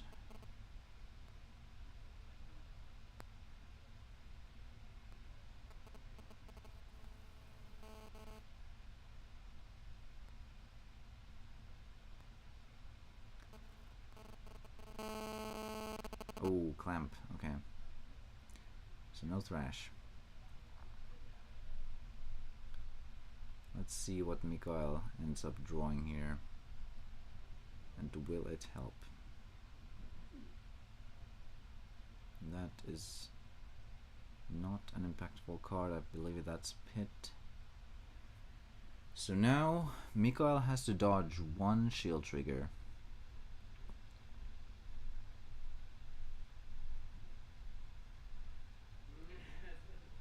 Do I continue with? Yeah, we will go to the.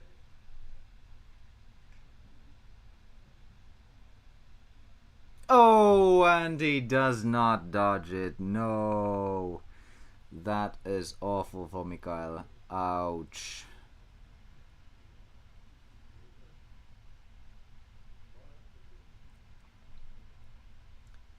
And that is game.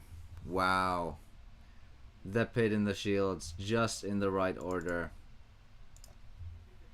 Very, very tough game.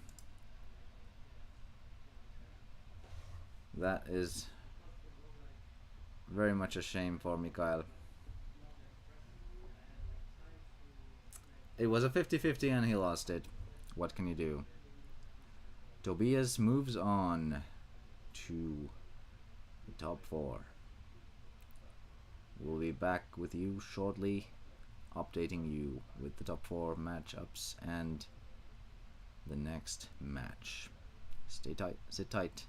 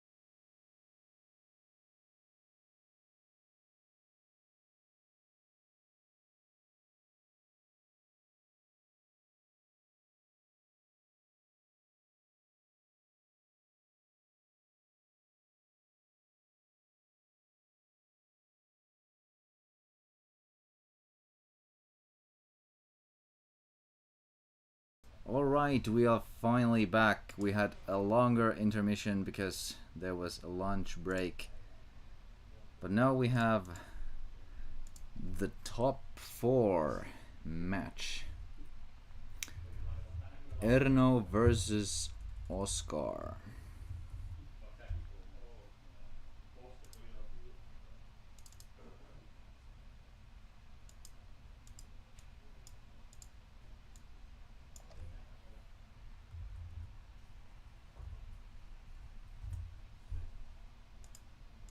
There we go.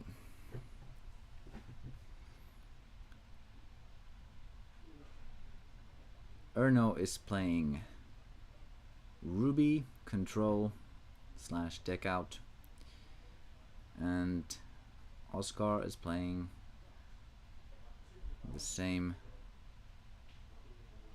Fortress Burn as usual.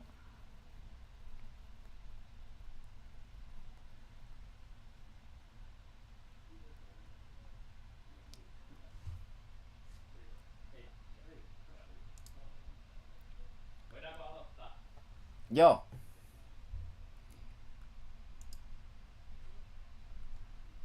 Sorry if that was loud, I was exclaiming to the players that they may now begin.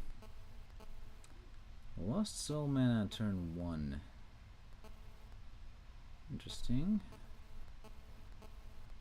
Probably does not aim to race then, or has another one.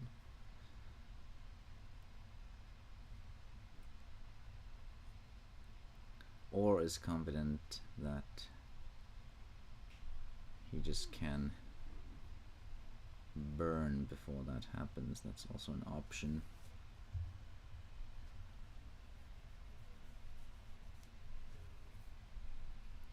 Playing that Mesabana.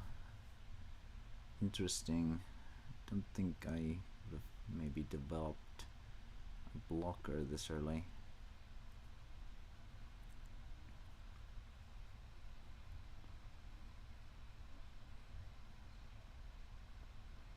Ooh. I think I would have preferred slashing there. Interesting. You should definitely take the slash here.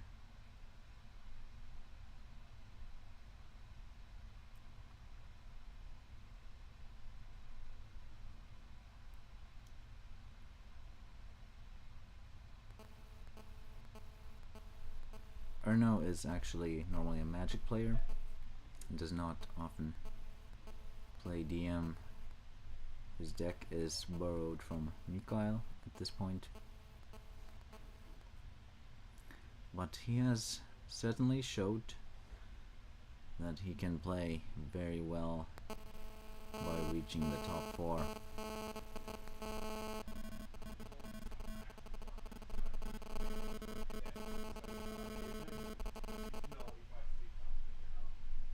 Just beat Claudie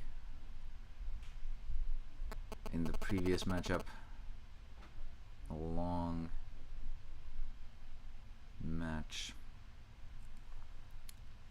Managed to deck Claudia out.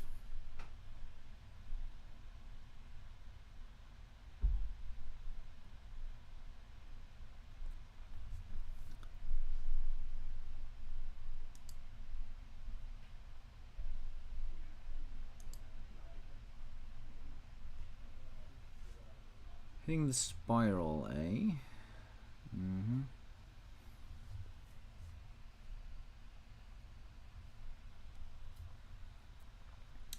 Certainly not a card Oscar really needs. Just 2 spirals. Damn, he drew quite many of those there.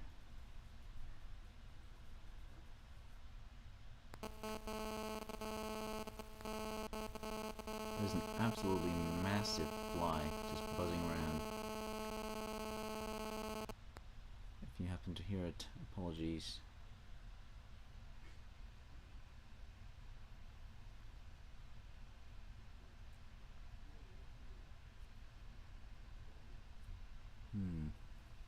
Ooh, clamping again.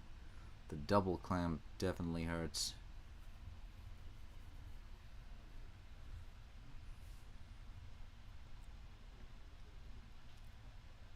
Ooh, Sky Sword.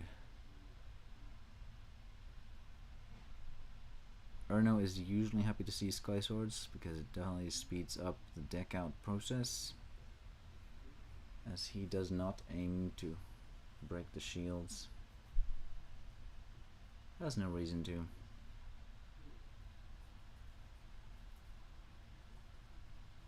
Sitting quite pretty currently, with 5 shields and Oscar at 1 card.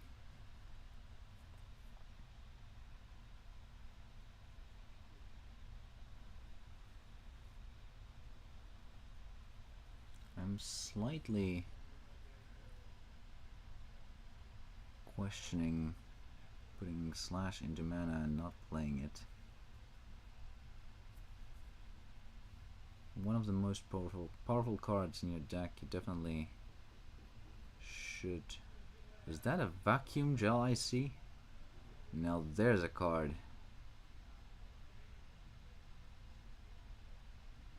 That I did not expect to see in this tournament at all.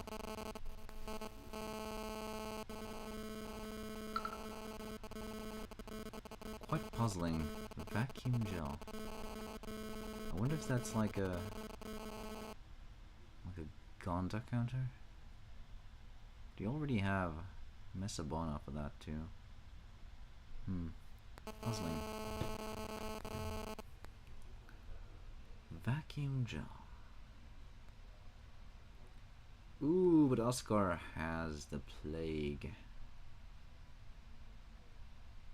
It's not terribly backbreaking here because there aren't that great options to bounce, and Erno still has a fairly healthy amount of mana. Returning Mesabona. I am so confused at these plays. Why on earth would you not return Thrashcaller? Huh.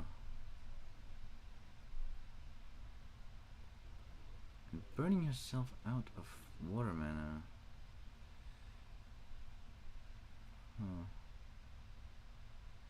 Did he put one of them in hand? Not quite sure.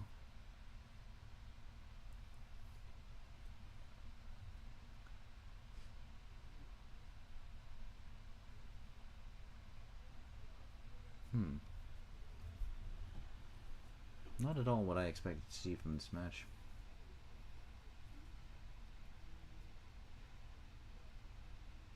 Okay, we're getting back stream.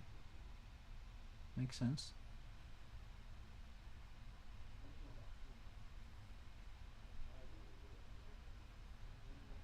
Oscar should definitely be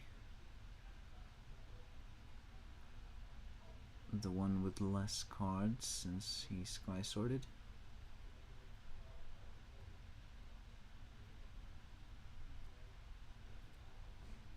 But I could be wrong, I suppose. Yet another Sky Sword. Loses the foul, that is unfortunate for Oscar. He definitely wanted to see it.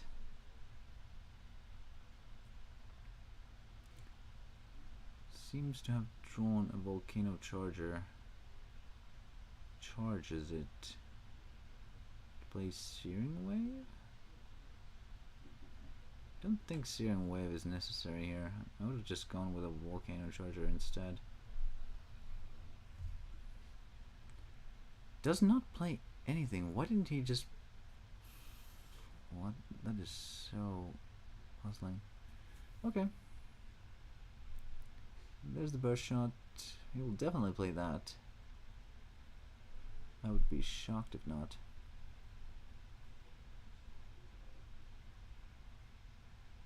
And there's the burst.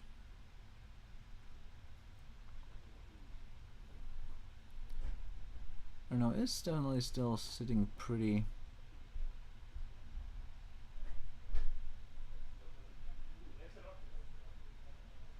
Oh, did Oscar draw into a plague or a fortress here? Apparently a plague, since he's checking the grave.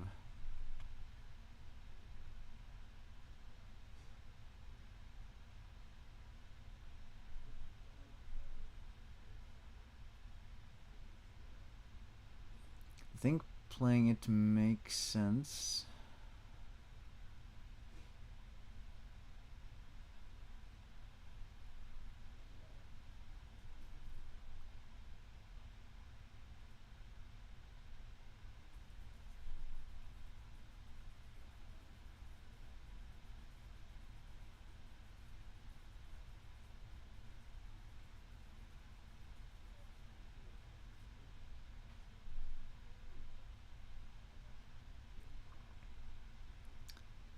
Place the stream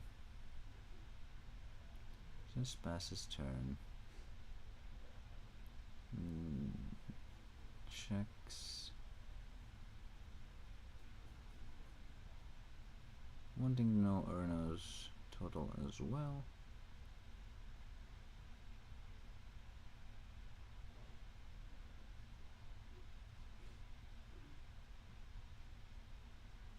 I wonder if he top decked another Sky Sword. That would not be great for Oscar. He would probably want to just put that into mana or even hold it. Try to waste Erno's discard. Bronze Arm Drive, that makes sense. Not really a card you need in this matchup when you're already that low in cards.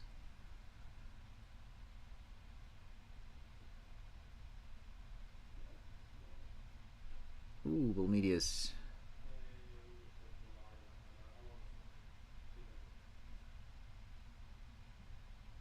Volmedius is quite rough on Oscar here if he does not have a removal. Ooh, did he top deck a Blake? Oh, swap. I see. Giving back the Mesabana.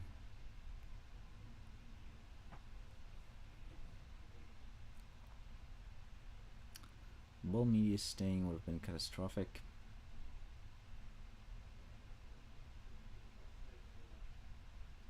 And another one! Whoa! Yikes. Ooh. Being able to burn the mana though. Probably getting rid of a slash. And probably the water mana. Ooh, Volcano Treasure, okay.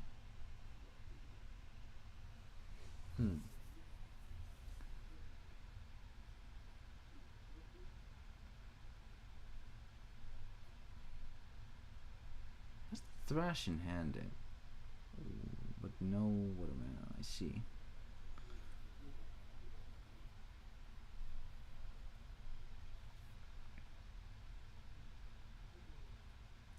Pitting, very strong. Ooh, the Plague and the Valiga, rough. Clamp, strong clamp, getting rid of the Thrash. What did he get? Just a mana card. Going for another 2.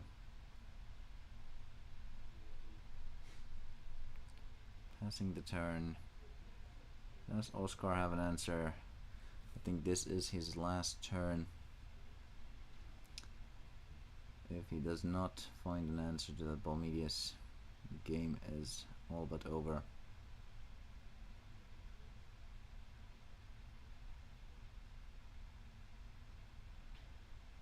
Ooh. Okay.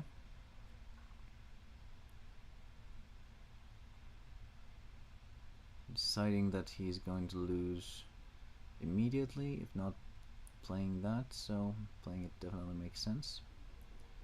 It's not an answer, but it is something. Don't think Oscar has a way of coming back from this though. Ooh, the Bezagazil too. Definitely just going to break all the shields and the rest of them too. And GG. Wow. Erno taking game 1.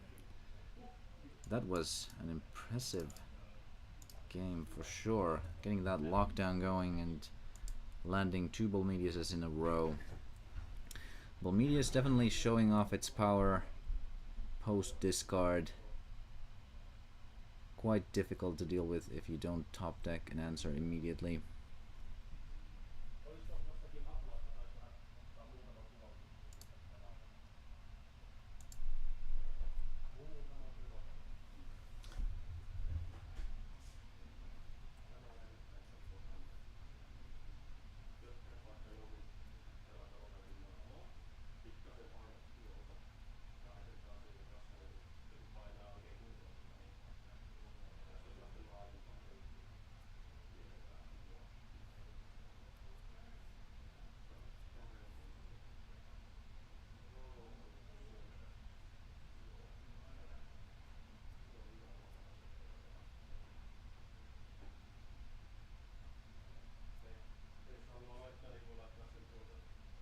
I'll go and ask a thing.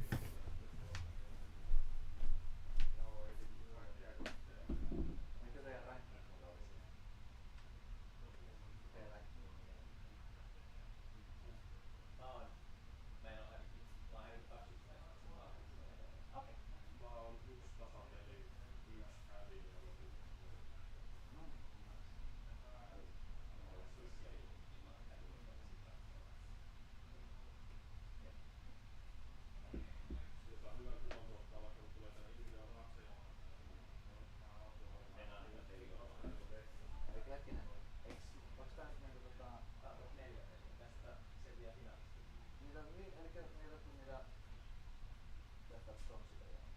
Ei oo vielä pronssipeliä. Eikö ei pronssipeliä, siis että aivan ei oo mitään. Jep.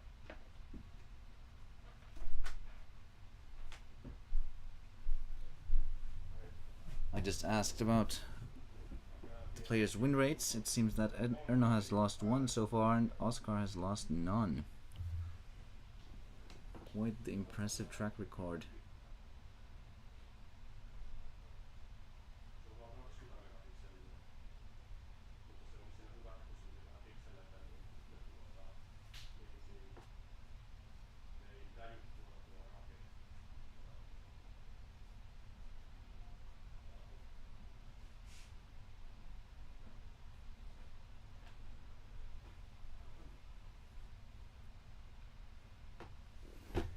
Door did not close.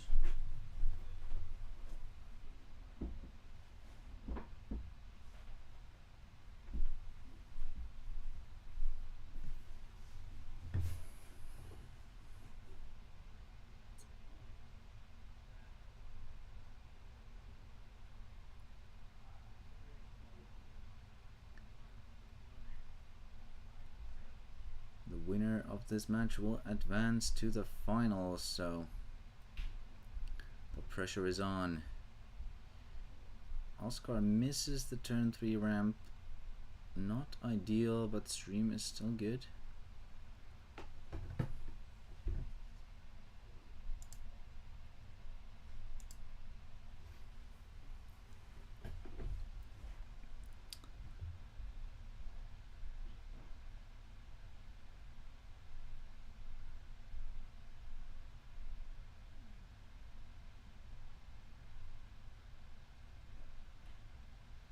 Clamp. Ooh. What does it hit?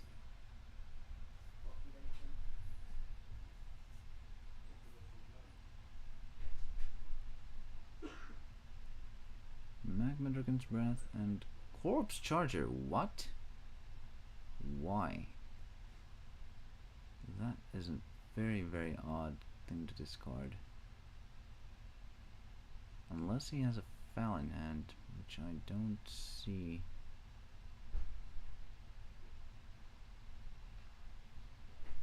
Very odd, very odd.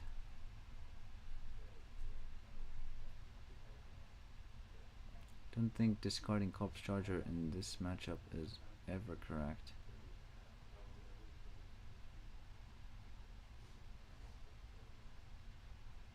Especially when you have a Thrash in hand.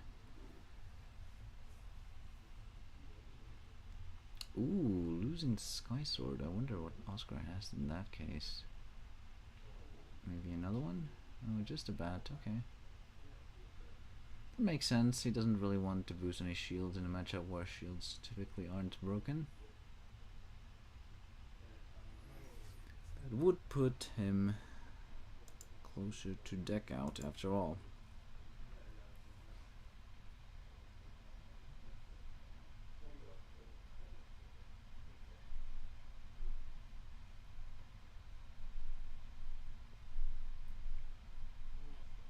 Thrash getting back.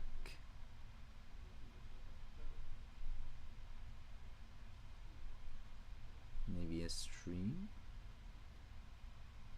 The clamp. Let's see. Interesting. Don't think you'll get to play that clamp.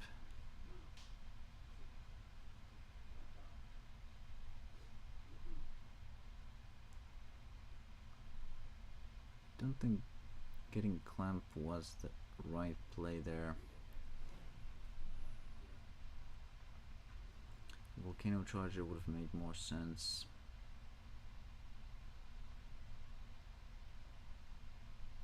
I think if I were Oscar, I would give Erno the shot and giving him the stream. Interesting.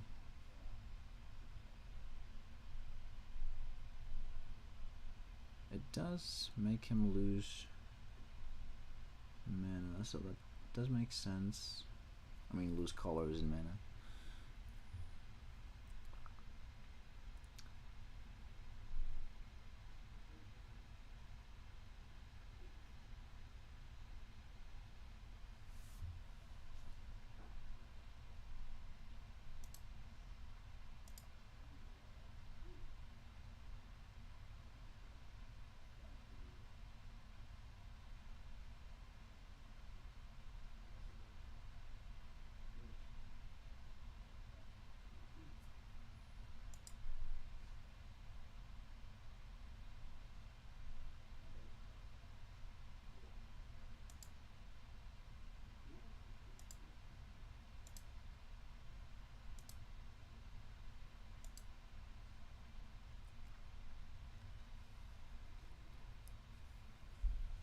It would seem that Erno is on his back foot in this match.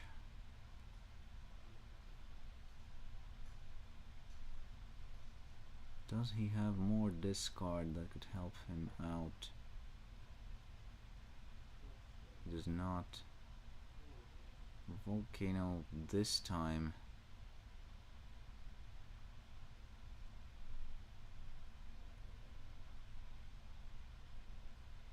Oscar just passes, so he's also running out of gas. I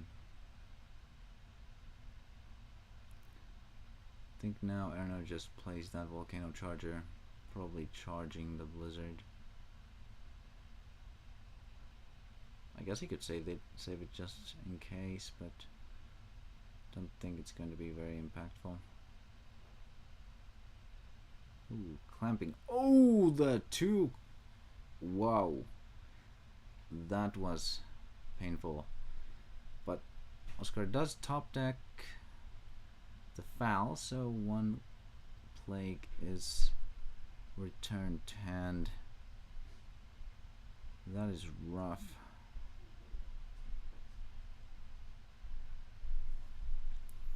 Definitely the correct play to clamp there. I did not know he had it in hand yet.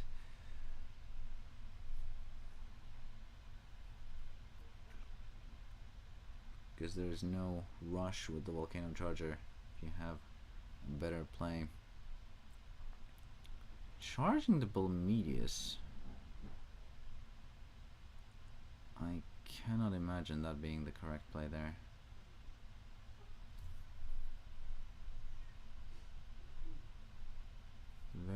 god.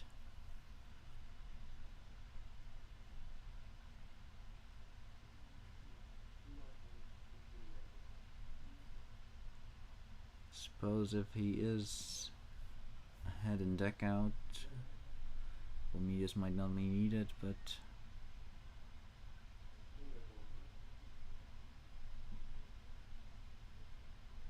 I wonder what else he has in hand to warrant putting Balmedius down like that.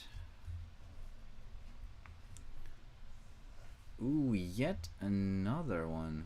Whoa.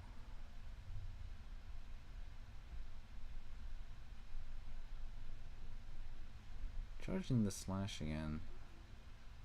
I don't think playing Balmedius there does anything because it's just getting plagued 2 turns in a row.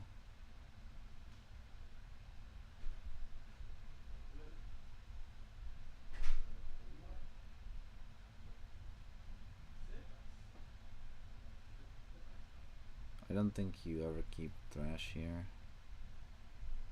Mana burning yourself more is not going to help you.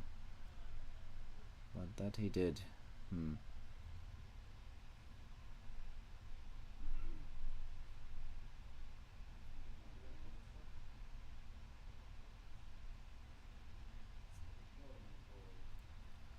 Just charging the slash is still so mysterious to me. Playing it would have been so much better. Playing Balmedius in the first place was quite useless.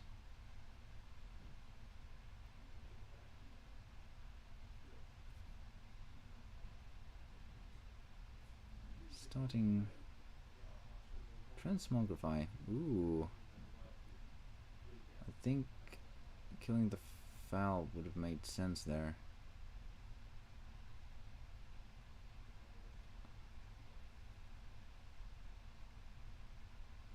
But then again, he has not slashed a single time, so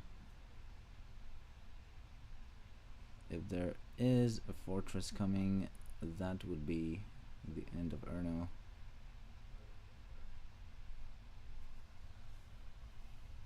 Charging the... okay.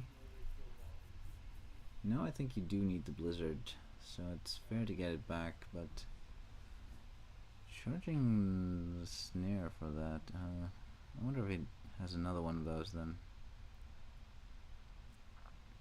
Because he's getting...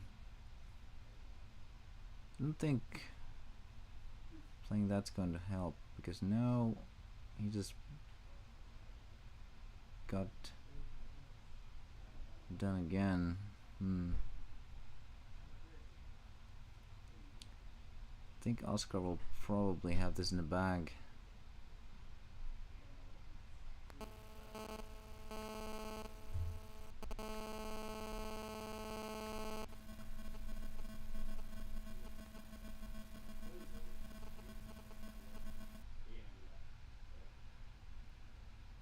think Erno had some fairly major misplays here on multiple occasions.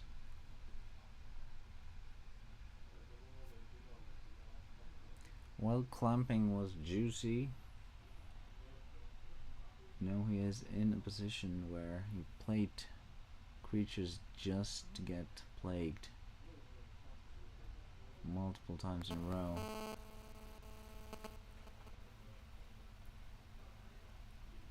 Getting back the Blizzard yet again. Sky Sword. Losing a swap is rough for Oscar, but he is still in a good position to win here. Especially if Erno does not have a snare available to him right now. It's hard to believe in that big of a hand. You would think he has at least one. But no, that does not seem to be the case.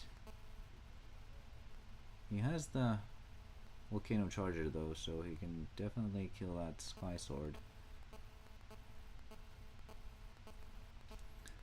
And that does ramp him Oh, the lost soul. That is awful for Erno. He was almost stabilizing, but now he needs some very good top decks to be able to do anything.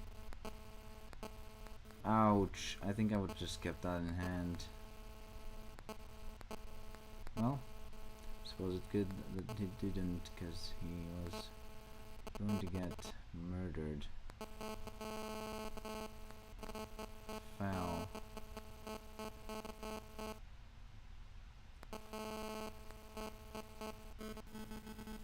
Now, it's going to come down to a trigger. No, it is not. It is over.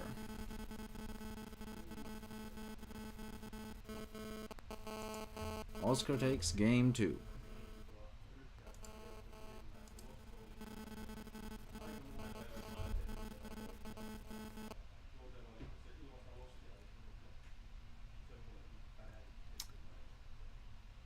Oh no.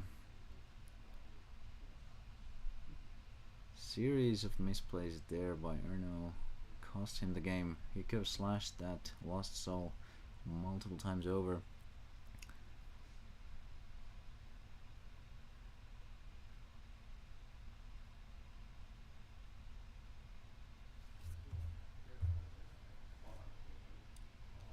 But these are high pressure games.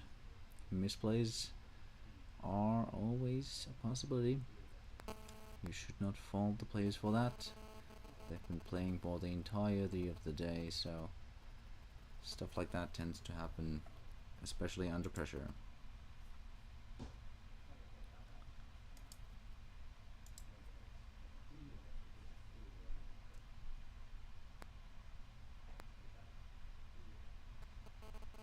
But now Erno is on the play. I wonder if he can turn things around this time. Very good sequencing by Oscar though, playing to his outs and grabbing the win from a very tight situation. Oscar's hand is looking very powerful. Has a turn 3 bat followed by a turn 4 Sky Sword.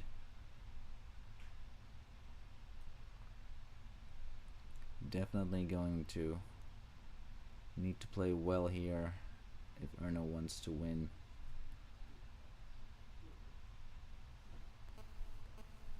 Does have the clamp in hand, so that might be very powerful, depending on what Oscar does here.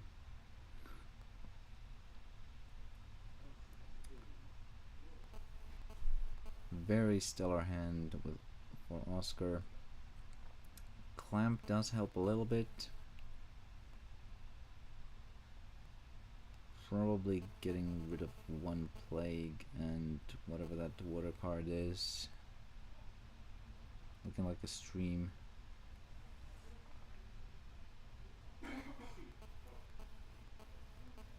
Or maybe even the 2 plagues. Fearing the catastrophic event of drawing yet another multicolor and being unable to play anything next turn. What is that card? Oh, it's called the Sky Sword. Okay, interesting. Taking it slow. Just playing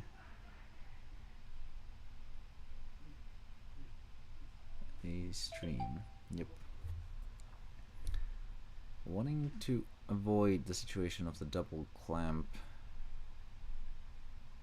though it is still very powerful if he has it.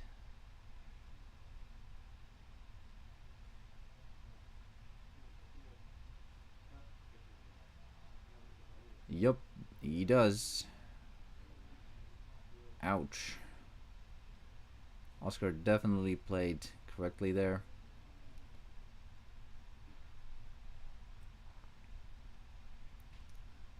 Leaving the stream in hand.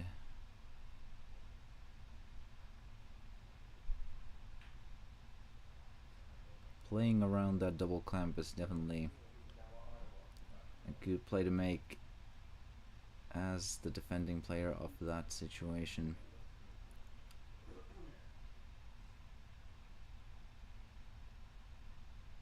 Had he just played the Sky Sword, he would have probably had a bad problem.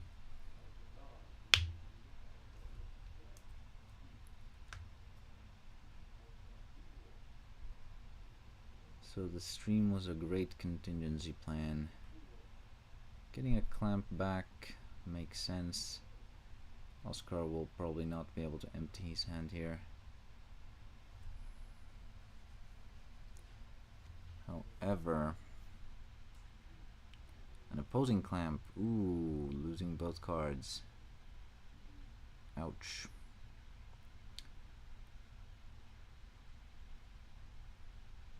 I think that is a corpse charger. Definitely playing that. Getting back a Messabana. Could have played it with a better sequencing, but doesn't really matter.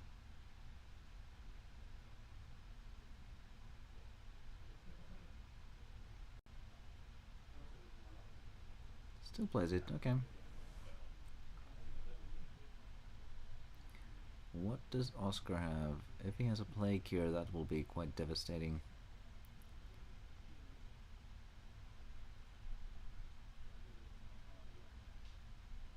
Ooh.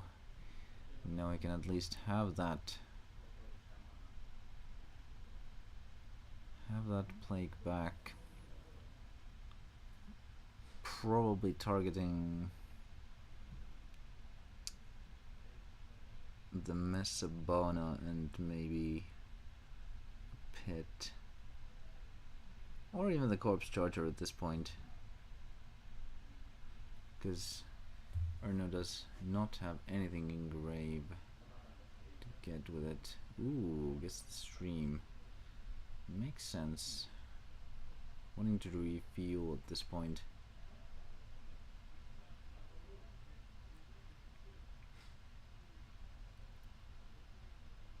Mecha Dragon's Breath into mana, getting that fire mana back online. I wonder if Oscar top decked some mana burn. He did. Probably getting rid of the corpse as well as the Magma Dragon. Mecha Dragon, sorry, not Magma Dragon.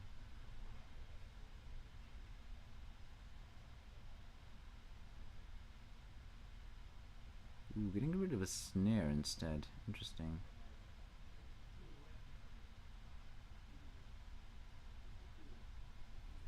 I think I would have preferred a corpse myself. Because now if he gets thrash, well, I suppose it doesn't matter. Oh, I think I might have played that blizzard there. Oh, but he doesn't have fire mana, never mind. That's my bad. Foul to get back. Stream again. And playing it, I would imagine. Still 2 left.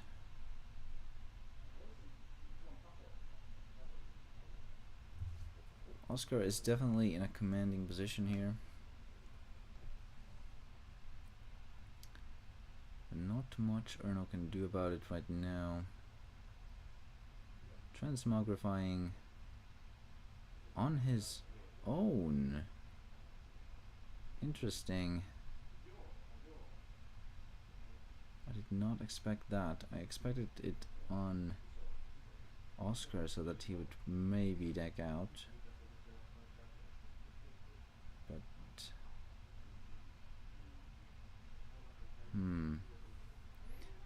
suppose now if he takes the Corpse Charger, he could get Foul back, but it takes... It does not have fire mana though. Why would he take the Blizzard? Maybe he is relying on getting some fire mana from the shields. But I doubt Oscar will now go for shields.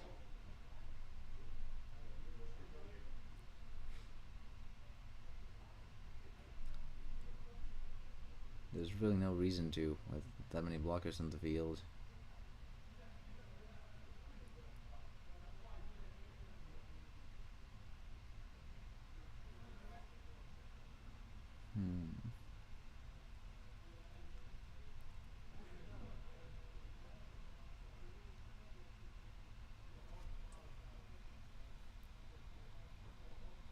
I think Spiral Gate into Clamp is the play here for Oscar.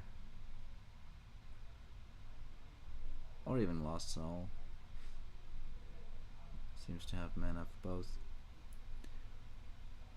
Returning the Thrash to hand and then getting rid of it. It's probably quite smart.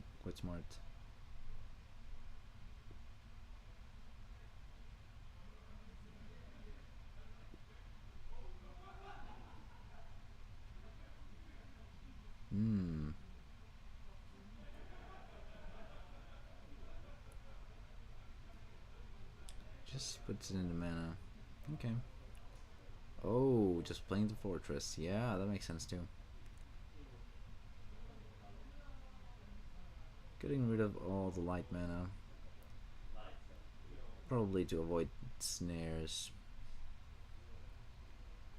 And also preventing a possible foul top deck. Just putting the blizzard back down. Perhaps he had another one there. And, yes, he did. He did.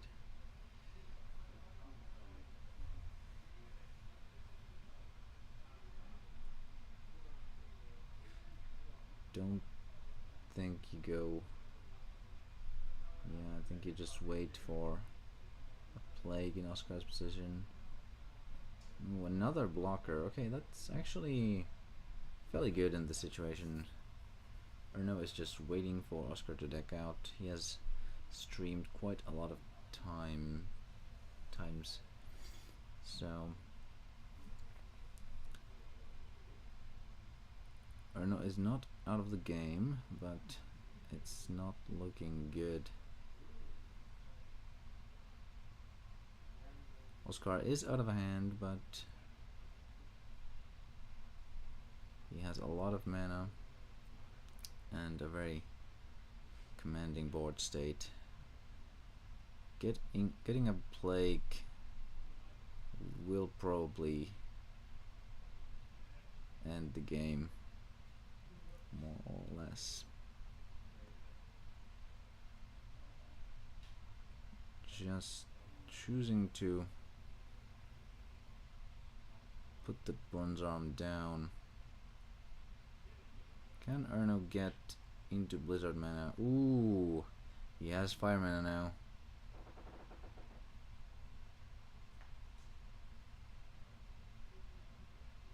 Is this still going to turn around? The multitude of blockers prevents Oscar from swinging.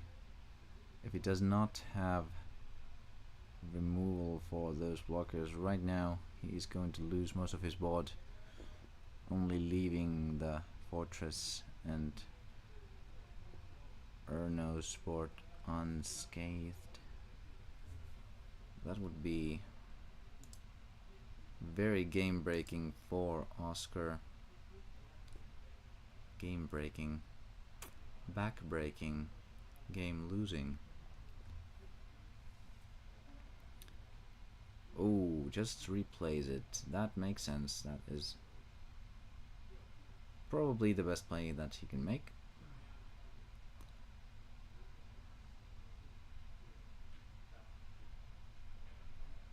Charging the snare for some light mana. Just putting the Sky Sword back down.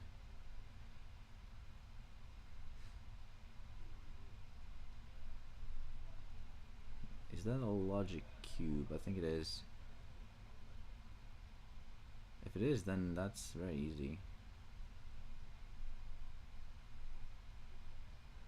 You should just put the Blizzard into mana and play the Logic Cube. Get some removal going.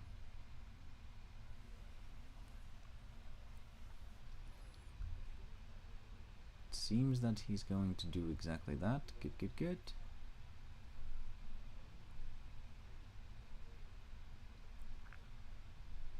What are we finding? A third Blizzard. Wow, I did not know he was running that many. Makes sense with the definitely very polarizing power of his creatures. Does he draw an answer?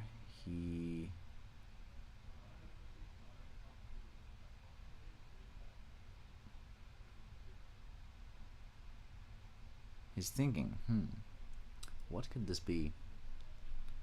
He would have played a swap immediately. He would have played a discard immediately. He would have put a bronze arm or whatever into mana. What could this be? It's not a foul. Is it a Belix? No, he would have played that immediately. It's not another Spiral Gate either.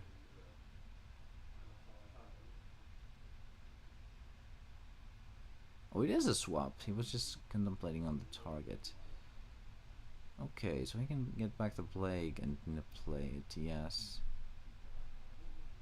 Very strong. That is probably the best top deck he could have gotten.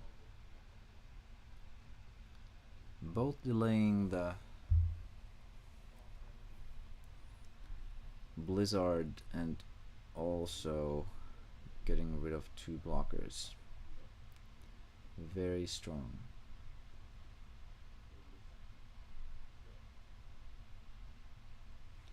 I think he bounced both of the trashes here.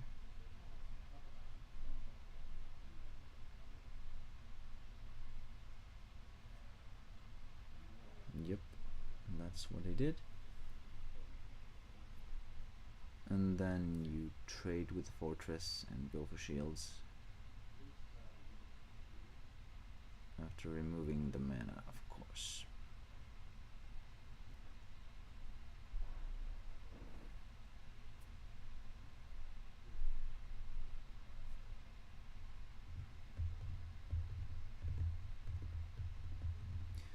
Oscar definitely playing very well to his outs. It did require some luck, but he's back in the game now. Very much so indeed.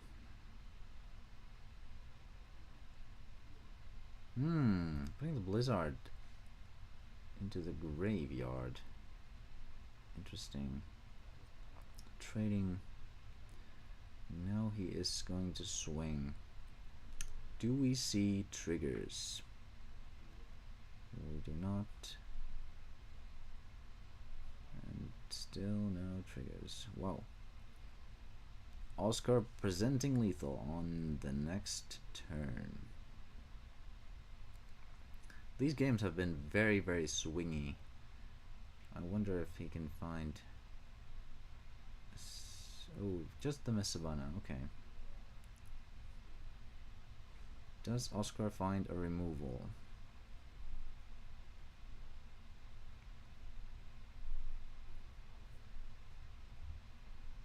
Doesn't appear to be a removal spell. Definitely not a swap, definitely not a foul. Maybe he's considering playing...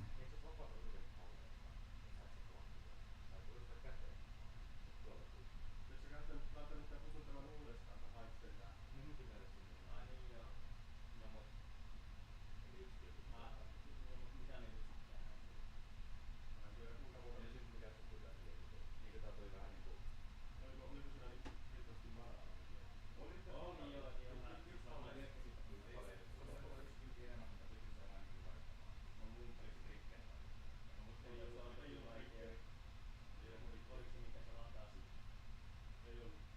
Ja sä pistät sen takaisin, sä muistat mikä se on siis, koska se oli kuitenkin ensimmäinen. They're talking about something, I'm not quite sure.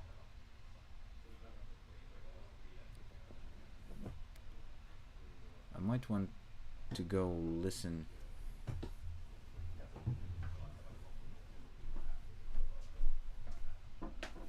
Mikä tää on? No, Fale. Toistaiseksi semmonen peli. Oliko se se sama? Ja sit se oli vaan edestä takaisin se fari, mitä mä yritin Lakuen kavesta. Ja sitten niinku hyökkäsin pois sitä paljon. Okei, joo. Eikö se ollut tää? Niin joo, niin mä vetin. Okei, joo. Aivan, joo. Ei vielä. Mun mielestä kaikki on tuulisia. Joo.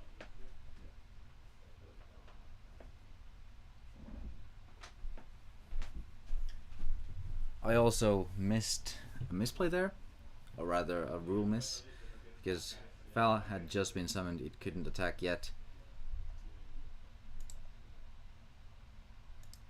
So that shield was restored. But now everything is fine again, nothing changed.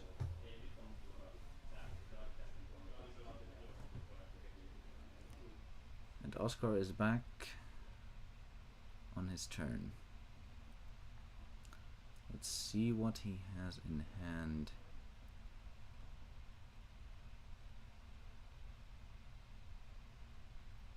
I'm guessing the card he has is not very useful right now. So he might be contemplating whether or not to swing.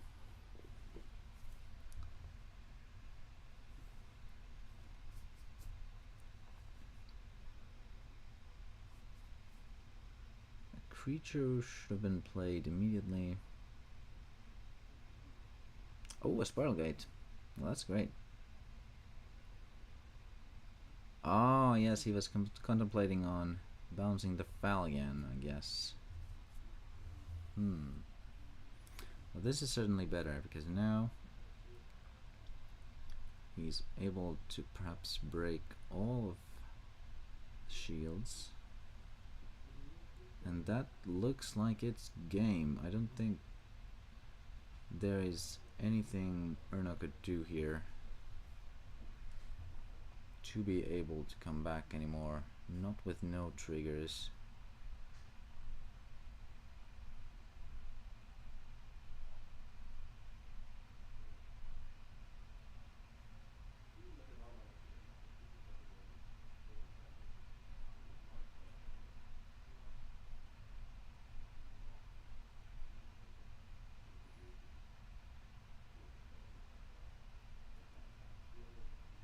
And that is indeed game.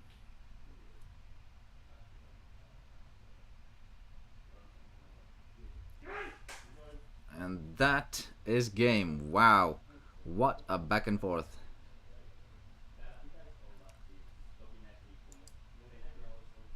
Definitely an impressive finish by Oscar. Very well deserved win there. Played to his outs and had extremely good sequencing and chose his timed swing correctly. What a tight top 4 match. Oscar is advancing to the finals. We'll be back shortly with the bronze games. I will inform you who is going to be playing shortly. Thank you, and please wait patiently until we get to the bronze games.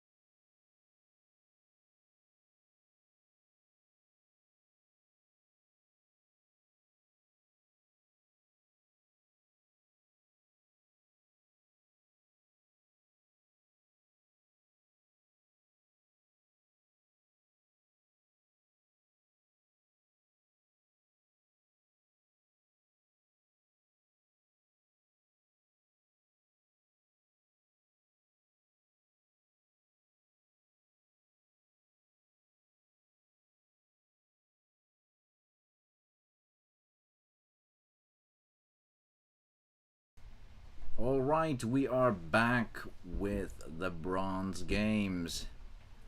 This match is Erno against Otto.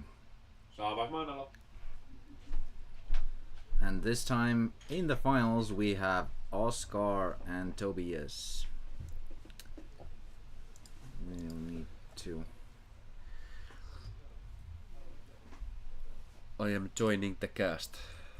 Yes, I am also eating at the same time because I have not eaten in like 8 hours and I'm getting pretty hungry here. So. Oh, Erno is leading 1-0. Nice. Oh yeah, that's cool. That's a good start for Erno. Let's just fix that as well. Alright, we are back and now the game has started. I think Erno is slightly favored here in terms of deck matchup. Deck out is quite strong against mid-rangey decks. Yeah. There's a lot of board wipes and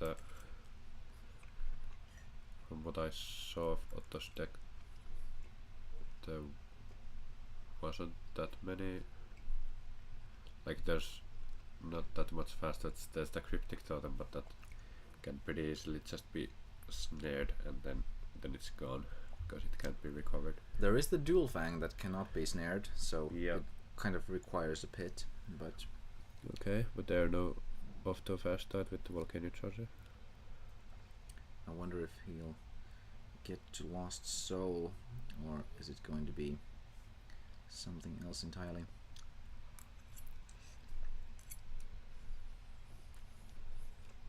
There was no Mystrias in Otto's deck, right? I don't think so. Yeah, I don't think I've seen one. So it can't really get out of control that fast. Okay.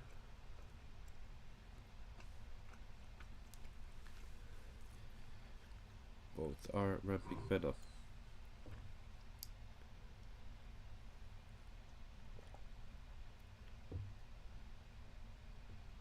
Clamp. Okay. That is quite good. Clamp is always a good card when there are cards in the opponent's hand. At least Okay, when they're we see not. the dual fang. Ooh. Will he go for shields though? Yeah. There's not really that much pressure to continue afterwards, and but if you don't go, like, it's just gonna get like removed. Ouch. But no, it will get removed either way. As long as there's a pit left. And there's Which I'm pretty sure there is. Yep.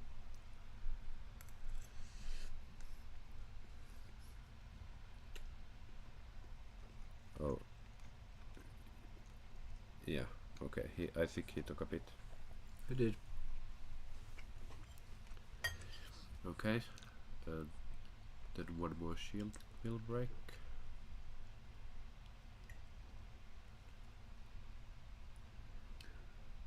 I think waiting there would have been better overall because it's unlikely that he has another pit in hand. So Yeah, but I mean, I think depends on what the last card in Otto's hand was. Was it, if it wasn't something that could continue pressuring, then it's the dual fang on its own will take too long to like finish the game. Like if yeah, that's my point. Like with only dual fang on the field, I think he should have Yeah. just had it stay there because it's unlikely that it can be dealt with in any way, and it Yeah, will that's- kill all Mesabanas and anything. yeah, like I that. think that might be right.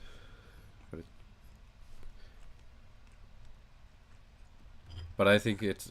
But I think Otto is afraid of the vacuum gel. I've seen him get clapped by. Oh it. yeah, that is actually a card. Yeah, that's why you want to tap it. That is actually a card in Yeah. Erno's deck. I was actually quite puzzled why you included it in the deck. is it Yeah. precisely for that reason? Yeah, it's precisely when opponent uses the dual fang and doesn't attack with it. Yes. No, it's mostly for like Mystrias, Okay. just to kill Mystrias earlier. But, Because but he didn't want to run Death Smoke. No, I wanted one more trigger as well. Like Okay. it feel like it's just better Death Smoke in that sense. In some cases, Better Other case- situational Death Smoke. Yeah. I wanted more upside and not Yeah. like Greedy Mikael. yes.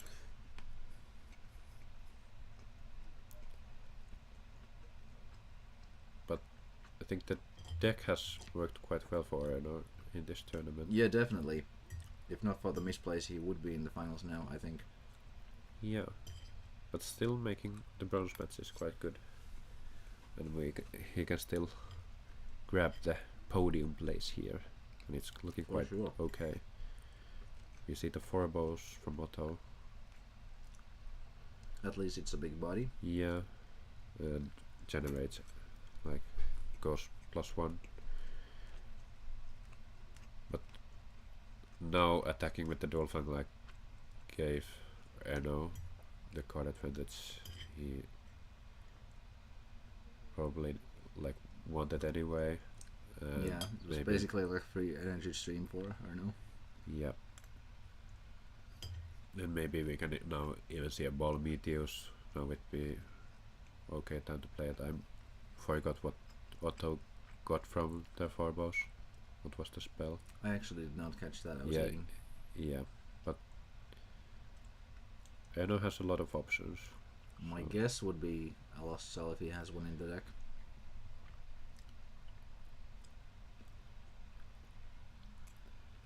Yeah, just clamp. And maybe something. Okay, we see the snare.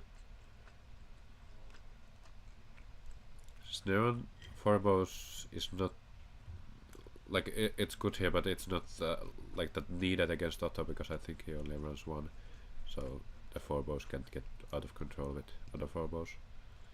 But it's still good to get rid of it.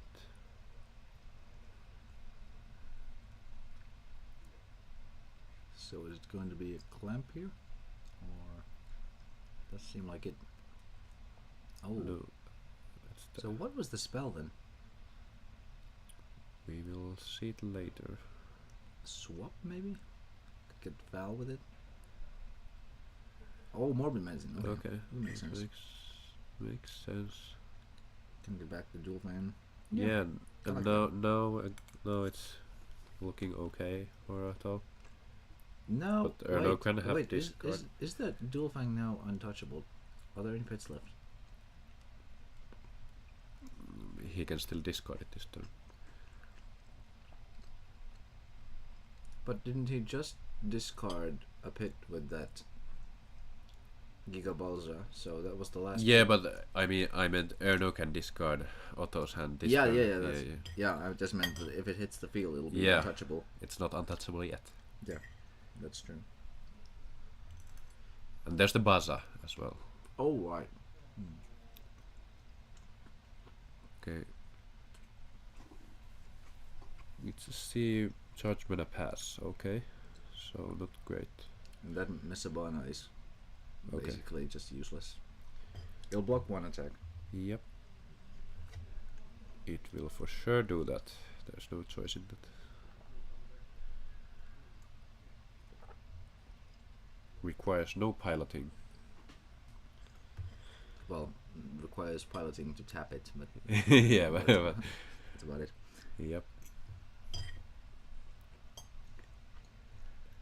Okay, now the Dolphin is a problem. Clamp. Okay. I think swinging with the Giga Balza could have been fine too, because then he could have just destroyed the foul as well. But I guess. Oh! Okay, yeah, Gauzer. Okay, I think That's- this might be it because I think all the bits are gone. Yeah. Yeah, I think that's. I think if we just attack with Gigaballs first, it's GG. Yep. I think yeah, Otto is checking that right now.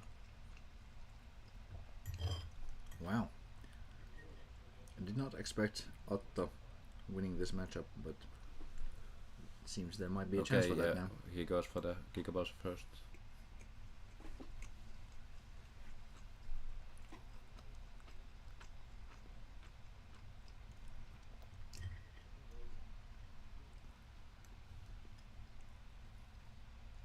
even if Otto somehow misplayed and went for Duel Fang first, I don't think there's any way you lose from that situation. Yeah, but still better to win this turn than next turn. That's true.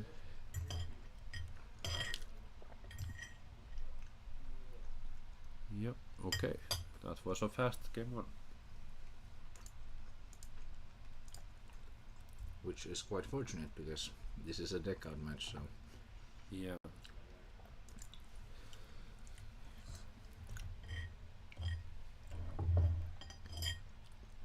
I'm very sorry for the noise. I'm trying to clean my plate here.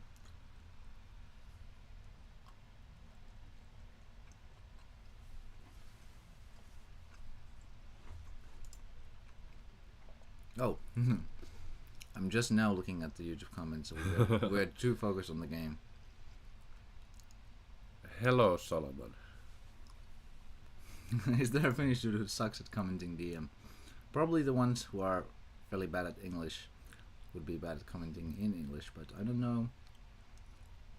Maybe Erno would have trouble commenting in DM because Solomon, are you jealous of my medal?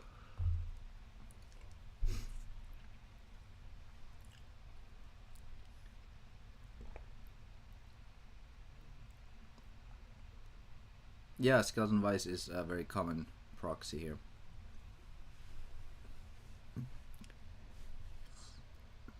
Yeah, much cheaper than Cranium Clamp these days. Yeah, Cranium Clamp is like what, $40 each or something like that. If it's in good condition, it's like 50 or 60 euros. Oof. So, Disgusting. yep. So, Skeleton Vice it is.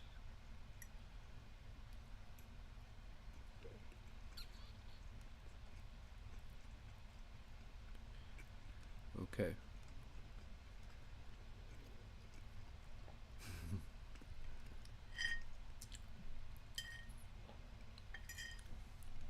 That means you're envious of envy. Haha. Maybe we can make the battlefield larger again. It's hard to see. That's Okay. true. Starting with a bronze arm turn 3, looking good for Otto. Yeah. They are now having the stream on V2, so should have options. Volcano Charger would be best. I think I might even see one. Is there? What is that? A Searing Wave, maybe? Yeah, There's- it is. Okay. Okay, we see the. Oh, it was a charger. I Yep. thought it was a Searing Wave. Yeah, I don't think there's Searing Wave in my deck. Was there not? I don't think. Huh. I don't think there is. I really thought I saw a Searing Wave multiple occasions. Okay. Maybe I was completely tripping balls. Maybe I really don't think. I don't remember now, but I don't think so. But I haven't played the deck like this event myself, so I don't fully remember. I think I'm just like mixing the two up because they have similar artwork or similar coloring. Yeah, there was I think 3 Blizzard and 1 Mecha. That was it, and then the burst shots. Okay, we see the clamp. Is Otto playing Dalcerna? I don't think so. Okay. So no risk in clamping. Yeah. How many clamps do you play? 3? Tough question. I shall check. Uh-huh.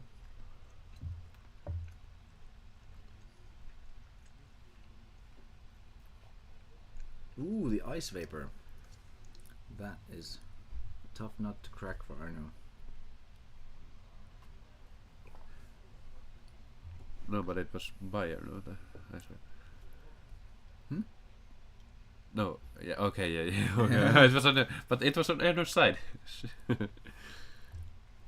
Just reading it. Yep. Okay. Poor Arno. Getting mana burned by the non-mana burn deck.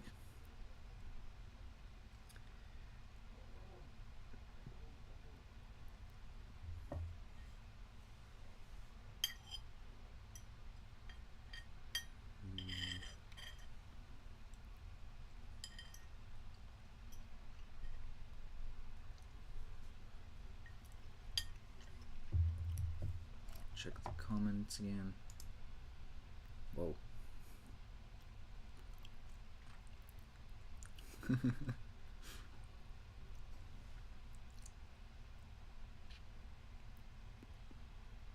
I'm trying to find the Ruby deck out of air now. Okay, here is no. Okay, there it is. Okay. There is 4 clamps. Oh, 4 clamps. Okay. No wonder he was Yeah, but there's no lost soul. double so it's, clamping. Yeah, so it's often. it's just the clamps, so no lost soul. Okay.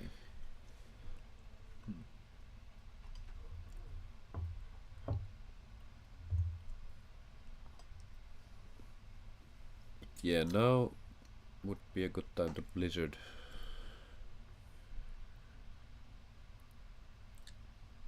I think he has some sort of fire removal in hand, but I can't tell what it is. I mean, any way to get rid of the vapor, but if you can get rid of the magus as well, then that's even better.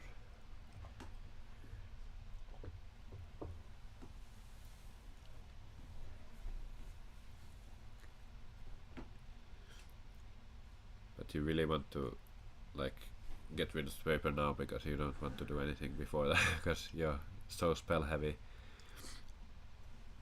You just want to get it over with now. I guess he could play like a thrash, but Yeah, if he gets trashed to volcano charge and then volcano charge, I guess that's fine. But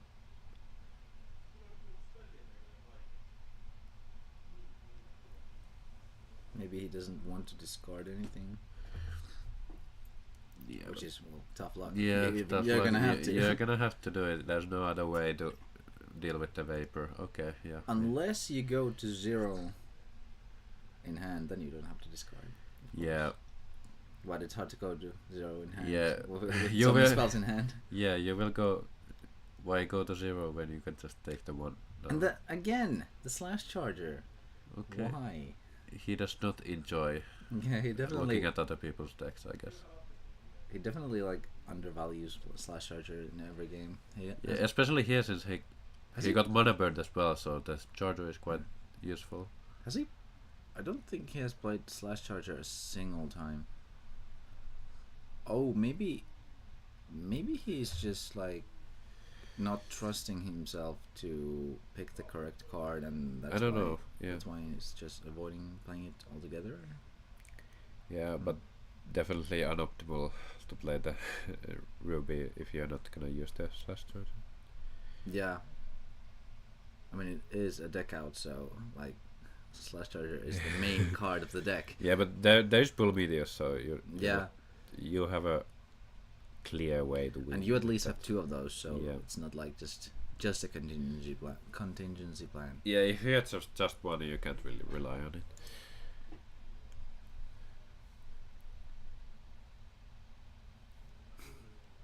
Love-hate relationship with Vapor.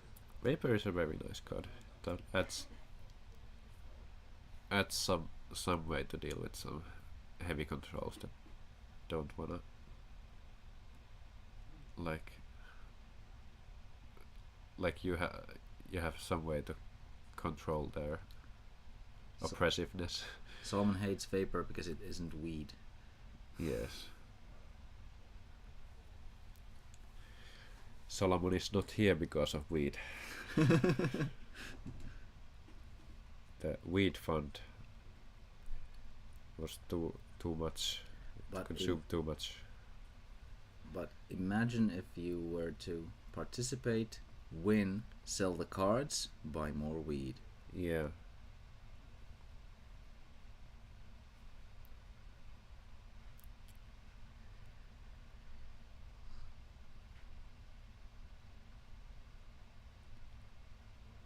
That was the master plan all along.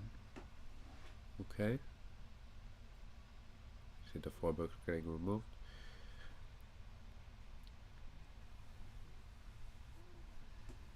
Let's take a look at the larger screen again. Ooh, the Bazagazeel. Okay, that's Threatening lethal next turn, but I don't think we're gonna get there just yet because there should Yeah. Like with the Ruby deck, you should always have answers to because the whole Yeah. deck is answers. Like you should have answers to stuff. yeah, especially with 5 cards in hand. Yeah. I'm sure there's a way. There is a blizzard in hand at least. That's not that great here, but There is. could be good Oh, later. I think that's a clamp in hand, so Yeah, that's Clamp is that's probably very the good. best one. Yeah, maybe if he can. And there he goes. Can he do something else too? Okay, no. Apparently not. High cost hand. Can Otto find something to play? Yes, he can.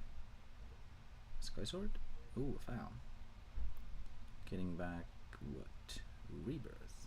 Okay. That is a good target.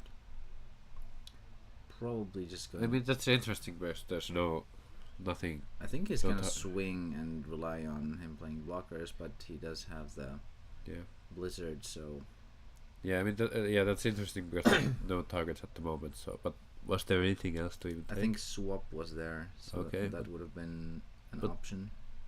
You don't really have anything good to swap either. I guess another foul.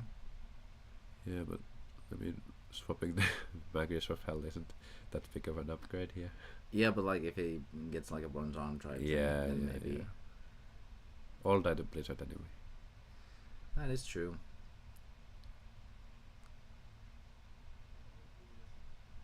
Rias would probably do a lot of work. Did in Erno get a Otto's pit? deck. I think so. Yeah, I think so too. Preparing for the dual fang, perhaps. Yeah, might be okay. I think now is the clear Blizzard turn. Clear and blizzard, not in the same weather forecast. Yeah.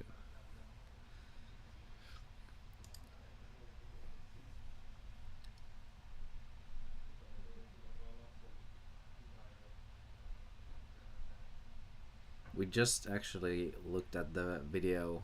I don't know if you made it, but it was the Tom Rogers video where you just descend from the heavens with an alien spaceship. The meme. Yeah, the memes. It was quite funny, especially the "Who parks like that" moment. Very much enjoyed that one.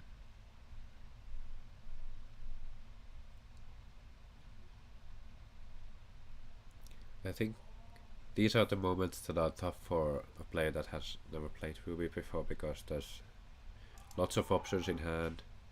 Here is a clear play, but like the longer the game goes, like there's usually a lot of options to play, and it might be might be hard to find the optimal line. Yeah, especially like predicting what the opposing player might have. Do we have the cryptic? That is baiting the pit.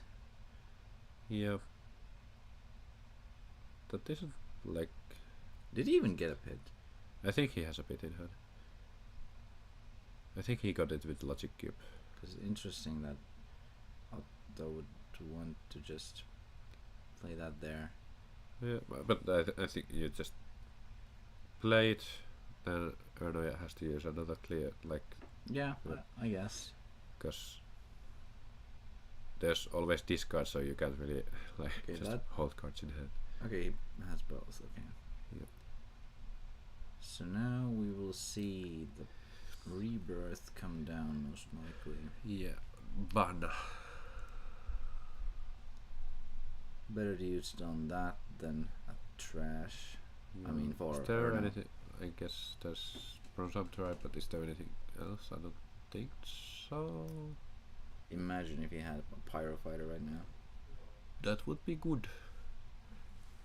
but not in the deck, unfortunately. Yeah, and it is the Bronze Tribe. Not really a card you want to be playing often against. A deck out basically mills you one. Oh, the slash goes away. Is Otto playing Bjorks?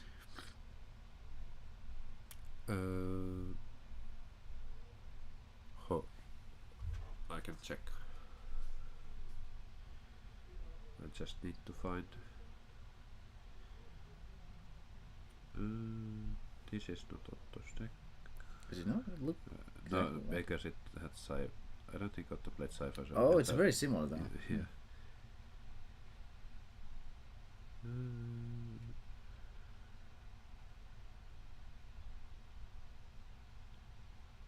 There it I is. think this is Otto's deck. So what were we looking for? He does buy Bilix, yes, 2. Yeah. Okay. 1. Oh, Juliana. One Was, Juliana. okay. And what a color. I guess Juliana would Lot have been of- an option. A lot of one-offs. Very common with playing Weavers to have Yep. all the options. Notably, no Scarlet. Yep. That's not needed.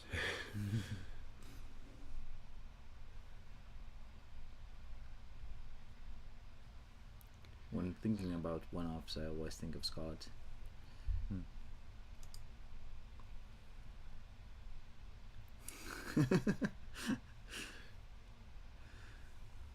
I'm flattered.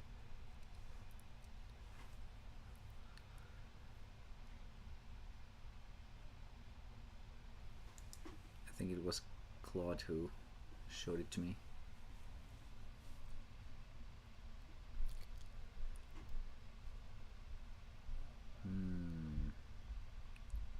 Arno running out of cards in hand.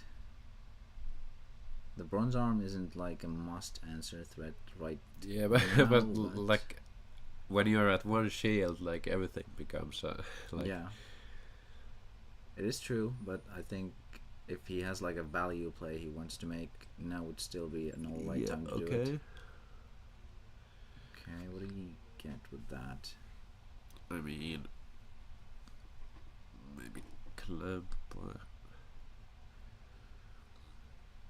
I don't There's know. a snare. Yeah, so, You could even snare your own file if you wanted to. yeah, but I don't think it's the option here because it could swing on the bronze arm, so you want it out. Yeah. You could do it later. Yeah, definitely not now. Yeah. Wouldn't that transmogrify hit mana? I don't remember. I think like he must have charged it because there's no Yeah. no bronze arm type or anything like that. So Takes the clamp and plays the clamp. yep. Okay. Okay. Oh, that was a That completely was useless discard. Yep. I guess it wasn't useless because it could have hit on the bronze arm. Yeah, but I mean, it could have blocked an attack on the bronze arm. yeah, you would rather hit something other than Oof. Juliana. Okay, and now the bronze arm beats. Ouch.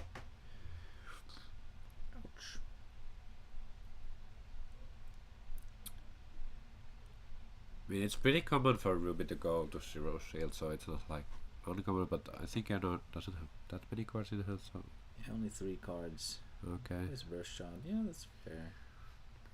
Okay, but Oh, okay. we have to play. Okay, that's good. Yeah. We now, have to- now he has at least a chance to stabilize. Yep. Otto just passes the turn. Probably has. Maybe sitting on a dual fang. Could be. Yeah.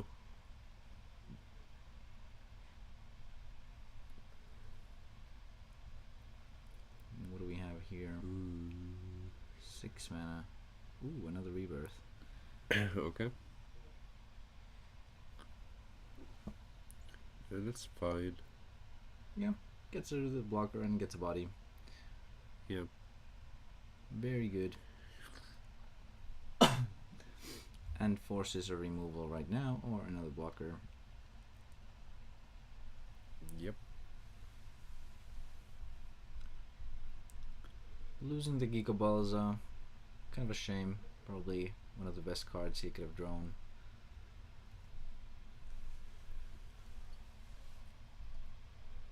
Whoa. Oh, okay. Siitä paska siili. Basagazil. Now he has another chance to stabilize without losing cards.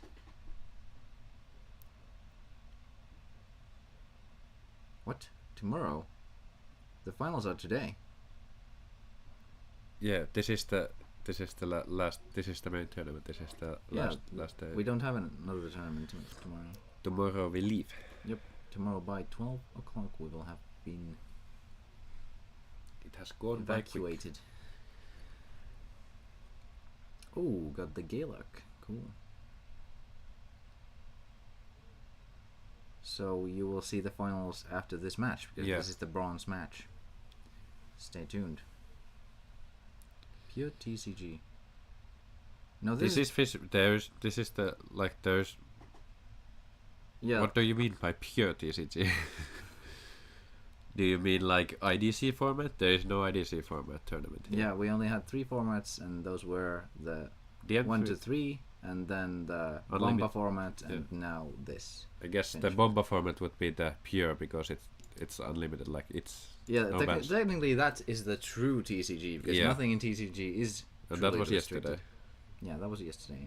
You may see the finals in our YouTube channel because that was completely streamed. Yeah, the DM3 tournament will be uploaded later because Yeah. we had trouble with the stream, but it was recorded anyway. Yeah, I wasn't casting all the time in the DM3 tournament because I was already also playing in the tournament with a deck that I just threw together because I did not expect to be playing. Okay. Another Mahna. Big boy.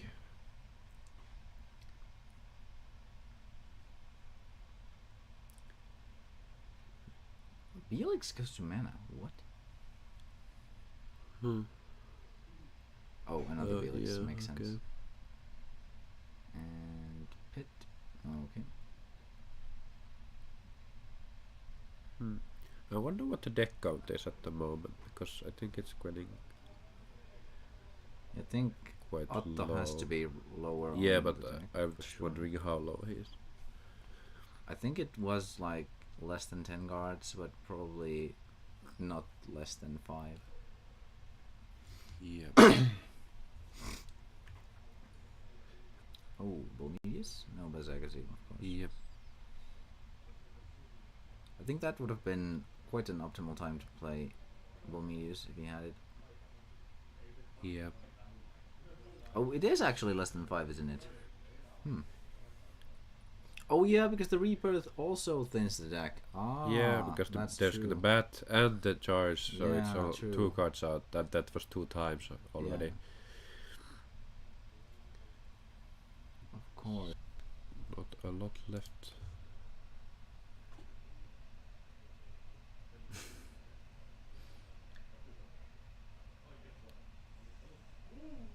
Yeah, today is the Finnish format. Oh, what is happening? Did did OBS crash? No. No? Okay. I mean, Okay, it was just what happened? what? YouTube is not getting enough video. That is Causing odd. buffering, okay.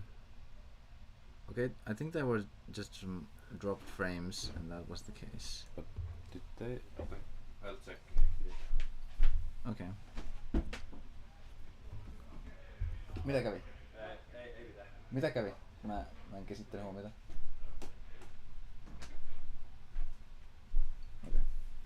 Yeah, okay. So no problem, I would assume, but no, or no, apparently won that one. I did. I kind of missed it because they're still shuffling.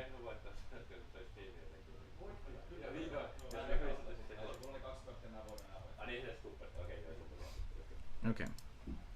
So auto scoop because he was unable so to we win. didn't miss anything. Okay. Good. The stream just lagged.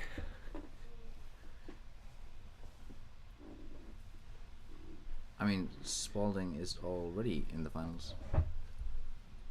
Tobias. Yeah.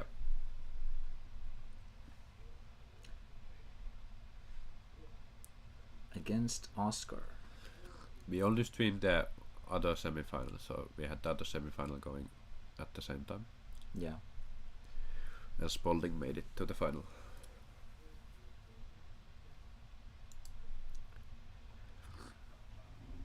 think we'll have a very exciting final in our hands this time. Oscar and Tobias are both very skilled players with lots and lots of experience. I think Oscar should be favored, but it was quite close against Erno's Ruby already, so that makes me question that a bit. Yeah. But we shall see.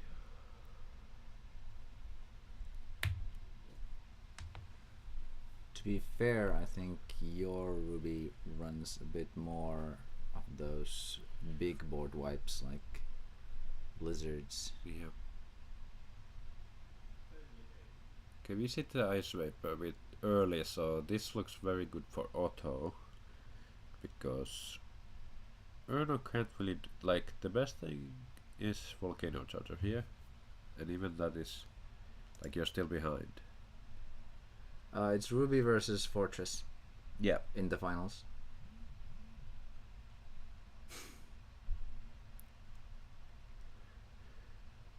Always high.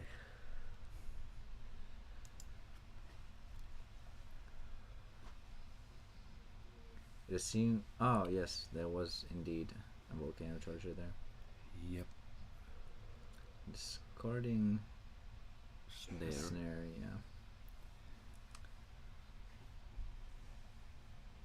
Yeah, Otto is quite happy at this. yeah. Volcano Charging the Mesabana. That would be Yep. quite good. Quite a good card. Just ramping. Maybe think- for Basa? I don't think there would be like any deck that wouldn't play Volcano Charger if it destroyed 5k. Yeah. Maybe F and Rush wouldn't play it, but otherwise almost everything.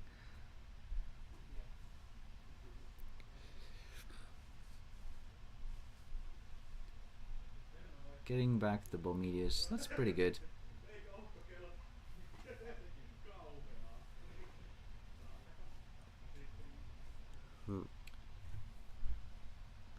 Does Otto have a Bomedius answer? Ooh, he has. The Yagalzor.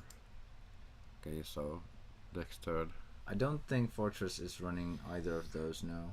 No, it's pretty streamlined. Just the good stuff. The Yeah, I think important Oscar stuff.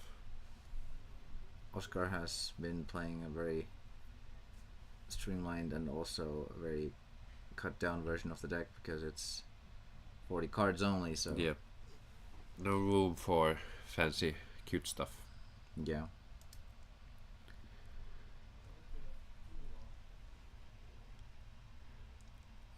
We do see the Bolmidius from Erno.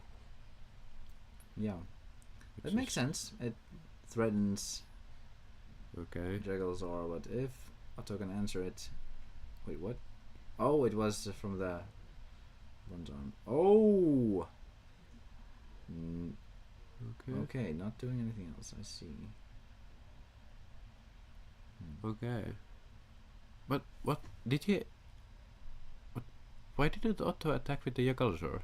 The Mesabahna would have had to attack, and he could have destroyed Yeah. the Bolmitius. Okay, that was a misplay. That was odd. Yeah, that was a misplay. Okay. Rare misplay for Otto. He is mortal. After all. Yes. Well, I mean, it's technically not a huge misplay because at most he just loses a couple of shields here.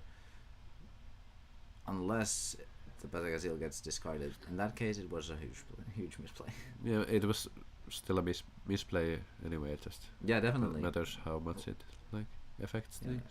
Okay, it wasn't that big of a deal this time, but it was still a big deal. Yeah, because no, I lost 2 shields. For no reason, yes. Yeah.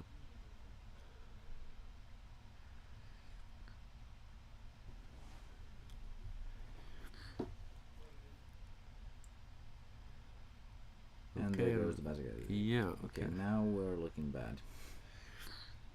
Now another Bolmitius, and Eno is looking good. Otto kind of needs the dual fang right now. Yeah, because Oh, there it is. yeah, let's go. Is there an answer? There is. Okay, there's a bit. Okay. I guess we need some. More recursion. Yep. So, trash.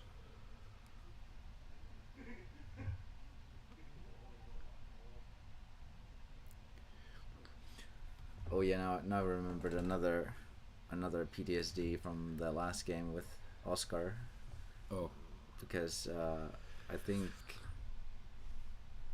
Oscar chose Corpse Charger and Pit, and then Erno discarded the corpse charger. Corpse Okay, Charger. Yeah, that was quite bad because he had Thrash in hand as well at that point.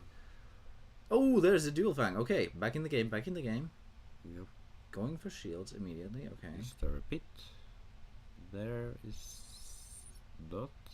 Okay. I think like 2 pits have gone so far, so if Erno cannot find one, Otto is sitting pretty, but he does have a way to get it back with Yeah, there's Thrash. Trash.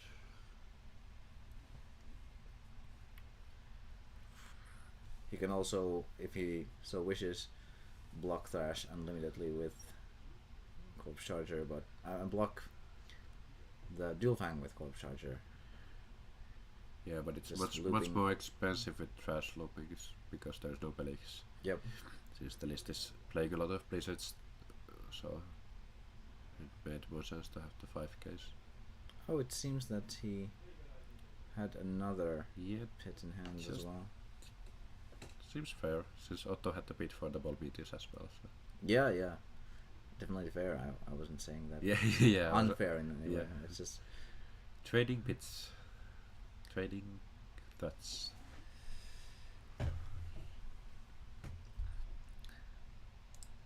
Seems we are in it for the long haul again, because the pressure from Erno has he needs to find it. I think he has a thresh, so he could yeah. now he really needs. Okay, now he made Okay. the right choice in taking the corpse. Yeah, and okay, he can take back the ball meteors. Don't take back Mesabahna.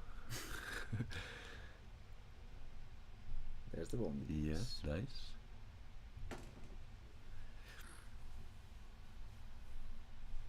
But Otto does have multiple answers to Bomedius, Yeah. such as that. What did he take? I didn't see it. Oh, Lost Soul. Okay, yeah. Well, that was an answer. That hurts.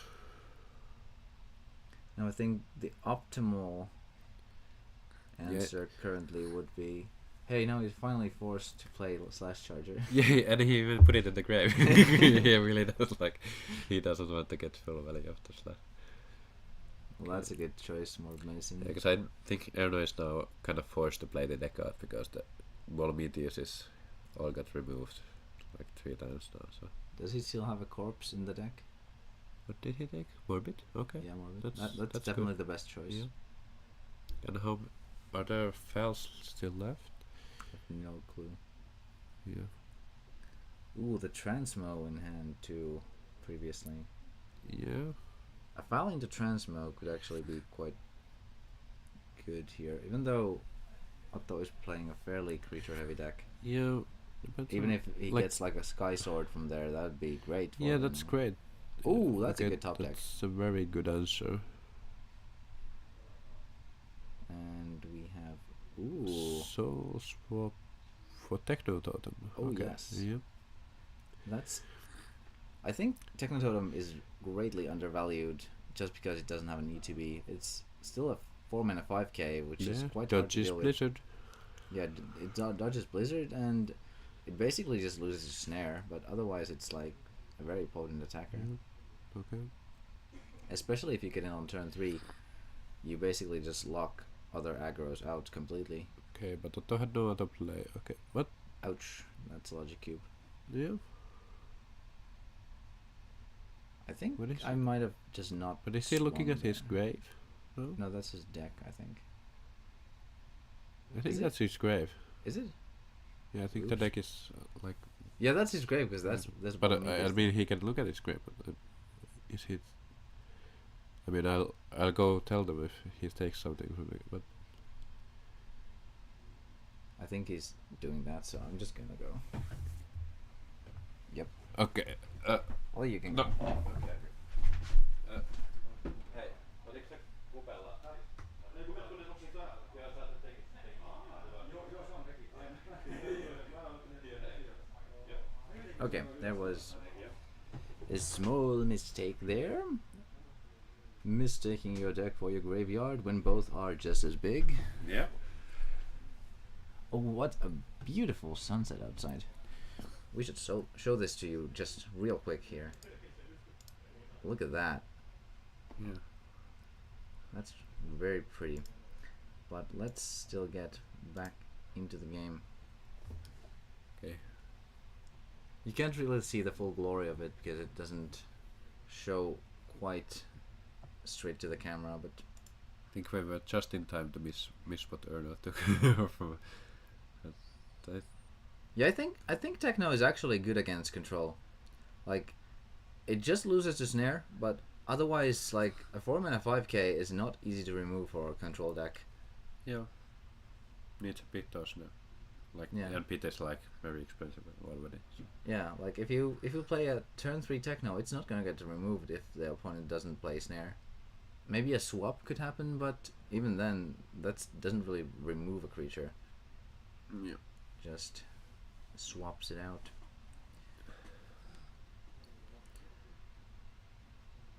It's quite underplayed. I think people just hate it because it doesn't have an ETB, enter the battlefield trigger. I'm not sure if you're familiar. I've tried it in the like light nature darkness control list I've played. Yeah, but I've also played it in a very similar deck. It's quite Yeah. good in there, I think. I think like it's like on the like it's edge case, like one of the edge case creatures like that I've just wanted to put other stuff in there instead of it, but it's definitely an option. Like I think very fair. in one tournament we had some light water nature decks, which had poisonous mushroom into Technototem and then later into Bloom. Those were quite potent decks. They were both in the finals that time. Again, we see the Bahna, which is also very underplayed. Yeah, I don't think I've ever seen a Mesabana like in a tournament top deck, like top 4. Yeah, I find it quite surprising because it's like it fits very well in the Ruby shell, in my opinion. Because if you're playing a lot of Blizzards, like you don't really want to play Belixes that Yeah. just die to it, and it's like there's really no creatures that go over it, like the mana cost. The only thing that is quite rough is playing it in a Corile meta, because yeah, Corile shits on that card. yeah, but how many Coral have we seen this tournament, for Yeah, example? yeah. This is not the Corile meta, Yeah, but we could certainly see it. I think we still have Corile restricted too, right? no, I don't think so. No, was it not? Or I'll check. I think it was restricted. You might be right, because people really hate that card. Yeah, I remember it being.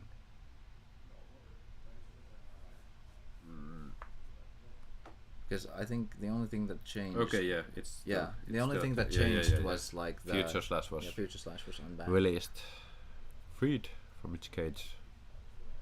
Even though it still didn't change anything, because Yeah. Spalding is the only one playing it here, and he's still playing it only at 2, which was allowed before. So Yep.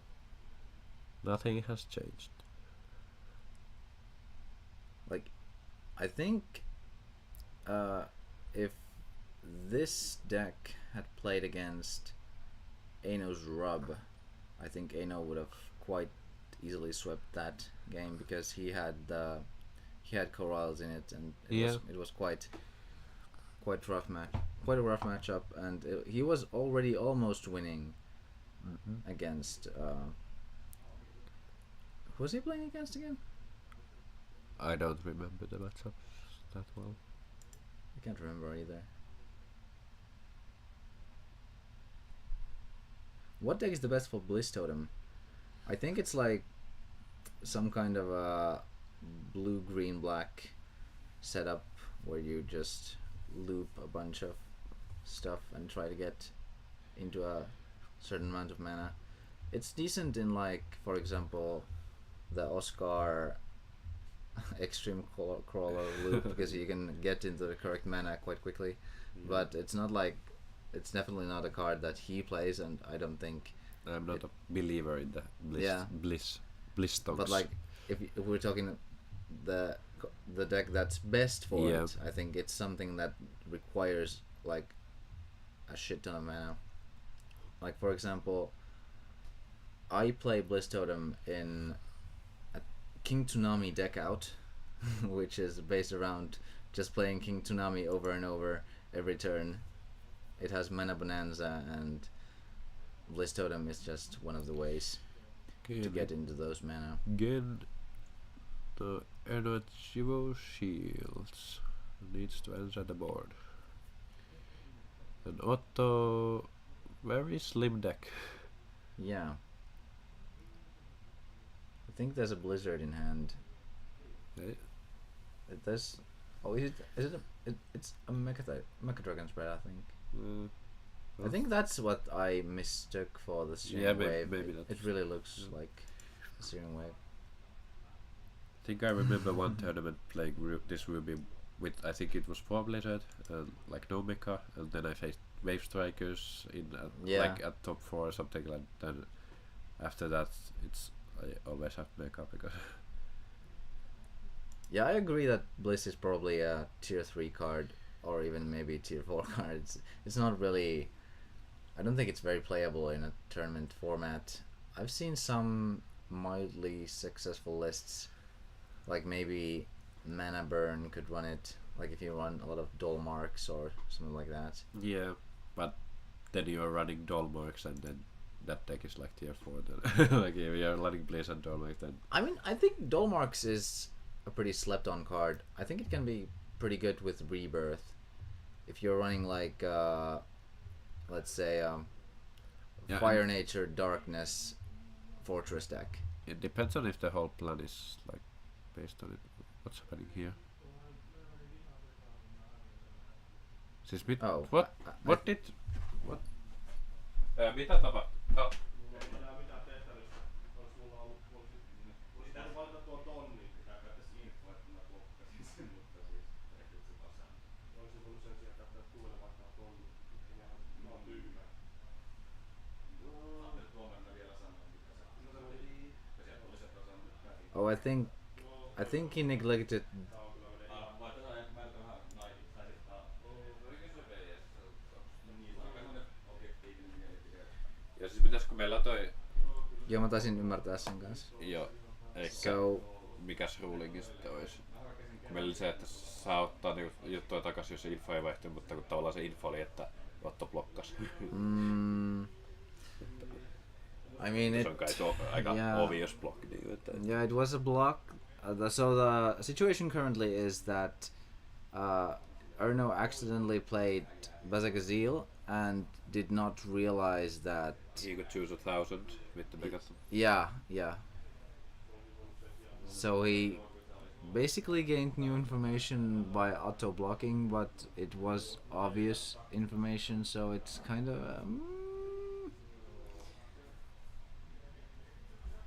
I think in this situation,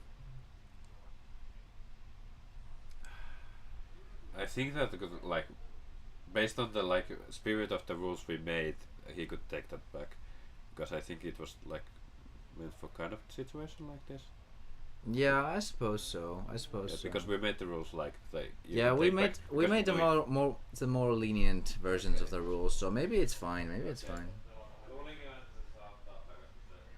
Viesti oli se, että pitää saattaa se.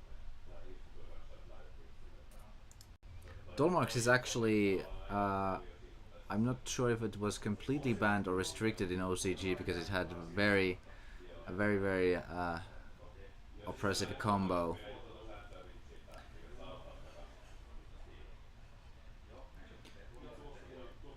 But I think Dolmarks is a slept on card because you can get it from Rebirth, and then it's quite good.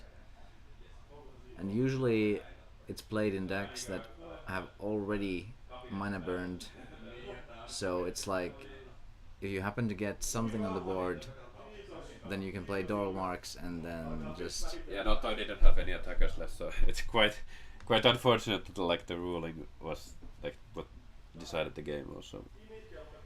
It is what it is. Alright, so Erno takes the game 3 and advances to the finals. It was a bit of a misplay at the end, but we allowed him to take it back because we had allowed, like, with when there was no new information, and I don't think that was new information. Yeah. Kiitos pakasta. Se hoiti hommansa. Yeah. On to the finals. Oh. It's time for the finals between Oscar and Tobias. I think I'll just could you tell Oscar to be on the wall side? Yeah, this side. Yeah. Okay. Yeah, I can do that. I will go watch the stream. I will go enjoy it. So I will leave Yeah. the cast for now. But goodbye, Sure. Solomon.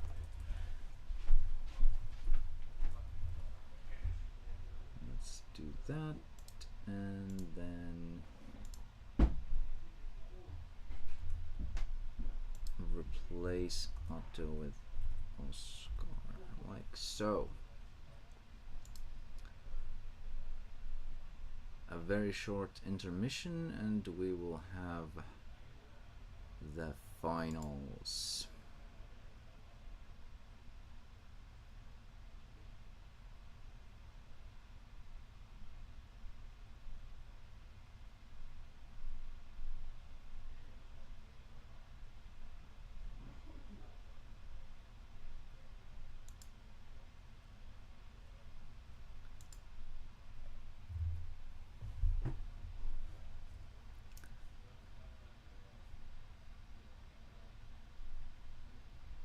Whew.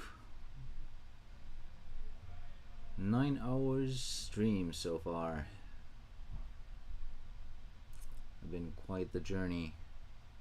Now for the exciting finale. Finale. Yes, finale, not finale. It's either final or finale.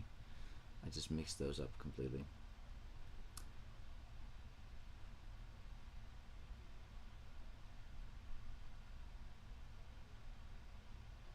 It's terribly quiet, so I'm going to go check on the players if they are ready to start the finals. Be right back. I'll just leave the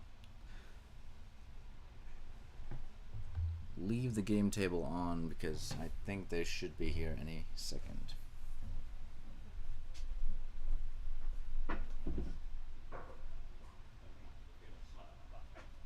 I need my cards to play with.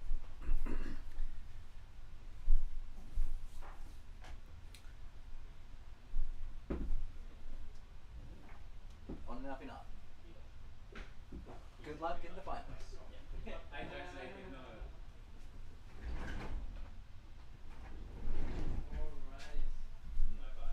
And here we have the players. Tobias on the left and Oscar on the right. Tobias rocking that classy metallic deck box.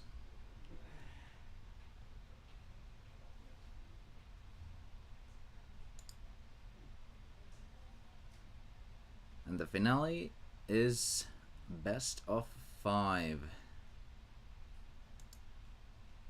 On the DM3 tournament, Jonas had a very terrible revelation that it was indeed best of 5 after winning 2-0 and thinking it was over. Oscar is saying hi to you.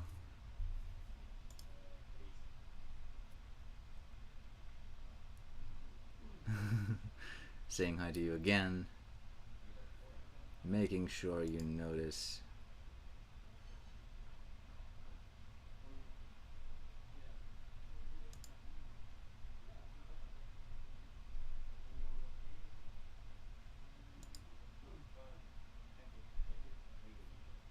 Alright.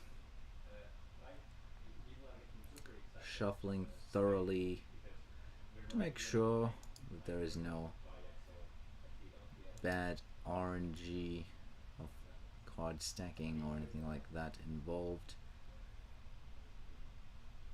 Always a good practice.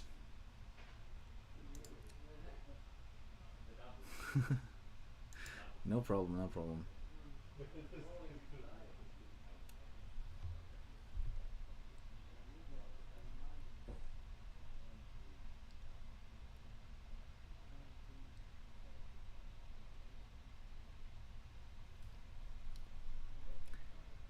This will likely be quite the long matchup because it is Ruby deck out versus Fortress.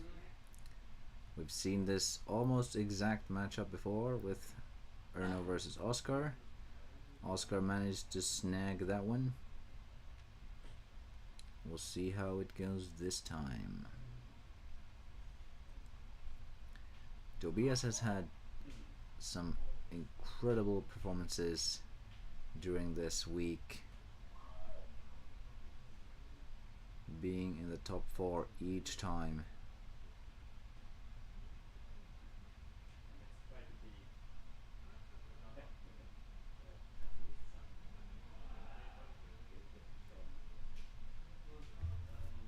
In fact, he was in the top 2 each time thus far, and now he is also in the finals. What's your favorite color? Mine is green, followed by purple.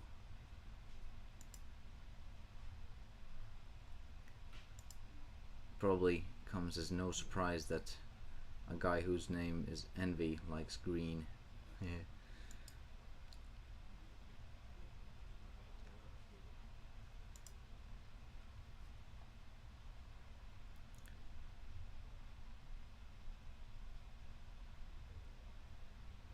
Your favorite color is water. Should I take that as blue? That's like the most high answer I've ever seen.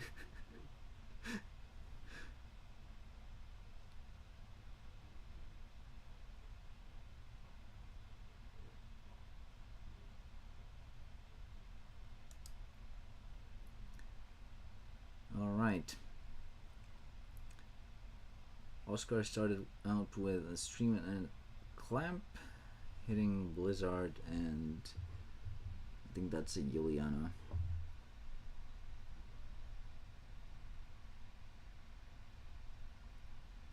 Continuing with a Atari bat, or not.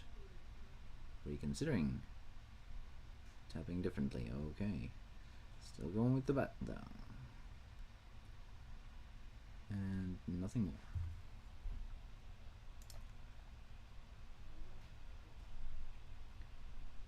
Yeah, Oscar has a decent looking start here. If he can just find that fortress fast and swap it out, I think he'll be in tip-top shape to win this match. Oh, the lost soul! That hurts massively. Oscar still having 4 cards in hand. This is looking very bad for Tobias.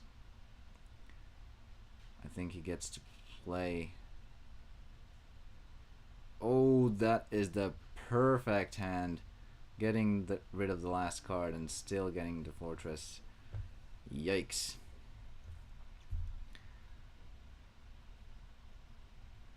Does Tobias have a chance in this match anymore?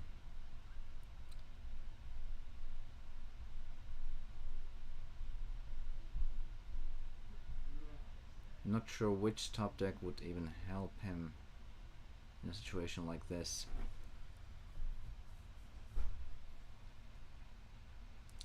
Of course, it depends if Oscar can keep it up or not.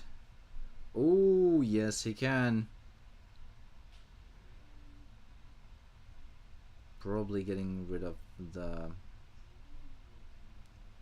black mana, so darkness mana, I would assume. Preventing the clamp and preventing the pit later. I suppose there is also a chance to remove the water mana here, so he can't stream. Both are good options. I would not fault him for choosing either of them. I think the only outlier would be to choose the fire mana, which I would find quite odd. Yep, choosing the... Oh, okay. Interesting. Wanting to give Val value, I suppose. Ooh, the stream. Excellent cards in hand for Oscar in this matchup. The bat, very good.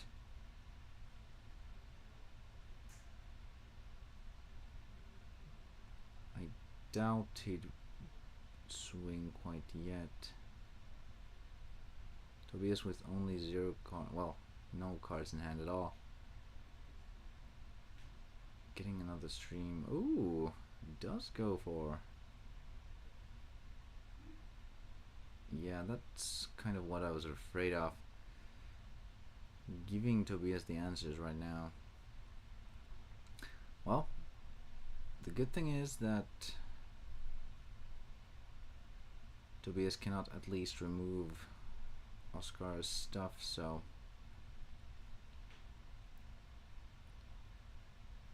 he is left with only the clamp as an option.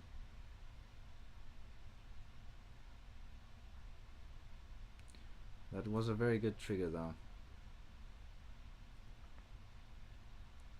I think in Oscar's position I would have still held it for a while.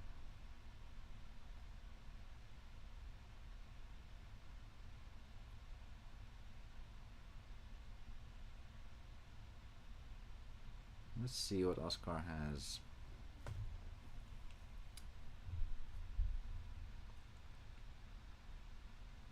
And is he going to swing? Okay. Goes for the shields. Tobias got quite good cards from those.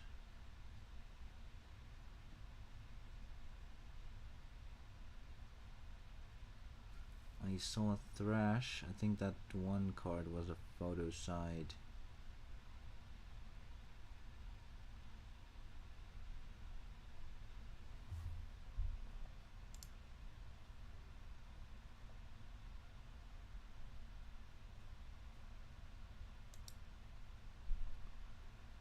I don't think it's quite over just yet. Oh, playing the photo side, that is a bit risky. Oh yes, there is the top deck plague. That hurts a lot. Definitely bouncing the clamp and the pit, yes. Clamp does nothing and does not have mana for the pit.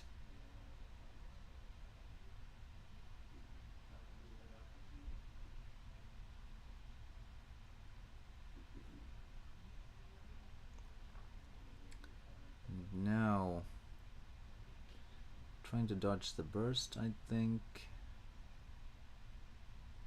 Ooh, trigger. Oh, Logic Cube, okay. What is he getting with the Logic Cube? That would help.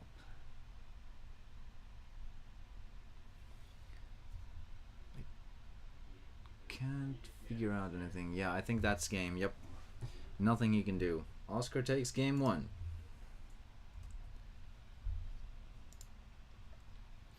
The Logic Cube from the shields almost saved him, but not quite. Off to game 2.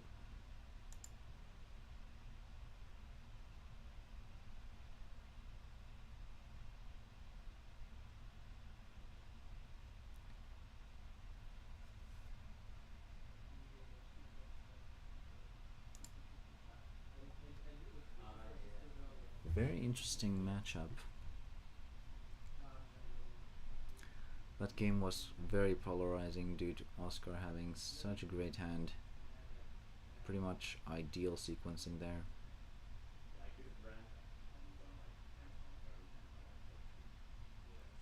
Especially the Gigaballs swapped right into a fortress was beautiful.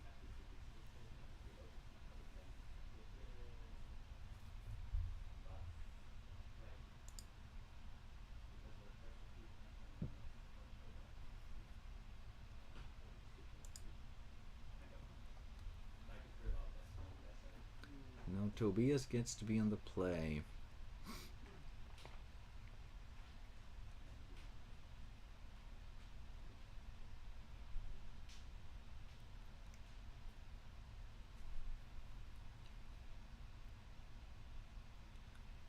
Skydiver goes to mana.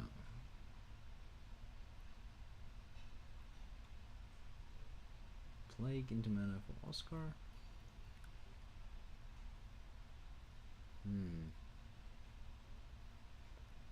Followed by a Sky Sword into mana.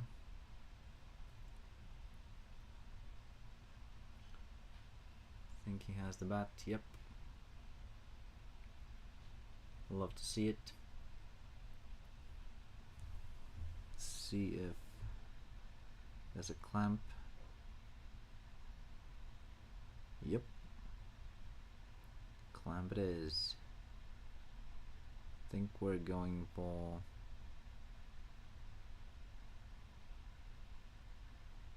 one Sky Sword and probably the Plague, I think.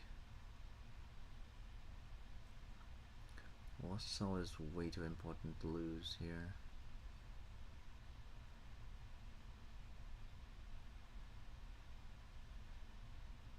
Yep. That is indeed his choice. And now we will see if he top deck mana that can be put there.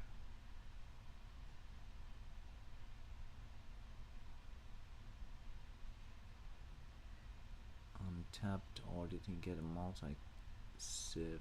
Because that would be quite problematic.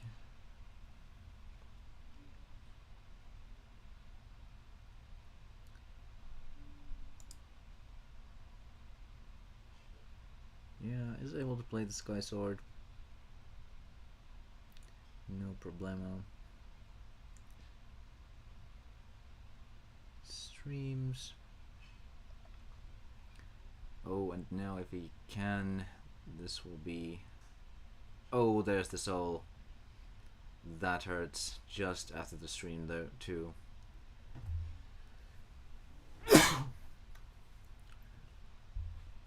Excuse me.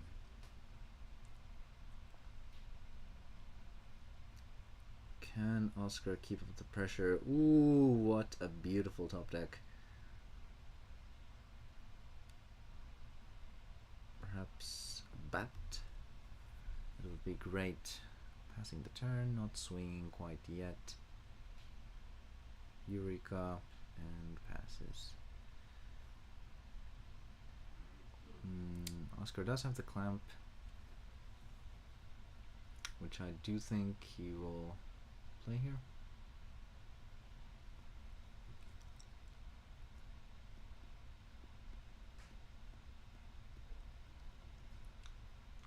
Yep. Ooh, the burst shot too. That was a great clamp.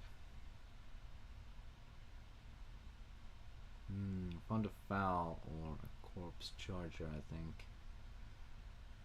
What can he get with those? It's a logic cube. Oh, I see. Interesting. Maybe considering grabbing a corpse then? That would make sense. Ooh, grabs a slash. That does also make sense. It doesn't affect the board, but he doesn't have fire mana, so affecting the board this turn is quite tough.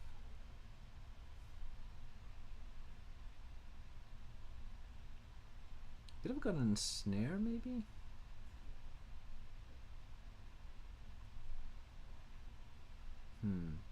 Interesting. I think a snare would have been a little bit better there.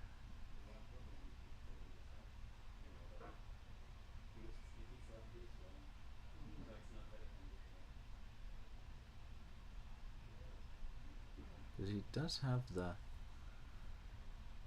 water and light mana, so snare could have been quite good preventing an attacker, but I suppose if he wants to play for the long game,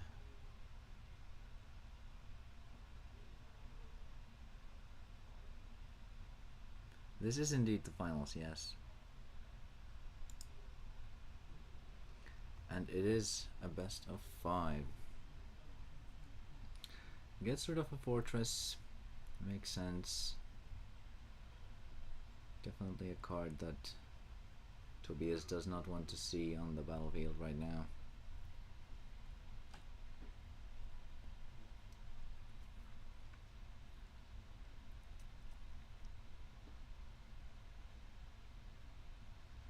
What does Oscar get? Oh, I see a swap. So Fortress will definitely hit play this turn. Yep, there we go. First we go for the swap.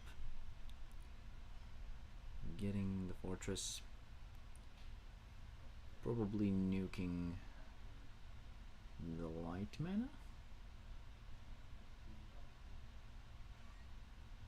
Yep.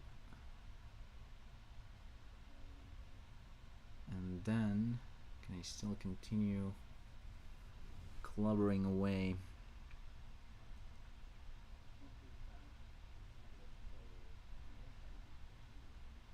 With the remaining mana. Place the foul. Oh, getting back the swap. Probably. That's brutal. Yep. Don't think you swing quite yet. I think you wait one more turn.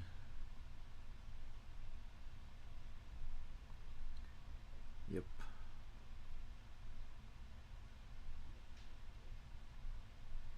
No red mana to play that Volcano Charger. And now that red mana will also vanish. Probably getting rid of both light and Volcano Charger. So Helion and Volcano Charger are pretty safe choices. Oh, interesting. I was quite convinced that getting rid of the Volcano Charger would have been better, because now there is a chance of a wipe, but it doesn't seem like Tobias has one.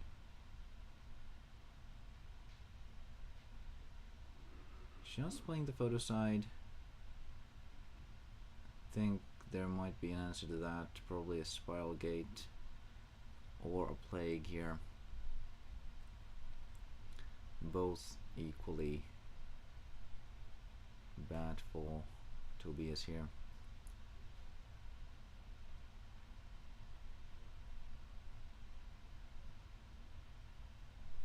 Yikes, I think that is game. There's nothing that can answer that board. Oscar takes game 2. Wow. Very, very good. Extremely efficient playing.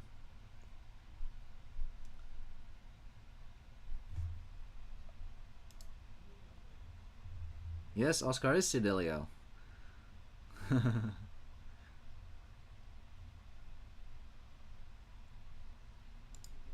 Has a lot of experience in both CEDH in Magic and in Duel Masters. lots of wins under his belt in tournaments of both kinds.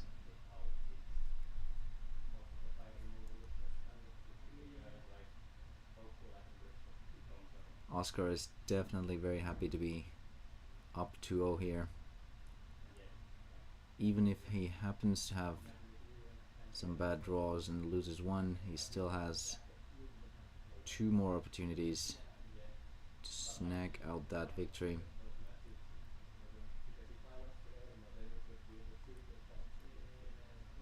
Can Tobias still make a comeback much like he did with Jonas?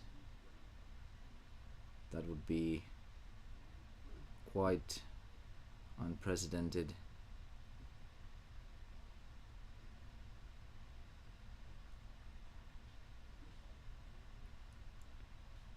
Will Oscar go completely undefeated?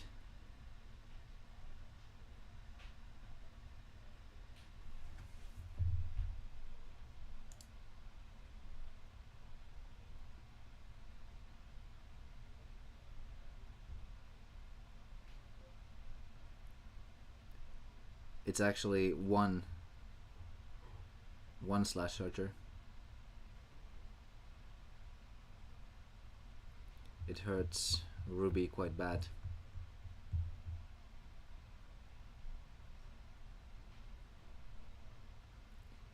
Yeah. Currently, he has only lost. He hasn't lost a single match, like a complete match. He has lost single games in some, I think 1 or 2 matchups, but has won every single one of his BO3s. But yeah, Slash Charger being restricted to 1 is definitely something that hurts deckouts a lot. Hence why a deckout was able to win the Bomba tournament, but is now struggling against Fortress.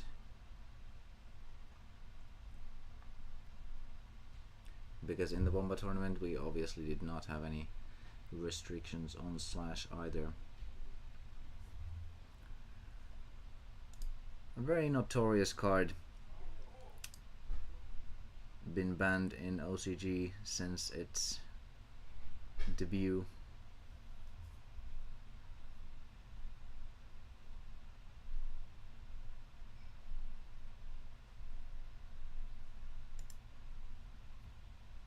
As is Future Slash and Hell Slash. Oscar definitely has a decent enough start here. Not the ideal start perhaps, but still good. Getting Future Slashed, but his board is unaffected so far.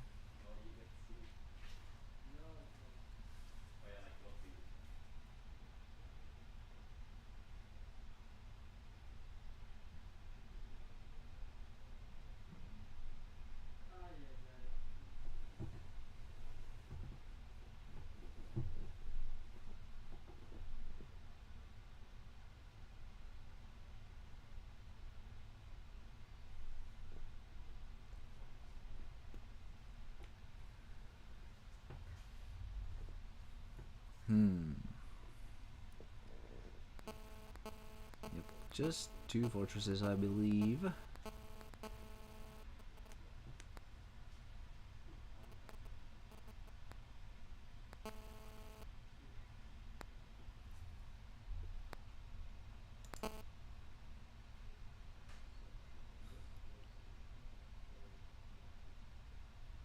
Yeah, Slash is definitely OP. It's just the...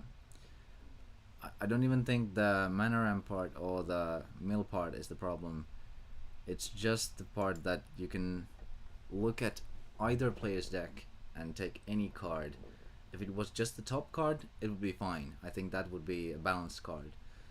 But because it's any card, yikes. Especially in the 40 card format, it hurts a lot because there are not that many deck slots to use, and if you have a tech card, slash immediately just burns through it. Has been seen before against the likes of Paladin and such. Ooh, we see the Plague.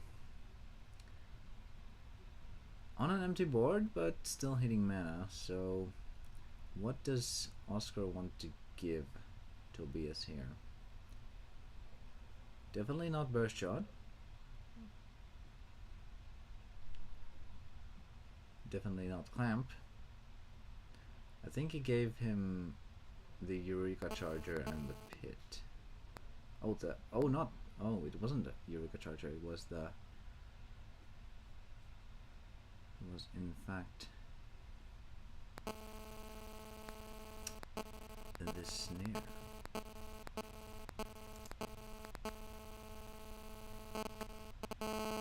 And the funny part about that being balanced is that it would still see a lot of play, and it would still be a very potent card in deck, for example.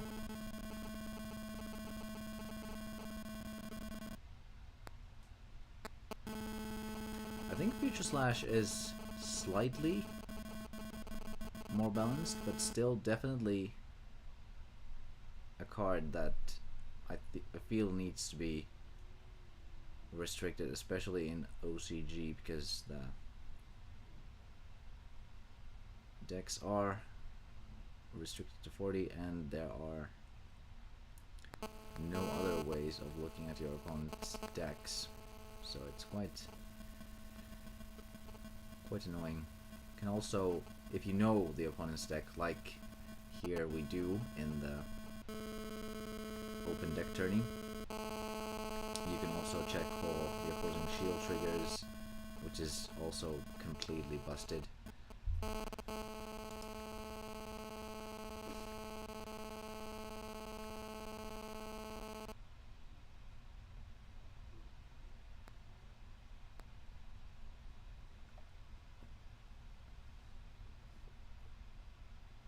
You hear what? Phone noises. Oh, I suppose it was too close to the mic. Sorry. Removed it. No one was actually calling me. I don't think. Yeah, I wasn't getting any messages. Interesting. Is it still? Do you still hear it? Okay, good. Excellent. Sorry. I didn't know it picked up interference there.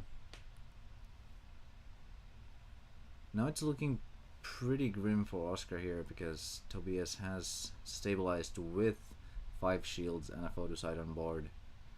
But Oscar does still have a lot of cards in hand, so it's definitely not over yet. We've seen him take a person to near 0 mana in the matter of a couple of turns, so that is still definitely possible.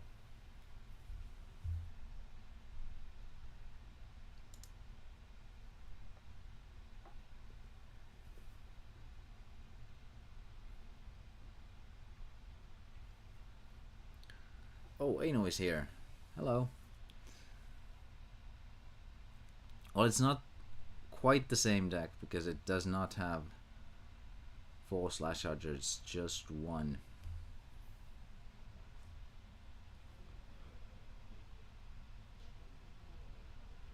So it is getting a little bit restricted, but Belix is a powerful tool to slash constantly, so it's not a big deal.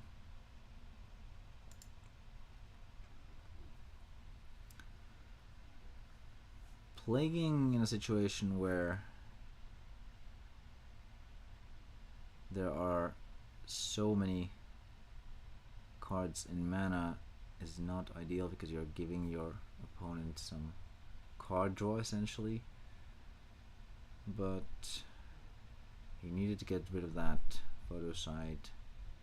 It does buy him a turn for sure.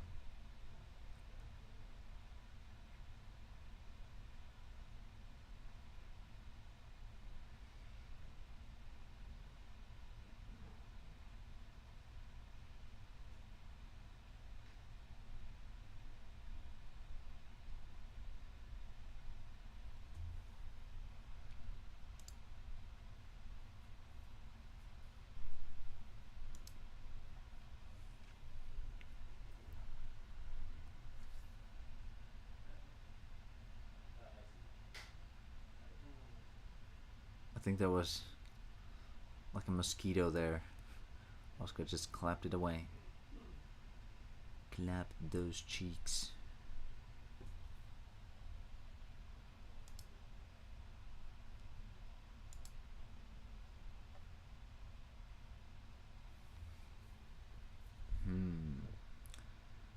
Oscar does have the fortress here, which is very good. Could get rid of the darkness mana or the multi-sibs. Okay. I think I would have preferred the darkness mana myself. So now I can pit.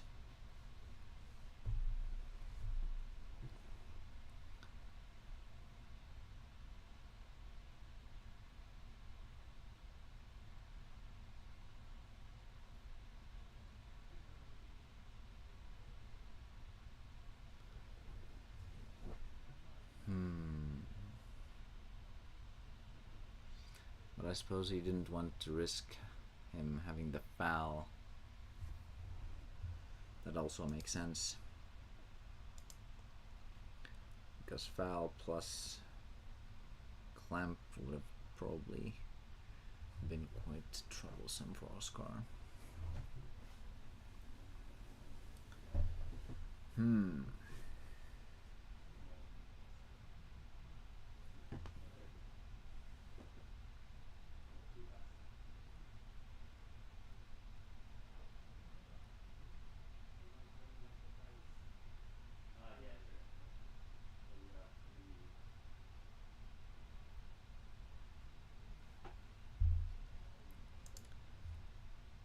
We have been streaming for over 9.5 hours. We'll probably meet the 10-hour mark soon. These are not short games at all.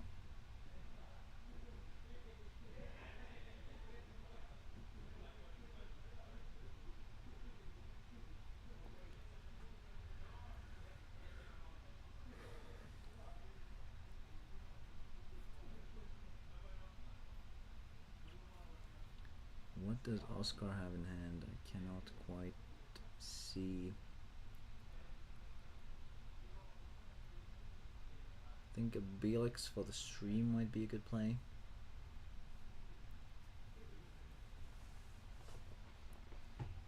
If he has it, that is.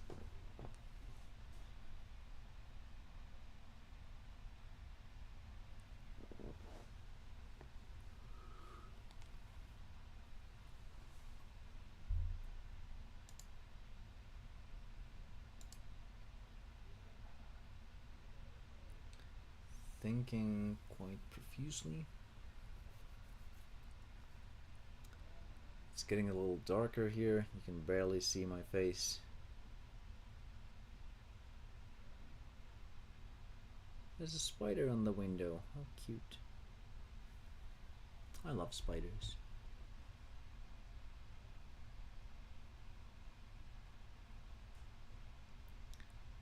Hitting the plague, okay. I would imagine Juliana gets... Oh, okay, interesting. Hitting Belix for the stream. Yep, that seems pretty good.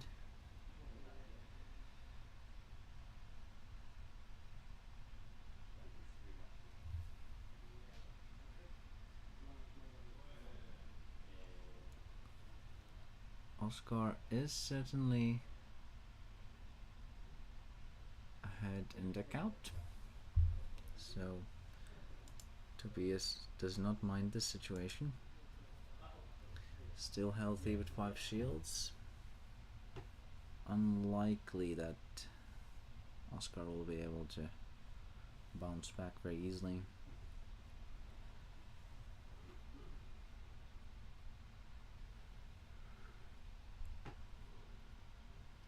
Unlikely, but not impossible.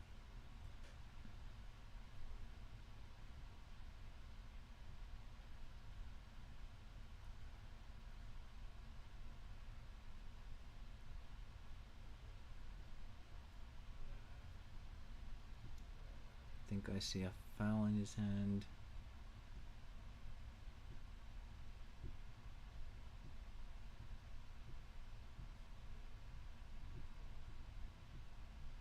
think we'll see the swap here.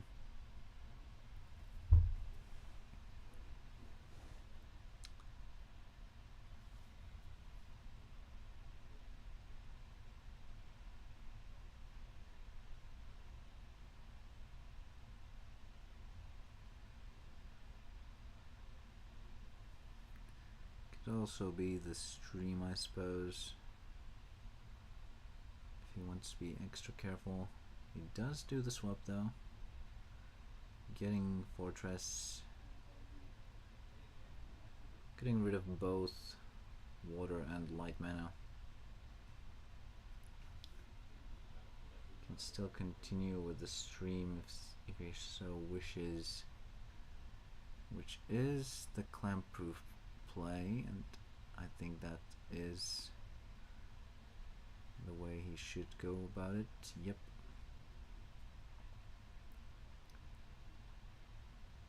Playing to his outs as usual.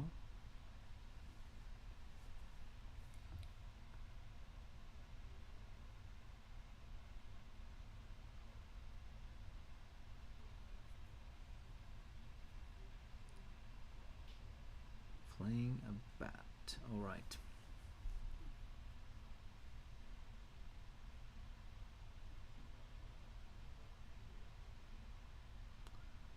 The Zagazeel hits mana, or does it?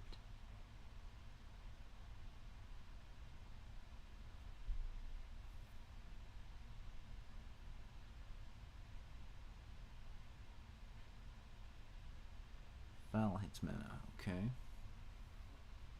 Just passing turn.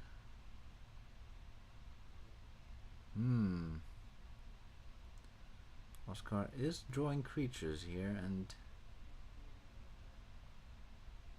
Tobias is holding a Future Slash. I think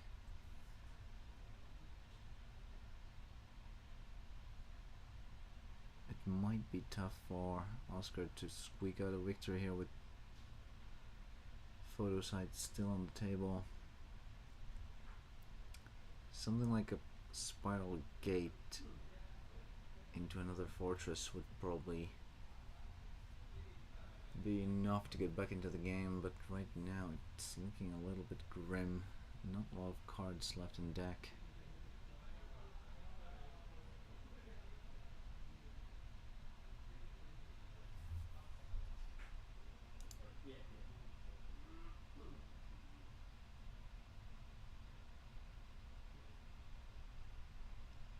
Whoa. Interesting. Those sound like big spiders. Where do you live in? Florida?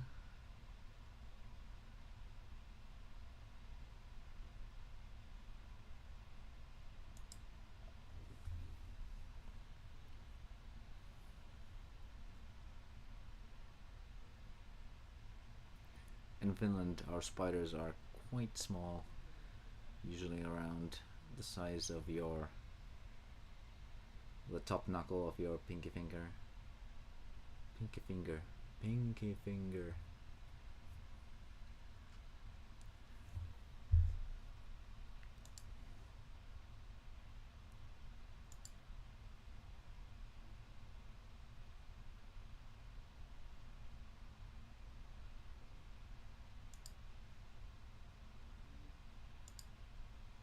Three oh. I think it would be quite interesting if Oscar managed to pull this off still. He would need quite the optimal hand here to be able to stabilize against that. Well, not stabilize, but to be able to push through against that photo side. Oh, he does have the swap. Maybe. Oh. Getting a plague. Oh, yes. Okay. That works. Probably getting rid of the foul and the burst shot. Yep. Going for a shield. Good sequencing. Ouch, the pit. Tobias probably very happy about that one. That does put a wrench into Oscar's plans. Now it's very unlikely he'll be able to win the game in time before losing to deck out.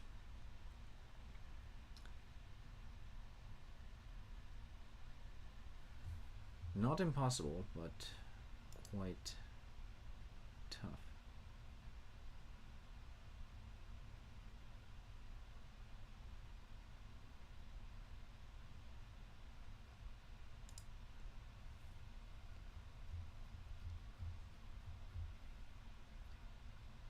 Not being able to stream anymore, too few cards in deck. Does he have another creature? He definitely needs one. He does, okay.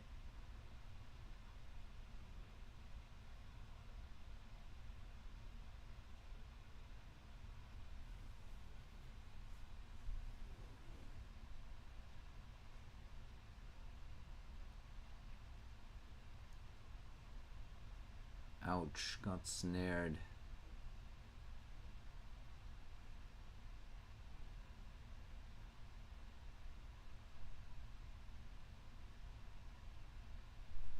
I think you might have wanted to immediately Plague there. If you had the mana to do it. Maybe he didn't. I guess he didn't. Ooh, playing the tribe. And plaguing, okay. Fell Egan, probably the Eureka Charger.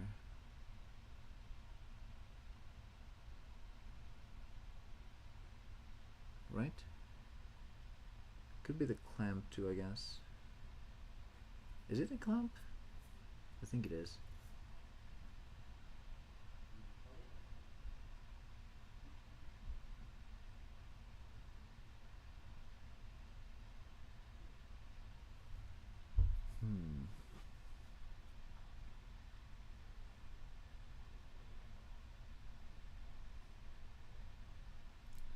Toby is thinking of what he wants to do with this mana.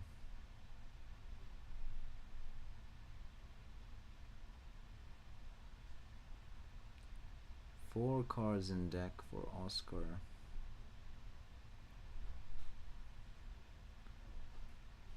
Does he have more triggers? No, he does not. Oh, he does. It's a logic cube.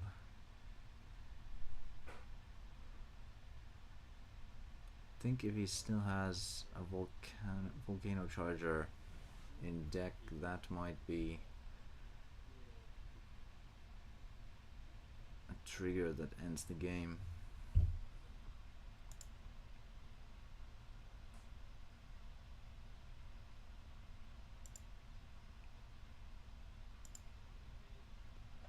Yes, Tom Rogers is getting married. That's the sign.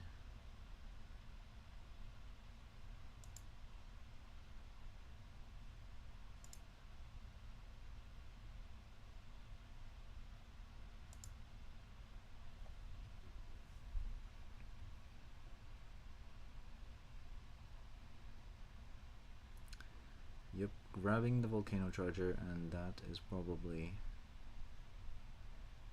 game, unless Oscar's additional card in hand is extremely good.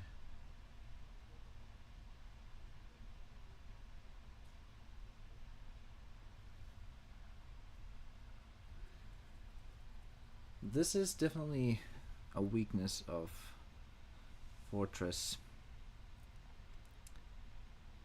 There are not that many attacking creatures, and unfortunately Birdshot and a Pit will shut down most of the aggression.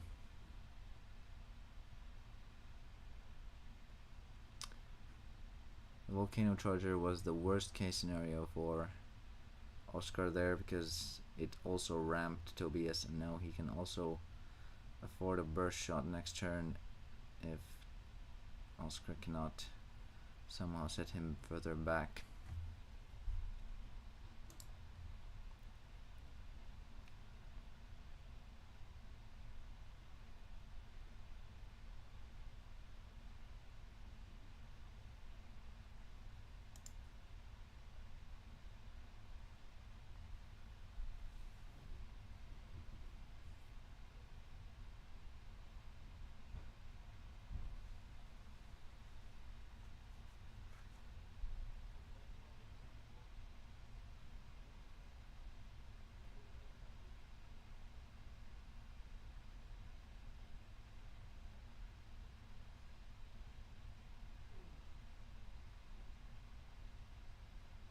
I think they're talking about something.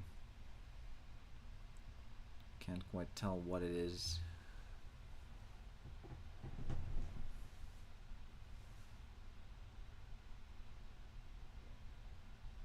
Going for a shield. No trigger.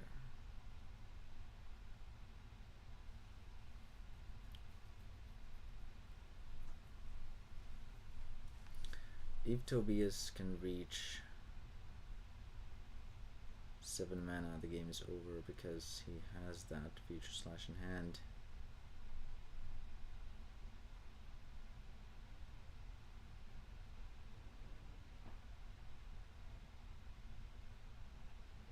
Does he have a pit or a snare? A blizzard. Okay, that works. I believe that is game over.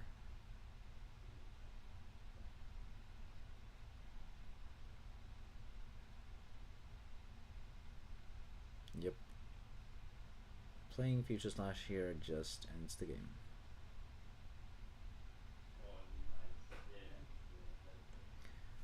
There we go. Tobias takes game 3.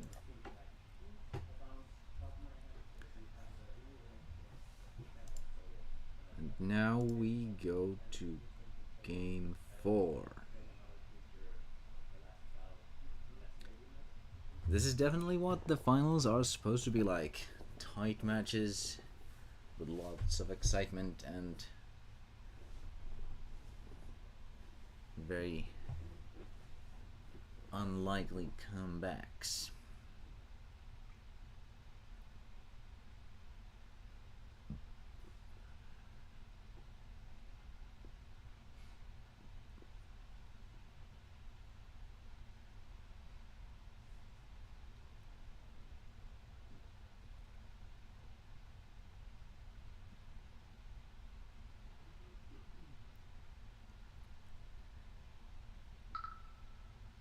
The pit and the logic cube and shields really sealed his fate. Otherwise, I think he would have got it in the bag.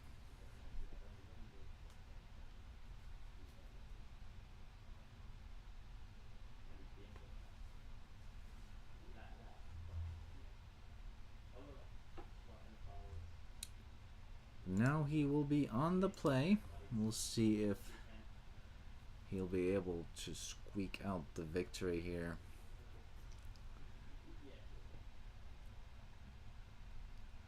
He's definitely hoping for that bronze arm start.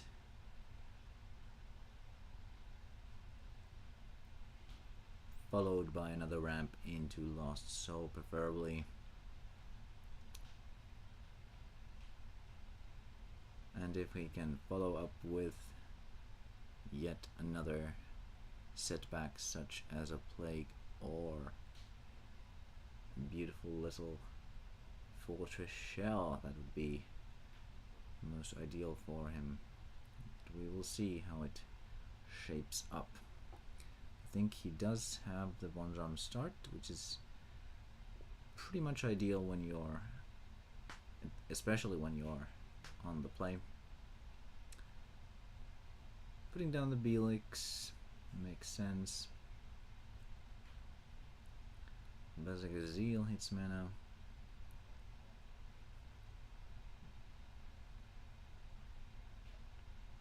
Here we have the bronze arm.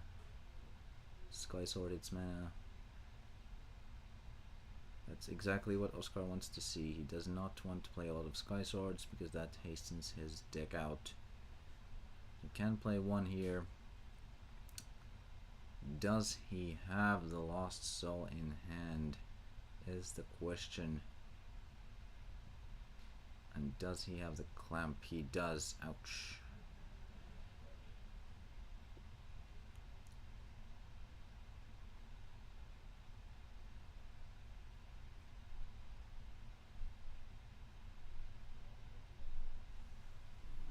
Clamp definitely hurts there, starting the stream especially. It could have been maybe an option to stream first and then Sky Sword. But that is... those are bygones by now.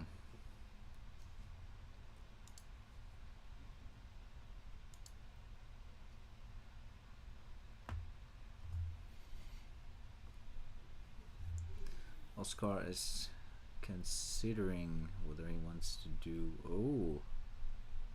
Going for shields this early. That is horrible for him. Losing his entire field.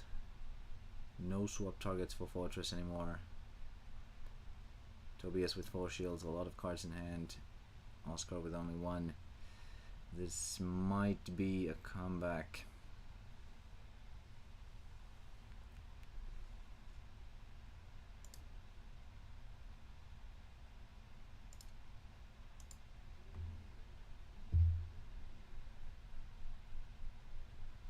We have hit the 10-hour mark on the stream.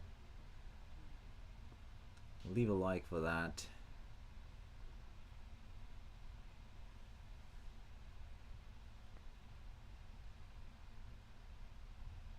This might be a good chance to mention our sponsor Trackon. Thank you very much for giving us a generous donation to provide some assets for this event. This would not have been possible in this scale without their help. And again, we will be attending Trackon. Oh, the Lost Soul from Oscar! Back in the game yet again. Logic Cube. Searching for a stream perhaps? Or a Slash Charger.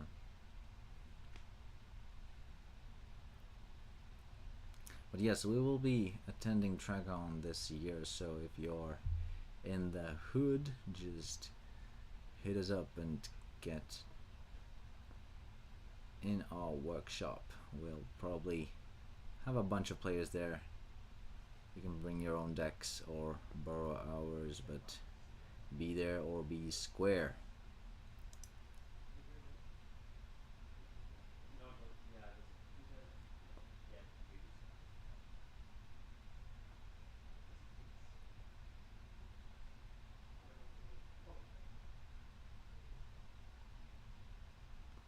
Yeah, we will definitely, based on the feedback on this event, try to organize another one next year if possible.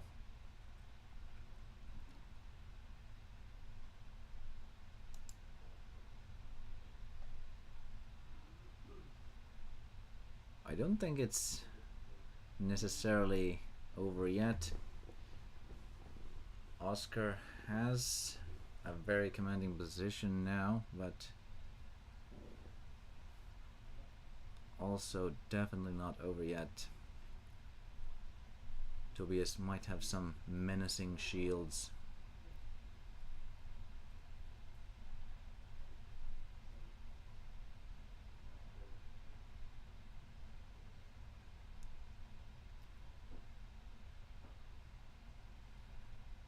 What do we have here?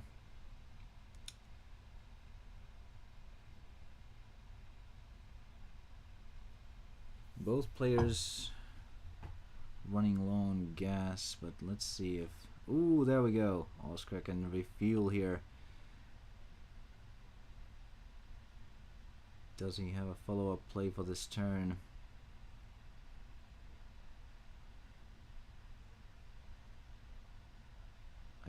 don't think so.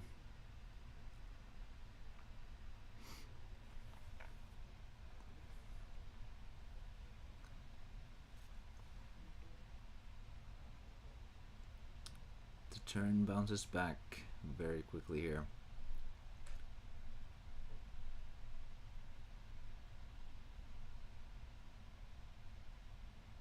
Does Oscar have...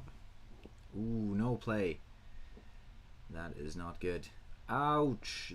Here comes the future slash. Getting rid of the fortresses.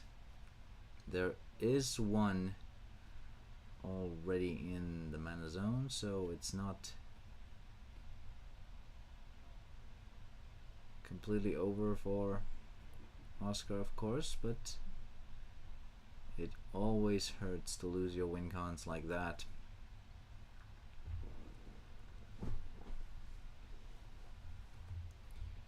No pressure on the field from Oscar's side, so pretty brutal.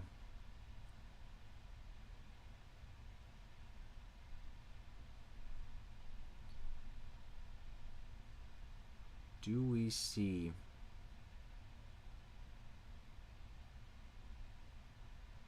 a creature now? Belix hits mana. I would assume that there is no other creature that he would play this turn. Playing the Plague, interesting. Maybe giving back the Bazagazil and the Burst Shot. Yep. Those two are indeed the ones.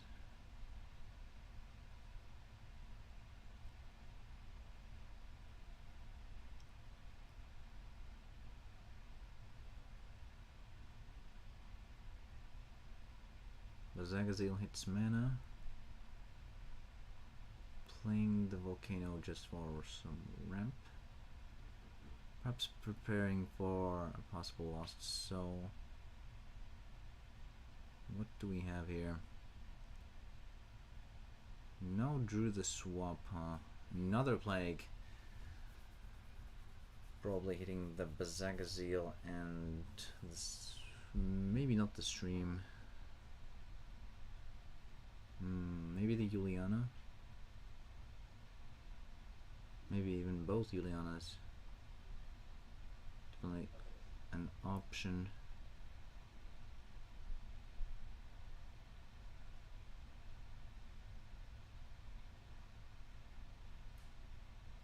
Okay. Wanting to eliminate the water mana. That makes sense. But now he can refuel with the stream. I wonder if he has... Oh yes, there's the clamp. That is very strong.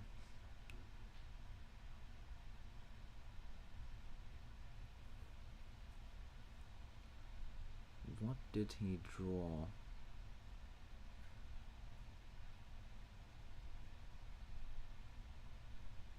I think he is holding on to that card. Yep. Can we perhaps see a lost soul here? Doesn't seem like he has a lot to play.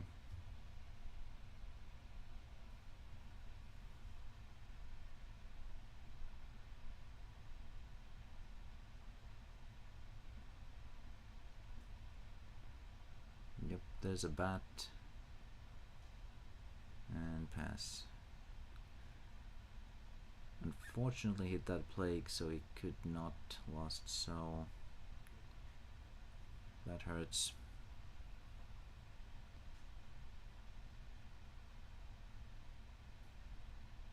Another bat, followed by the lost soul this time. Okay, losing the clamp, that's good for Oscar.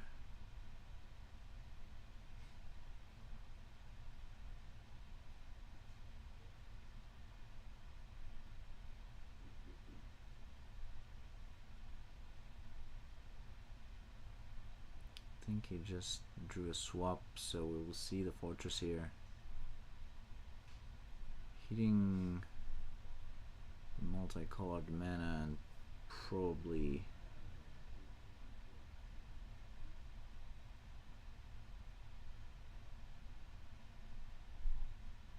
I wonder what. Maybe Lost Soul. Could also eliminate darkness mana completely, which is pretty good as well.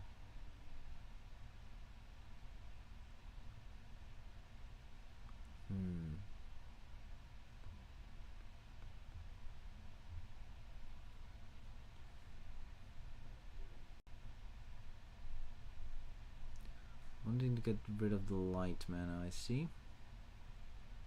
Spiral Gate, ooh, getting it back. Makes sense. Hoping that Tobias is not holding any discard.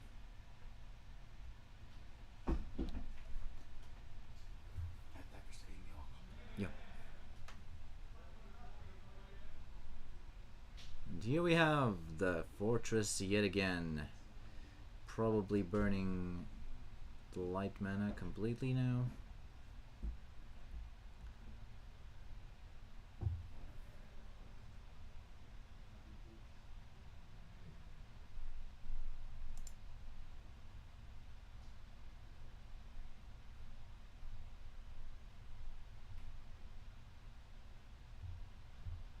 Yes, Ilkka, this is indeed the final best of 5.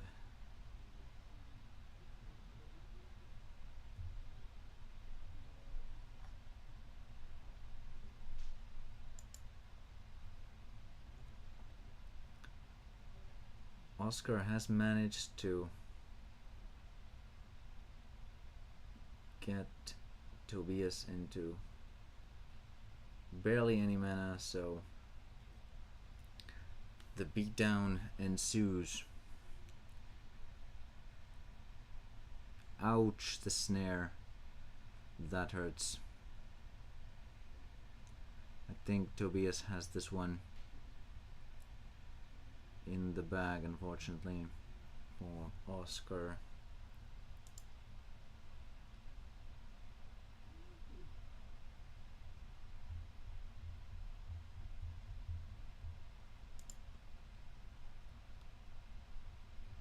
There is not enough aggression from Oscar's side of the field this time.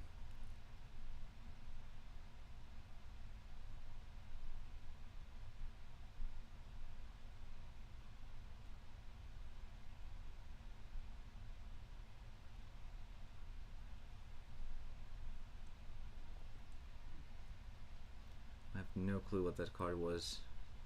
It was very shiny. Yep, there it goes. Tobias wins game 4. Now we go into game 5. Yet again, Tobias rises from the ashes, much like he did with Jonas.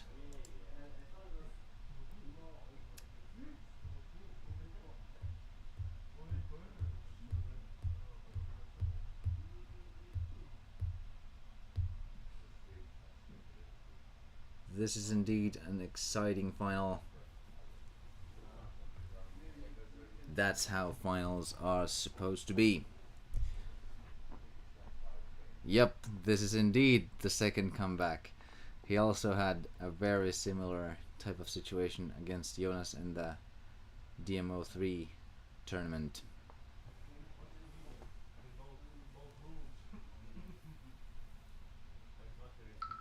The two titans facing off each other in one last showdown. Oscar is on the play.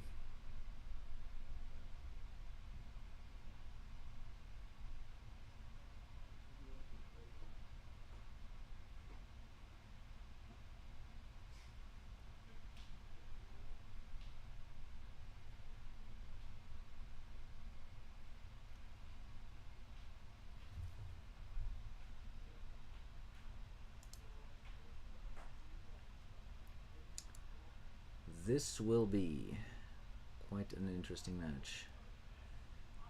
What will we see from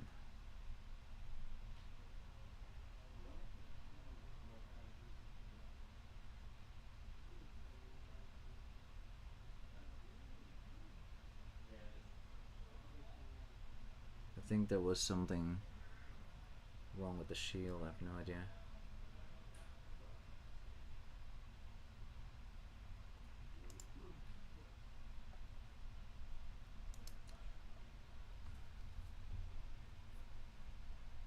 Does have the bat. That's what you like to see.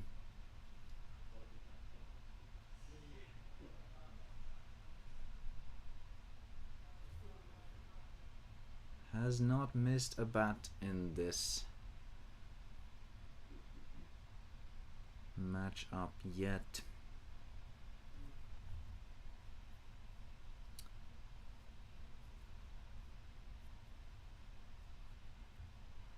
I think now that Oscar is on the play, he should definitely prioritize not getting clamped if possible, while still heading towards that eventual lost soul.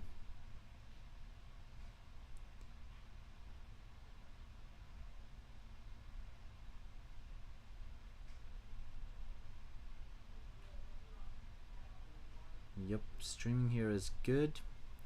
He's still miles ahead in mana, so getting to Lost Soul first should not be a problem as long as he manages to draw it.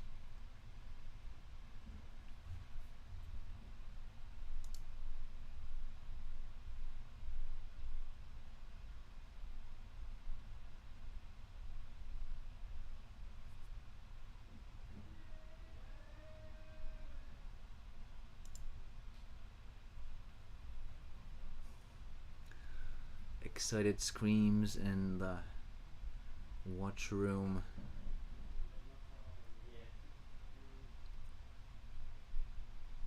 I think there's some cheering for Oscar perhaps from our Finnish peers. Both players have been doing exceptionally well. It would be definitely... Ooh, getting the fortress in mana, that is great for Oscar. Dodging the slash. But either one of the players winning would not be any sort of a miracle at all. Both are very skilled.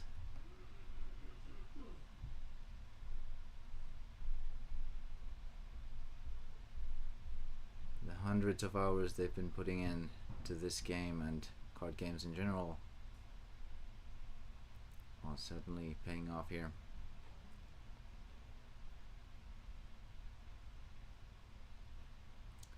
Now, what does Oscar follow up? Oh, there's the Lost Soul.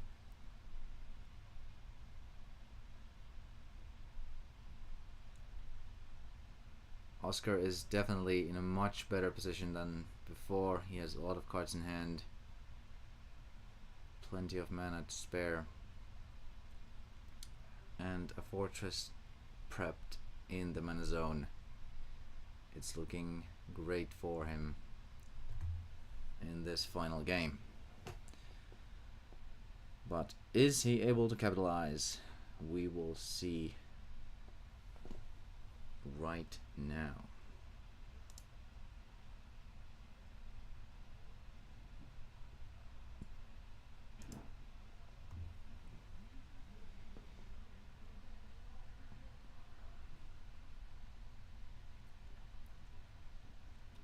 I think ideally right now he would like to deploy something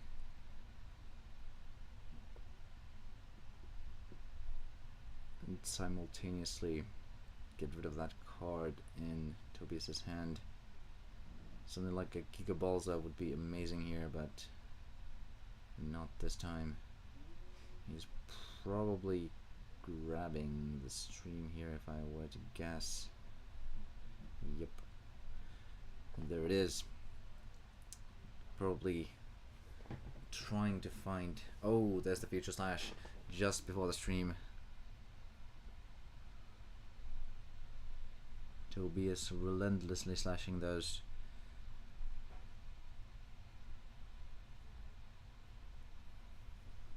Fortresses out of Oscar's deck. I believe he is checking whether or not there are any in shields right now.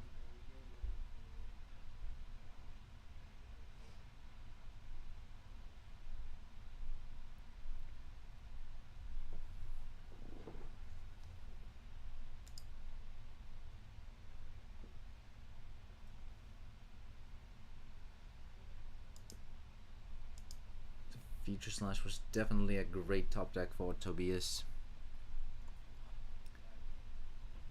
Though it does not deal with the board, it's still extremely powerful.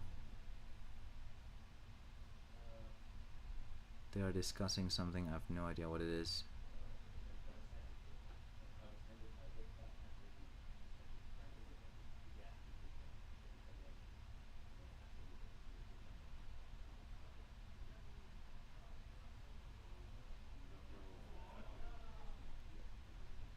I'm not sure what the discussion is here.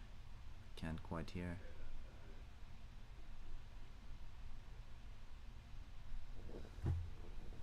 Oh, still wanting to check something, I guess.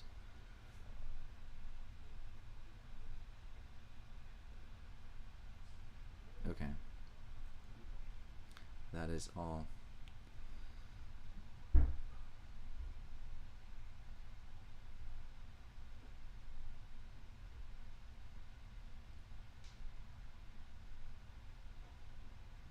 Oscar definitely has some great cards in hand. I think now if he has the swap he would go for it. Could eliminate the white mana altogether there.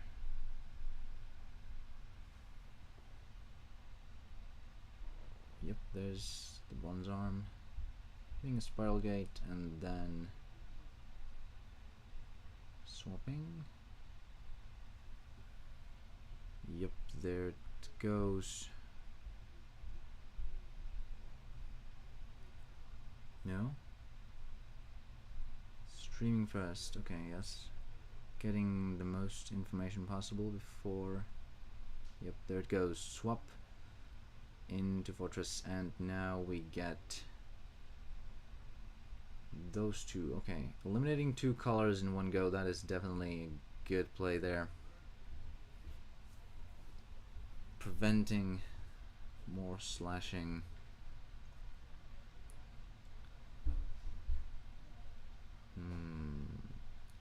Putting the volcano into mana makes sense. Can Oscar capitalize on this opportunity here? He can present lethal on board in 2 swings.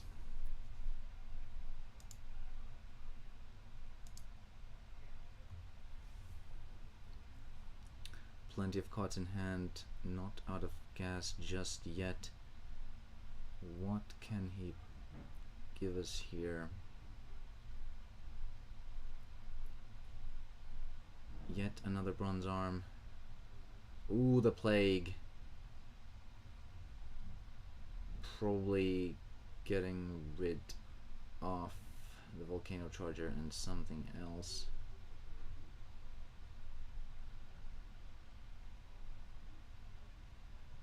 That is a tough choice. Those are good cards in Tobias's mana zone.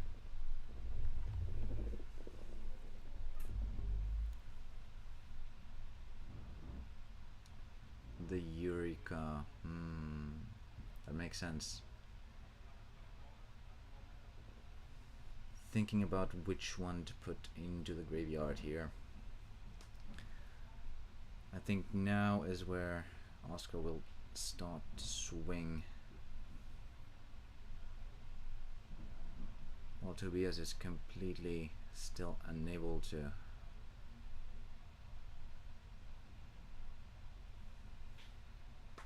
retaliate.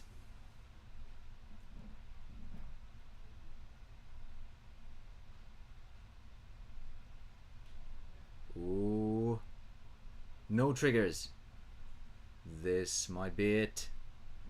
Can we see Oscar pulling it out on top? The volcano charger on the bat. What does Oscar have?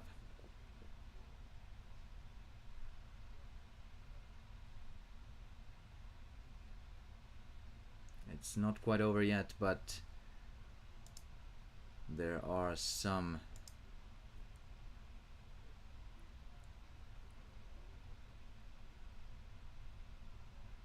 Oh, the lost soul. Amazing. Here we go, swinging. Burst shot, ouch. Still going for the last shield. Let's see if Tobias has any answers to both of those.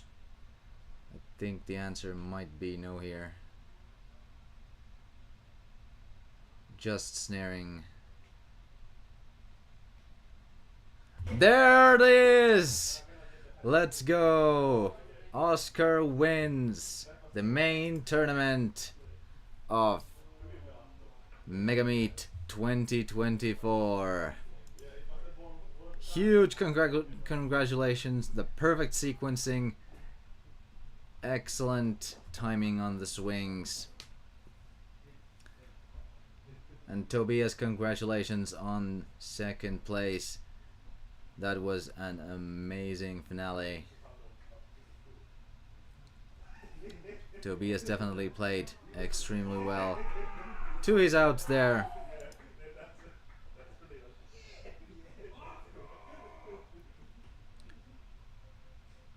Let's go.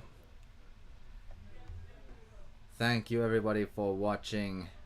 This was the main tournament of Duel Masters Megameet 2024. Going to, fittingly, to the finish. Champion this time. The defending champion, if you will. We will have the prize ceremony in a separate video uploaded later. For now, I thank you all for watching, and it was great to chat with you. It was great to have you. I thank you for being here with me and for all the support of this beautiful, beautiful event. I hope we can arrange this again next year. This has been amazing. I've loved streaming it, and it has been truly a unique opportunity. Thank you everyone, and thank you Trackon for sponsoring us. We will probably see you all again next year, and for our Finnish peers we'll of course see in Trackon at the very latest. Thank you everyone very much for watching.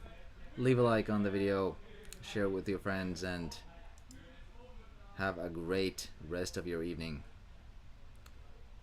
Goodbye everyone.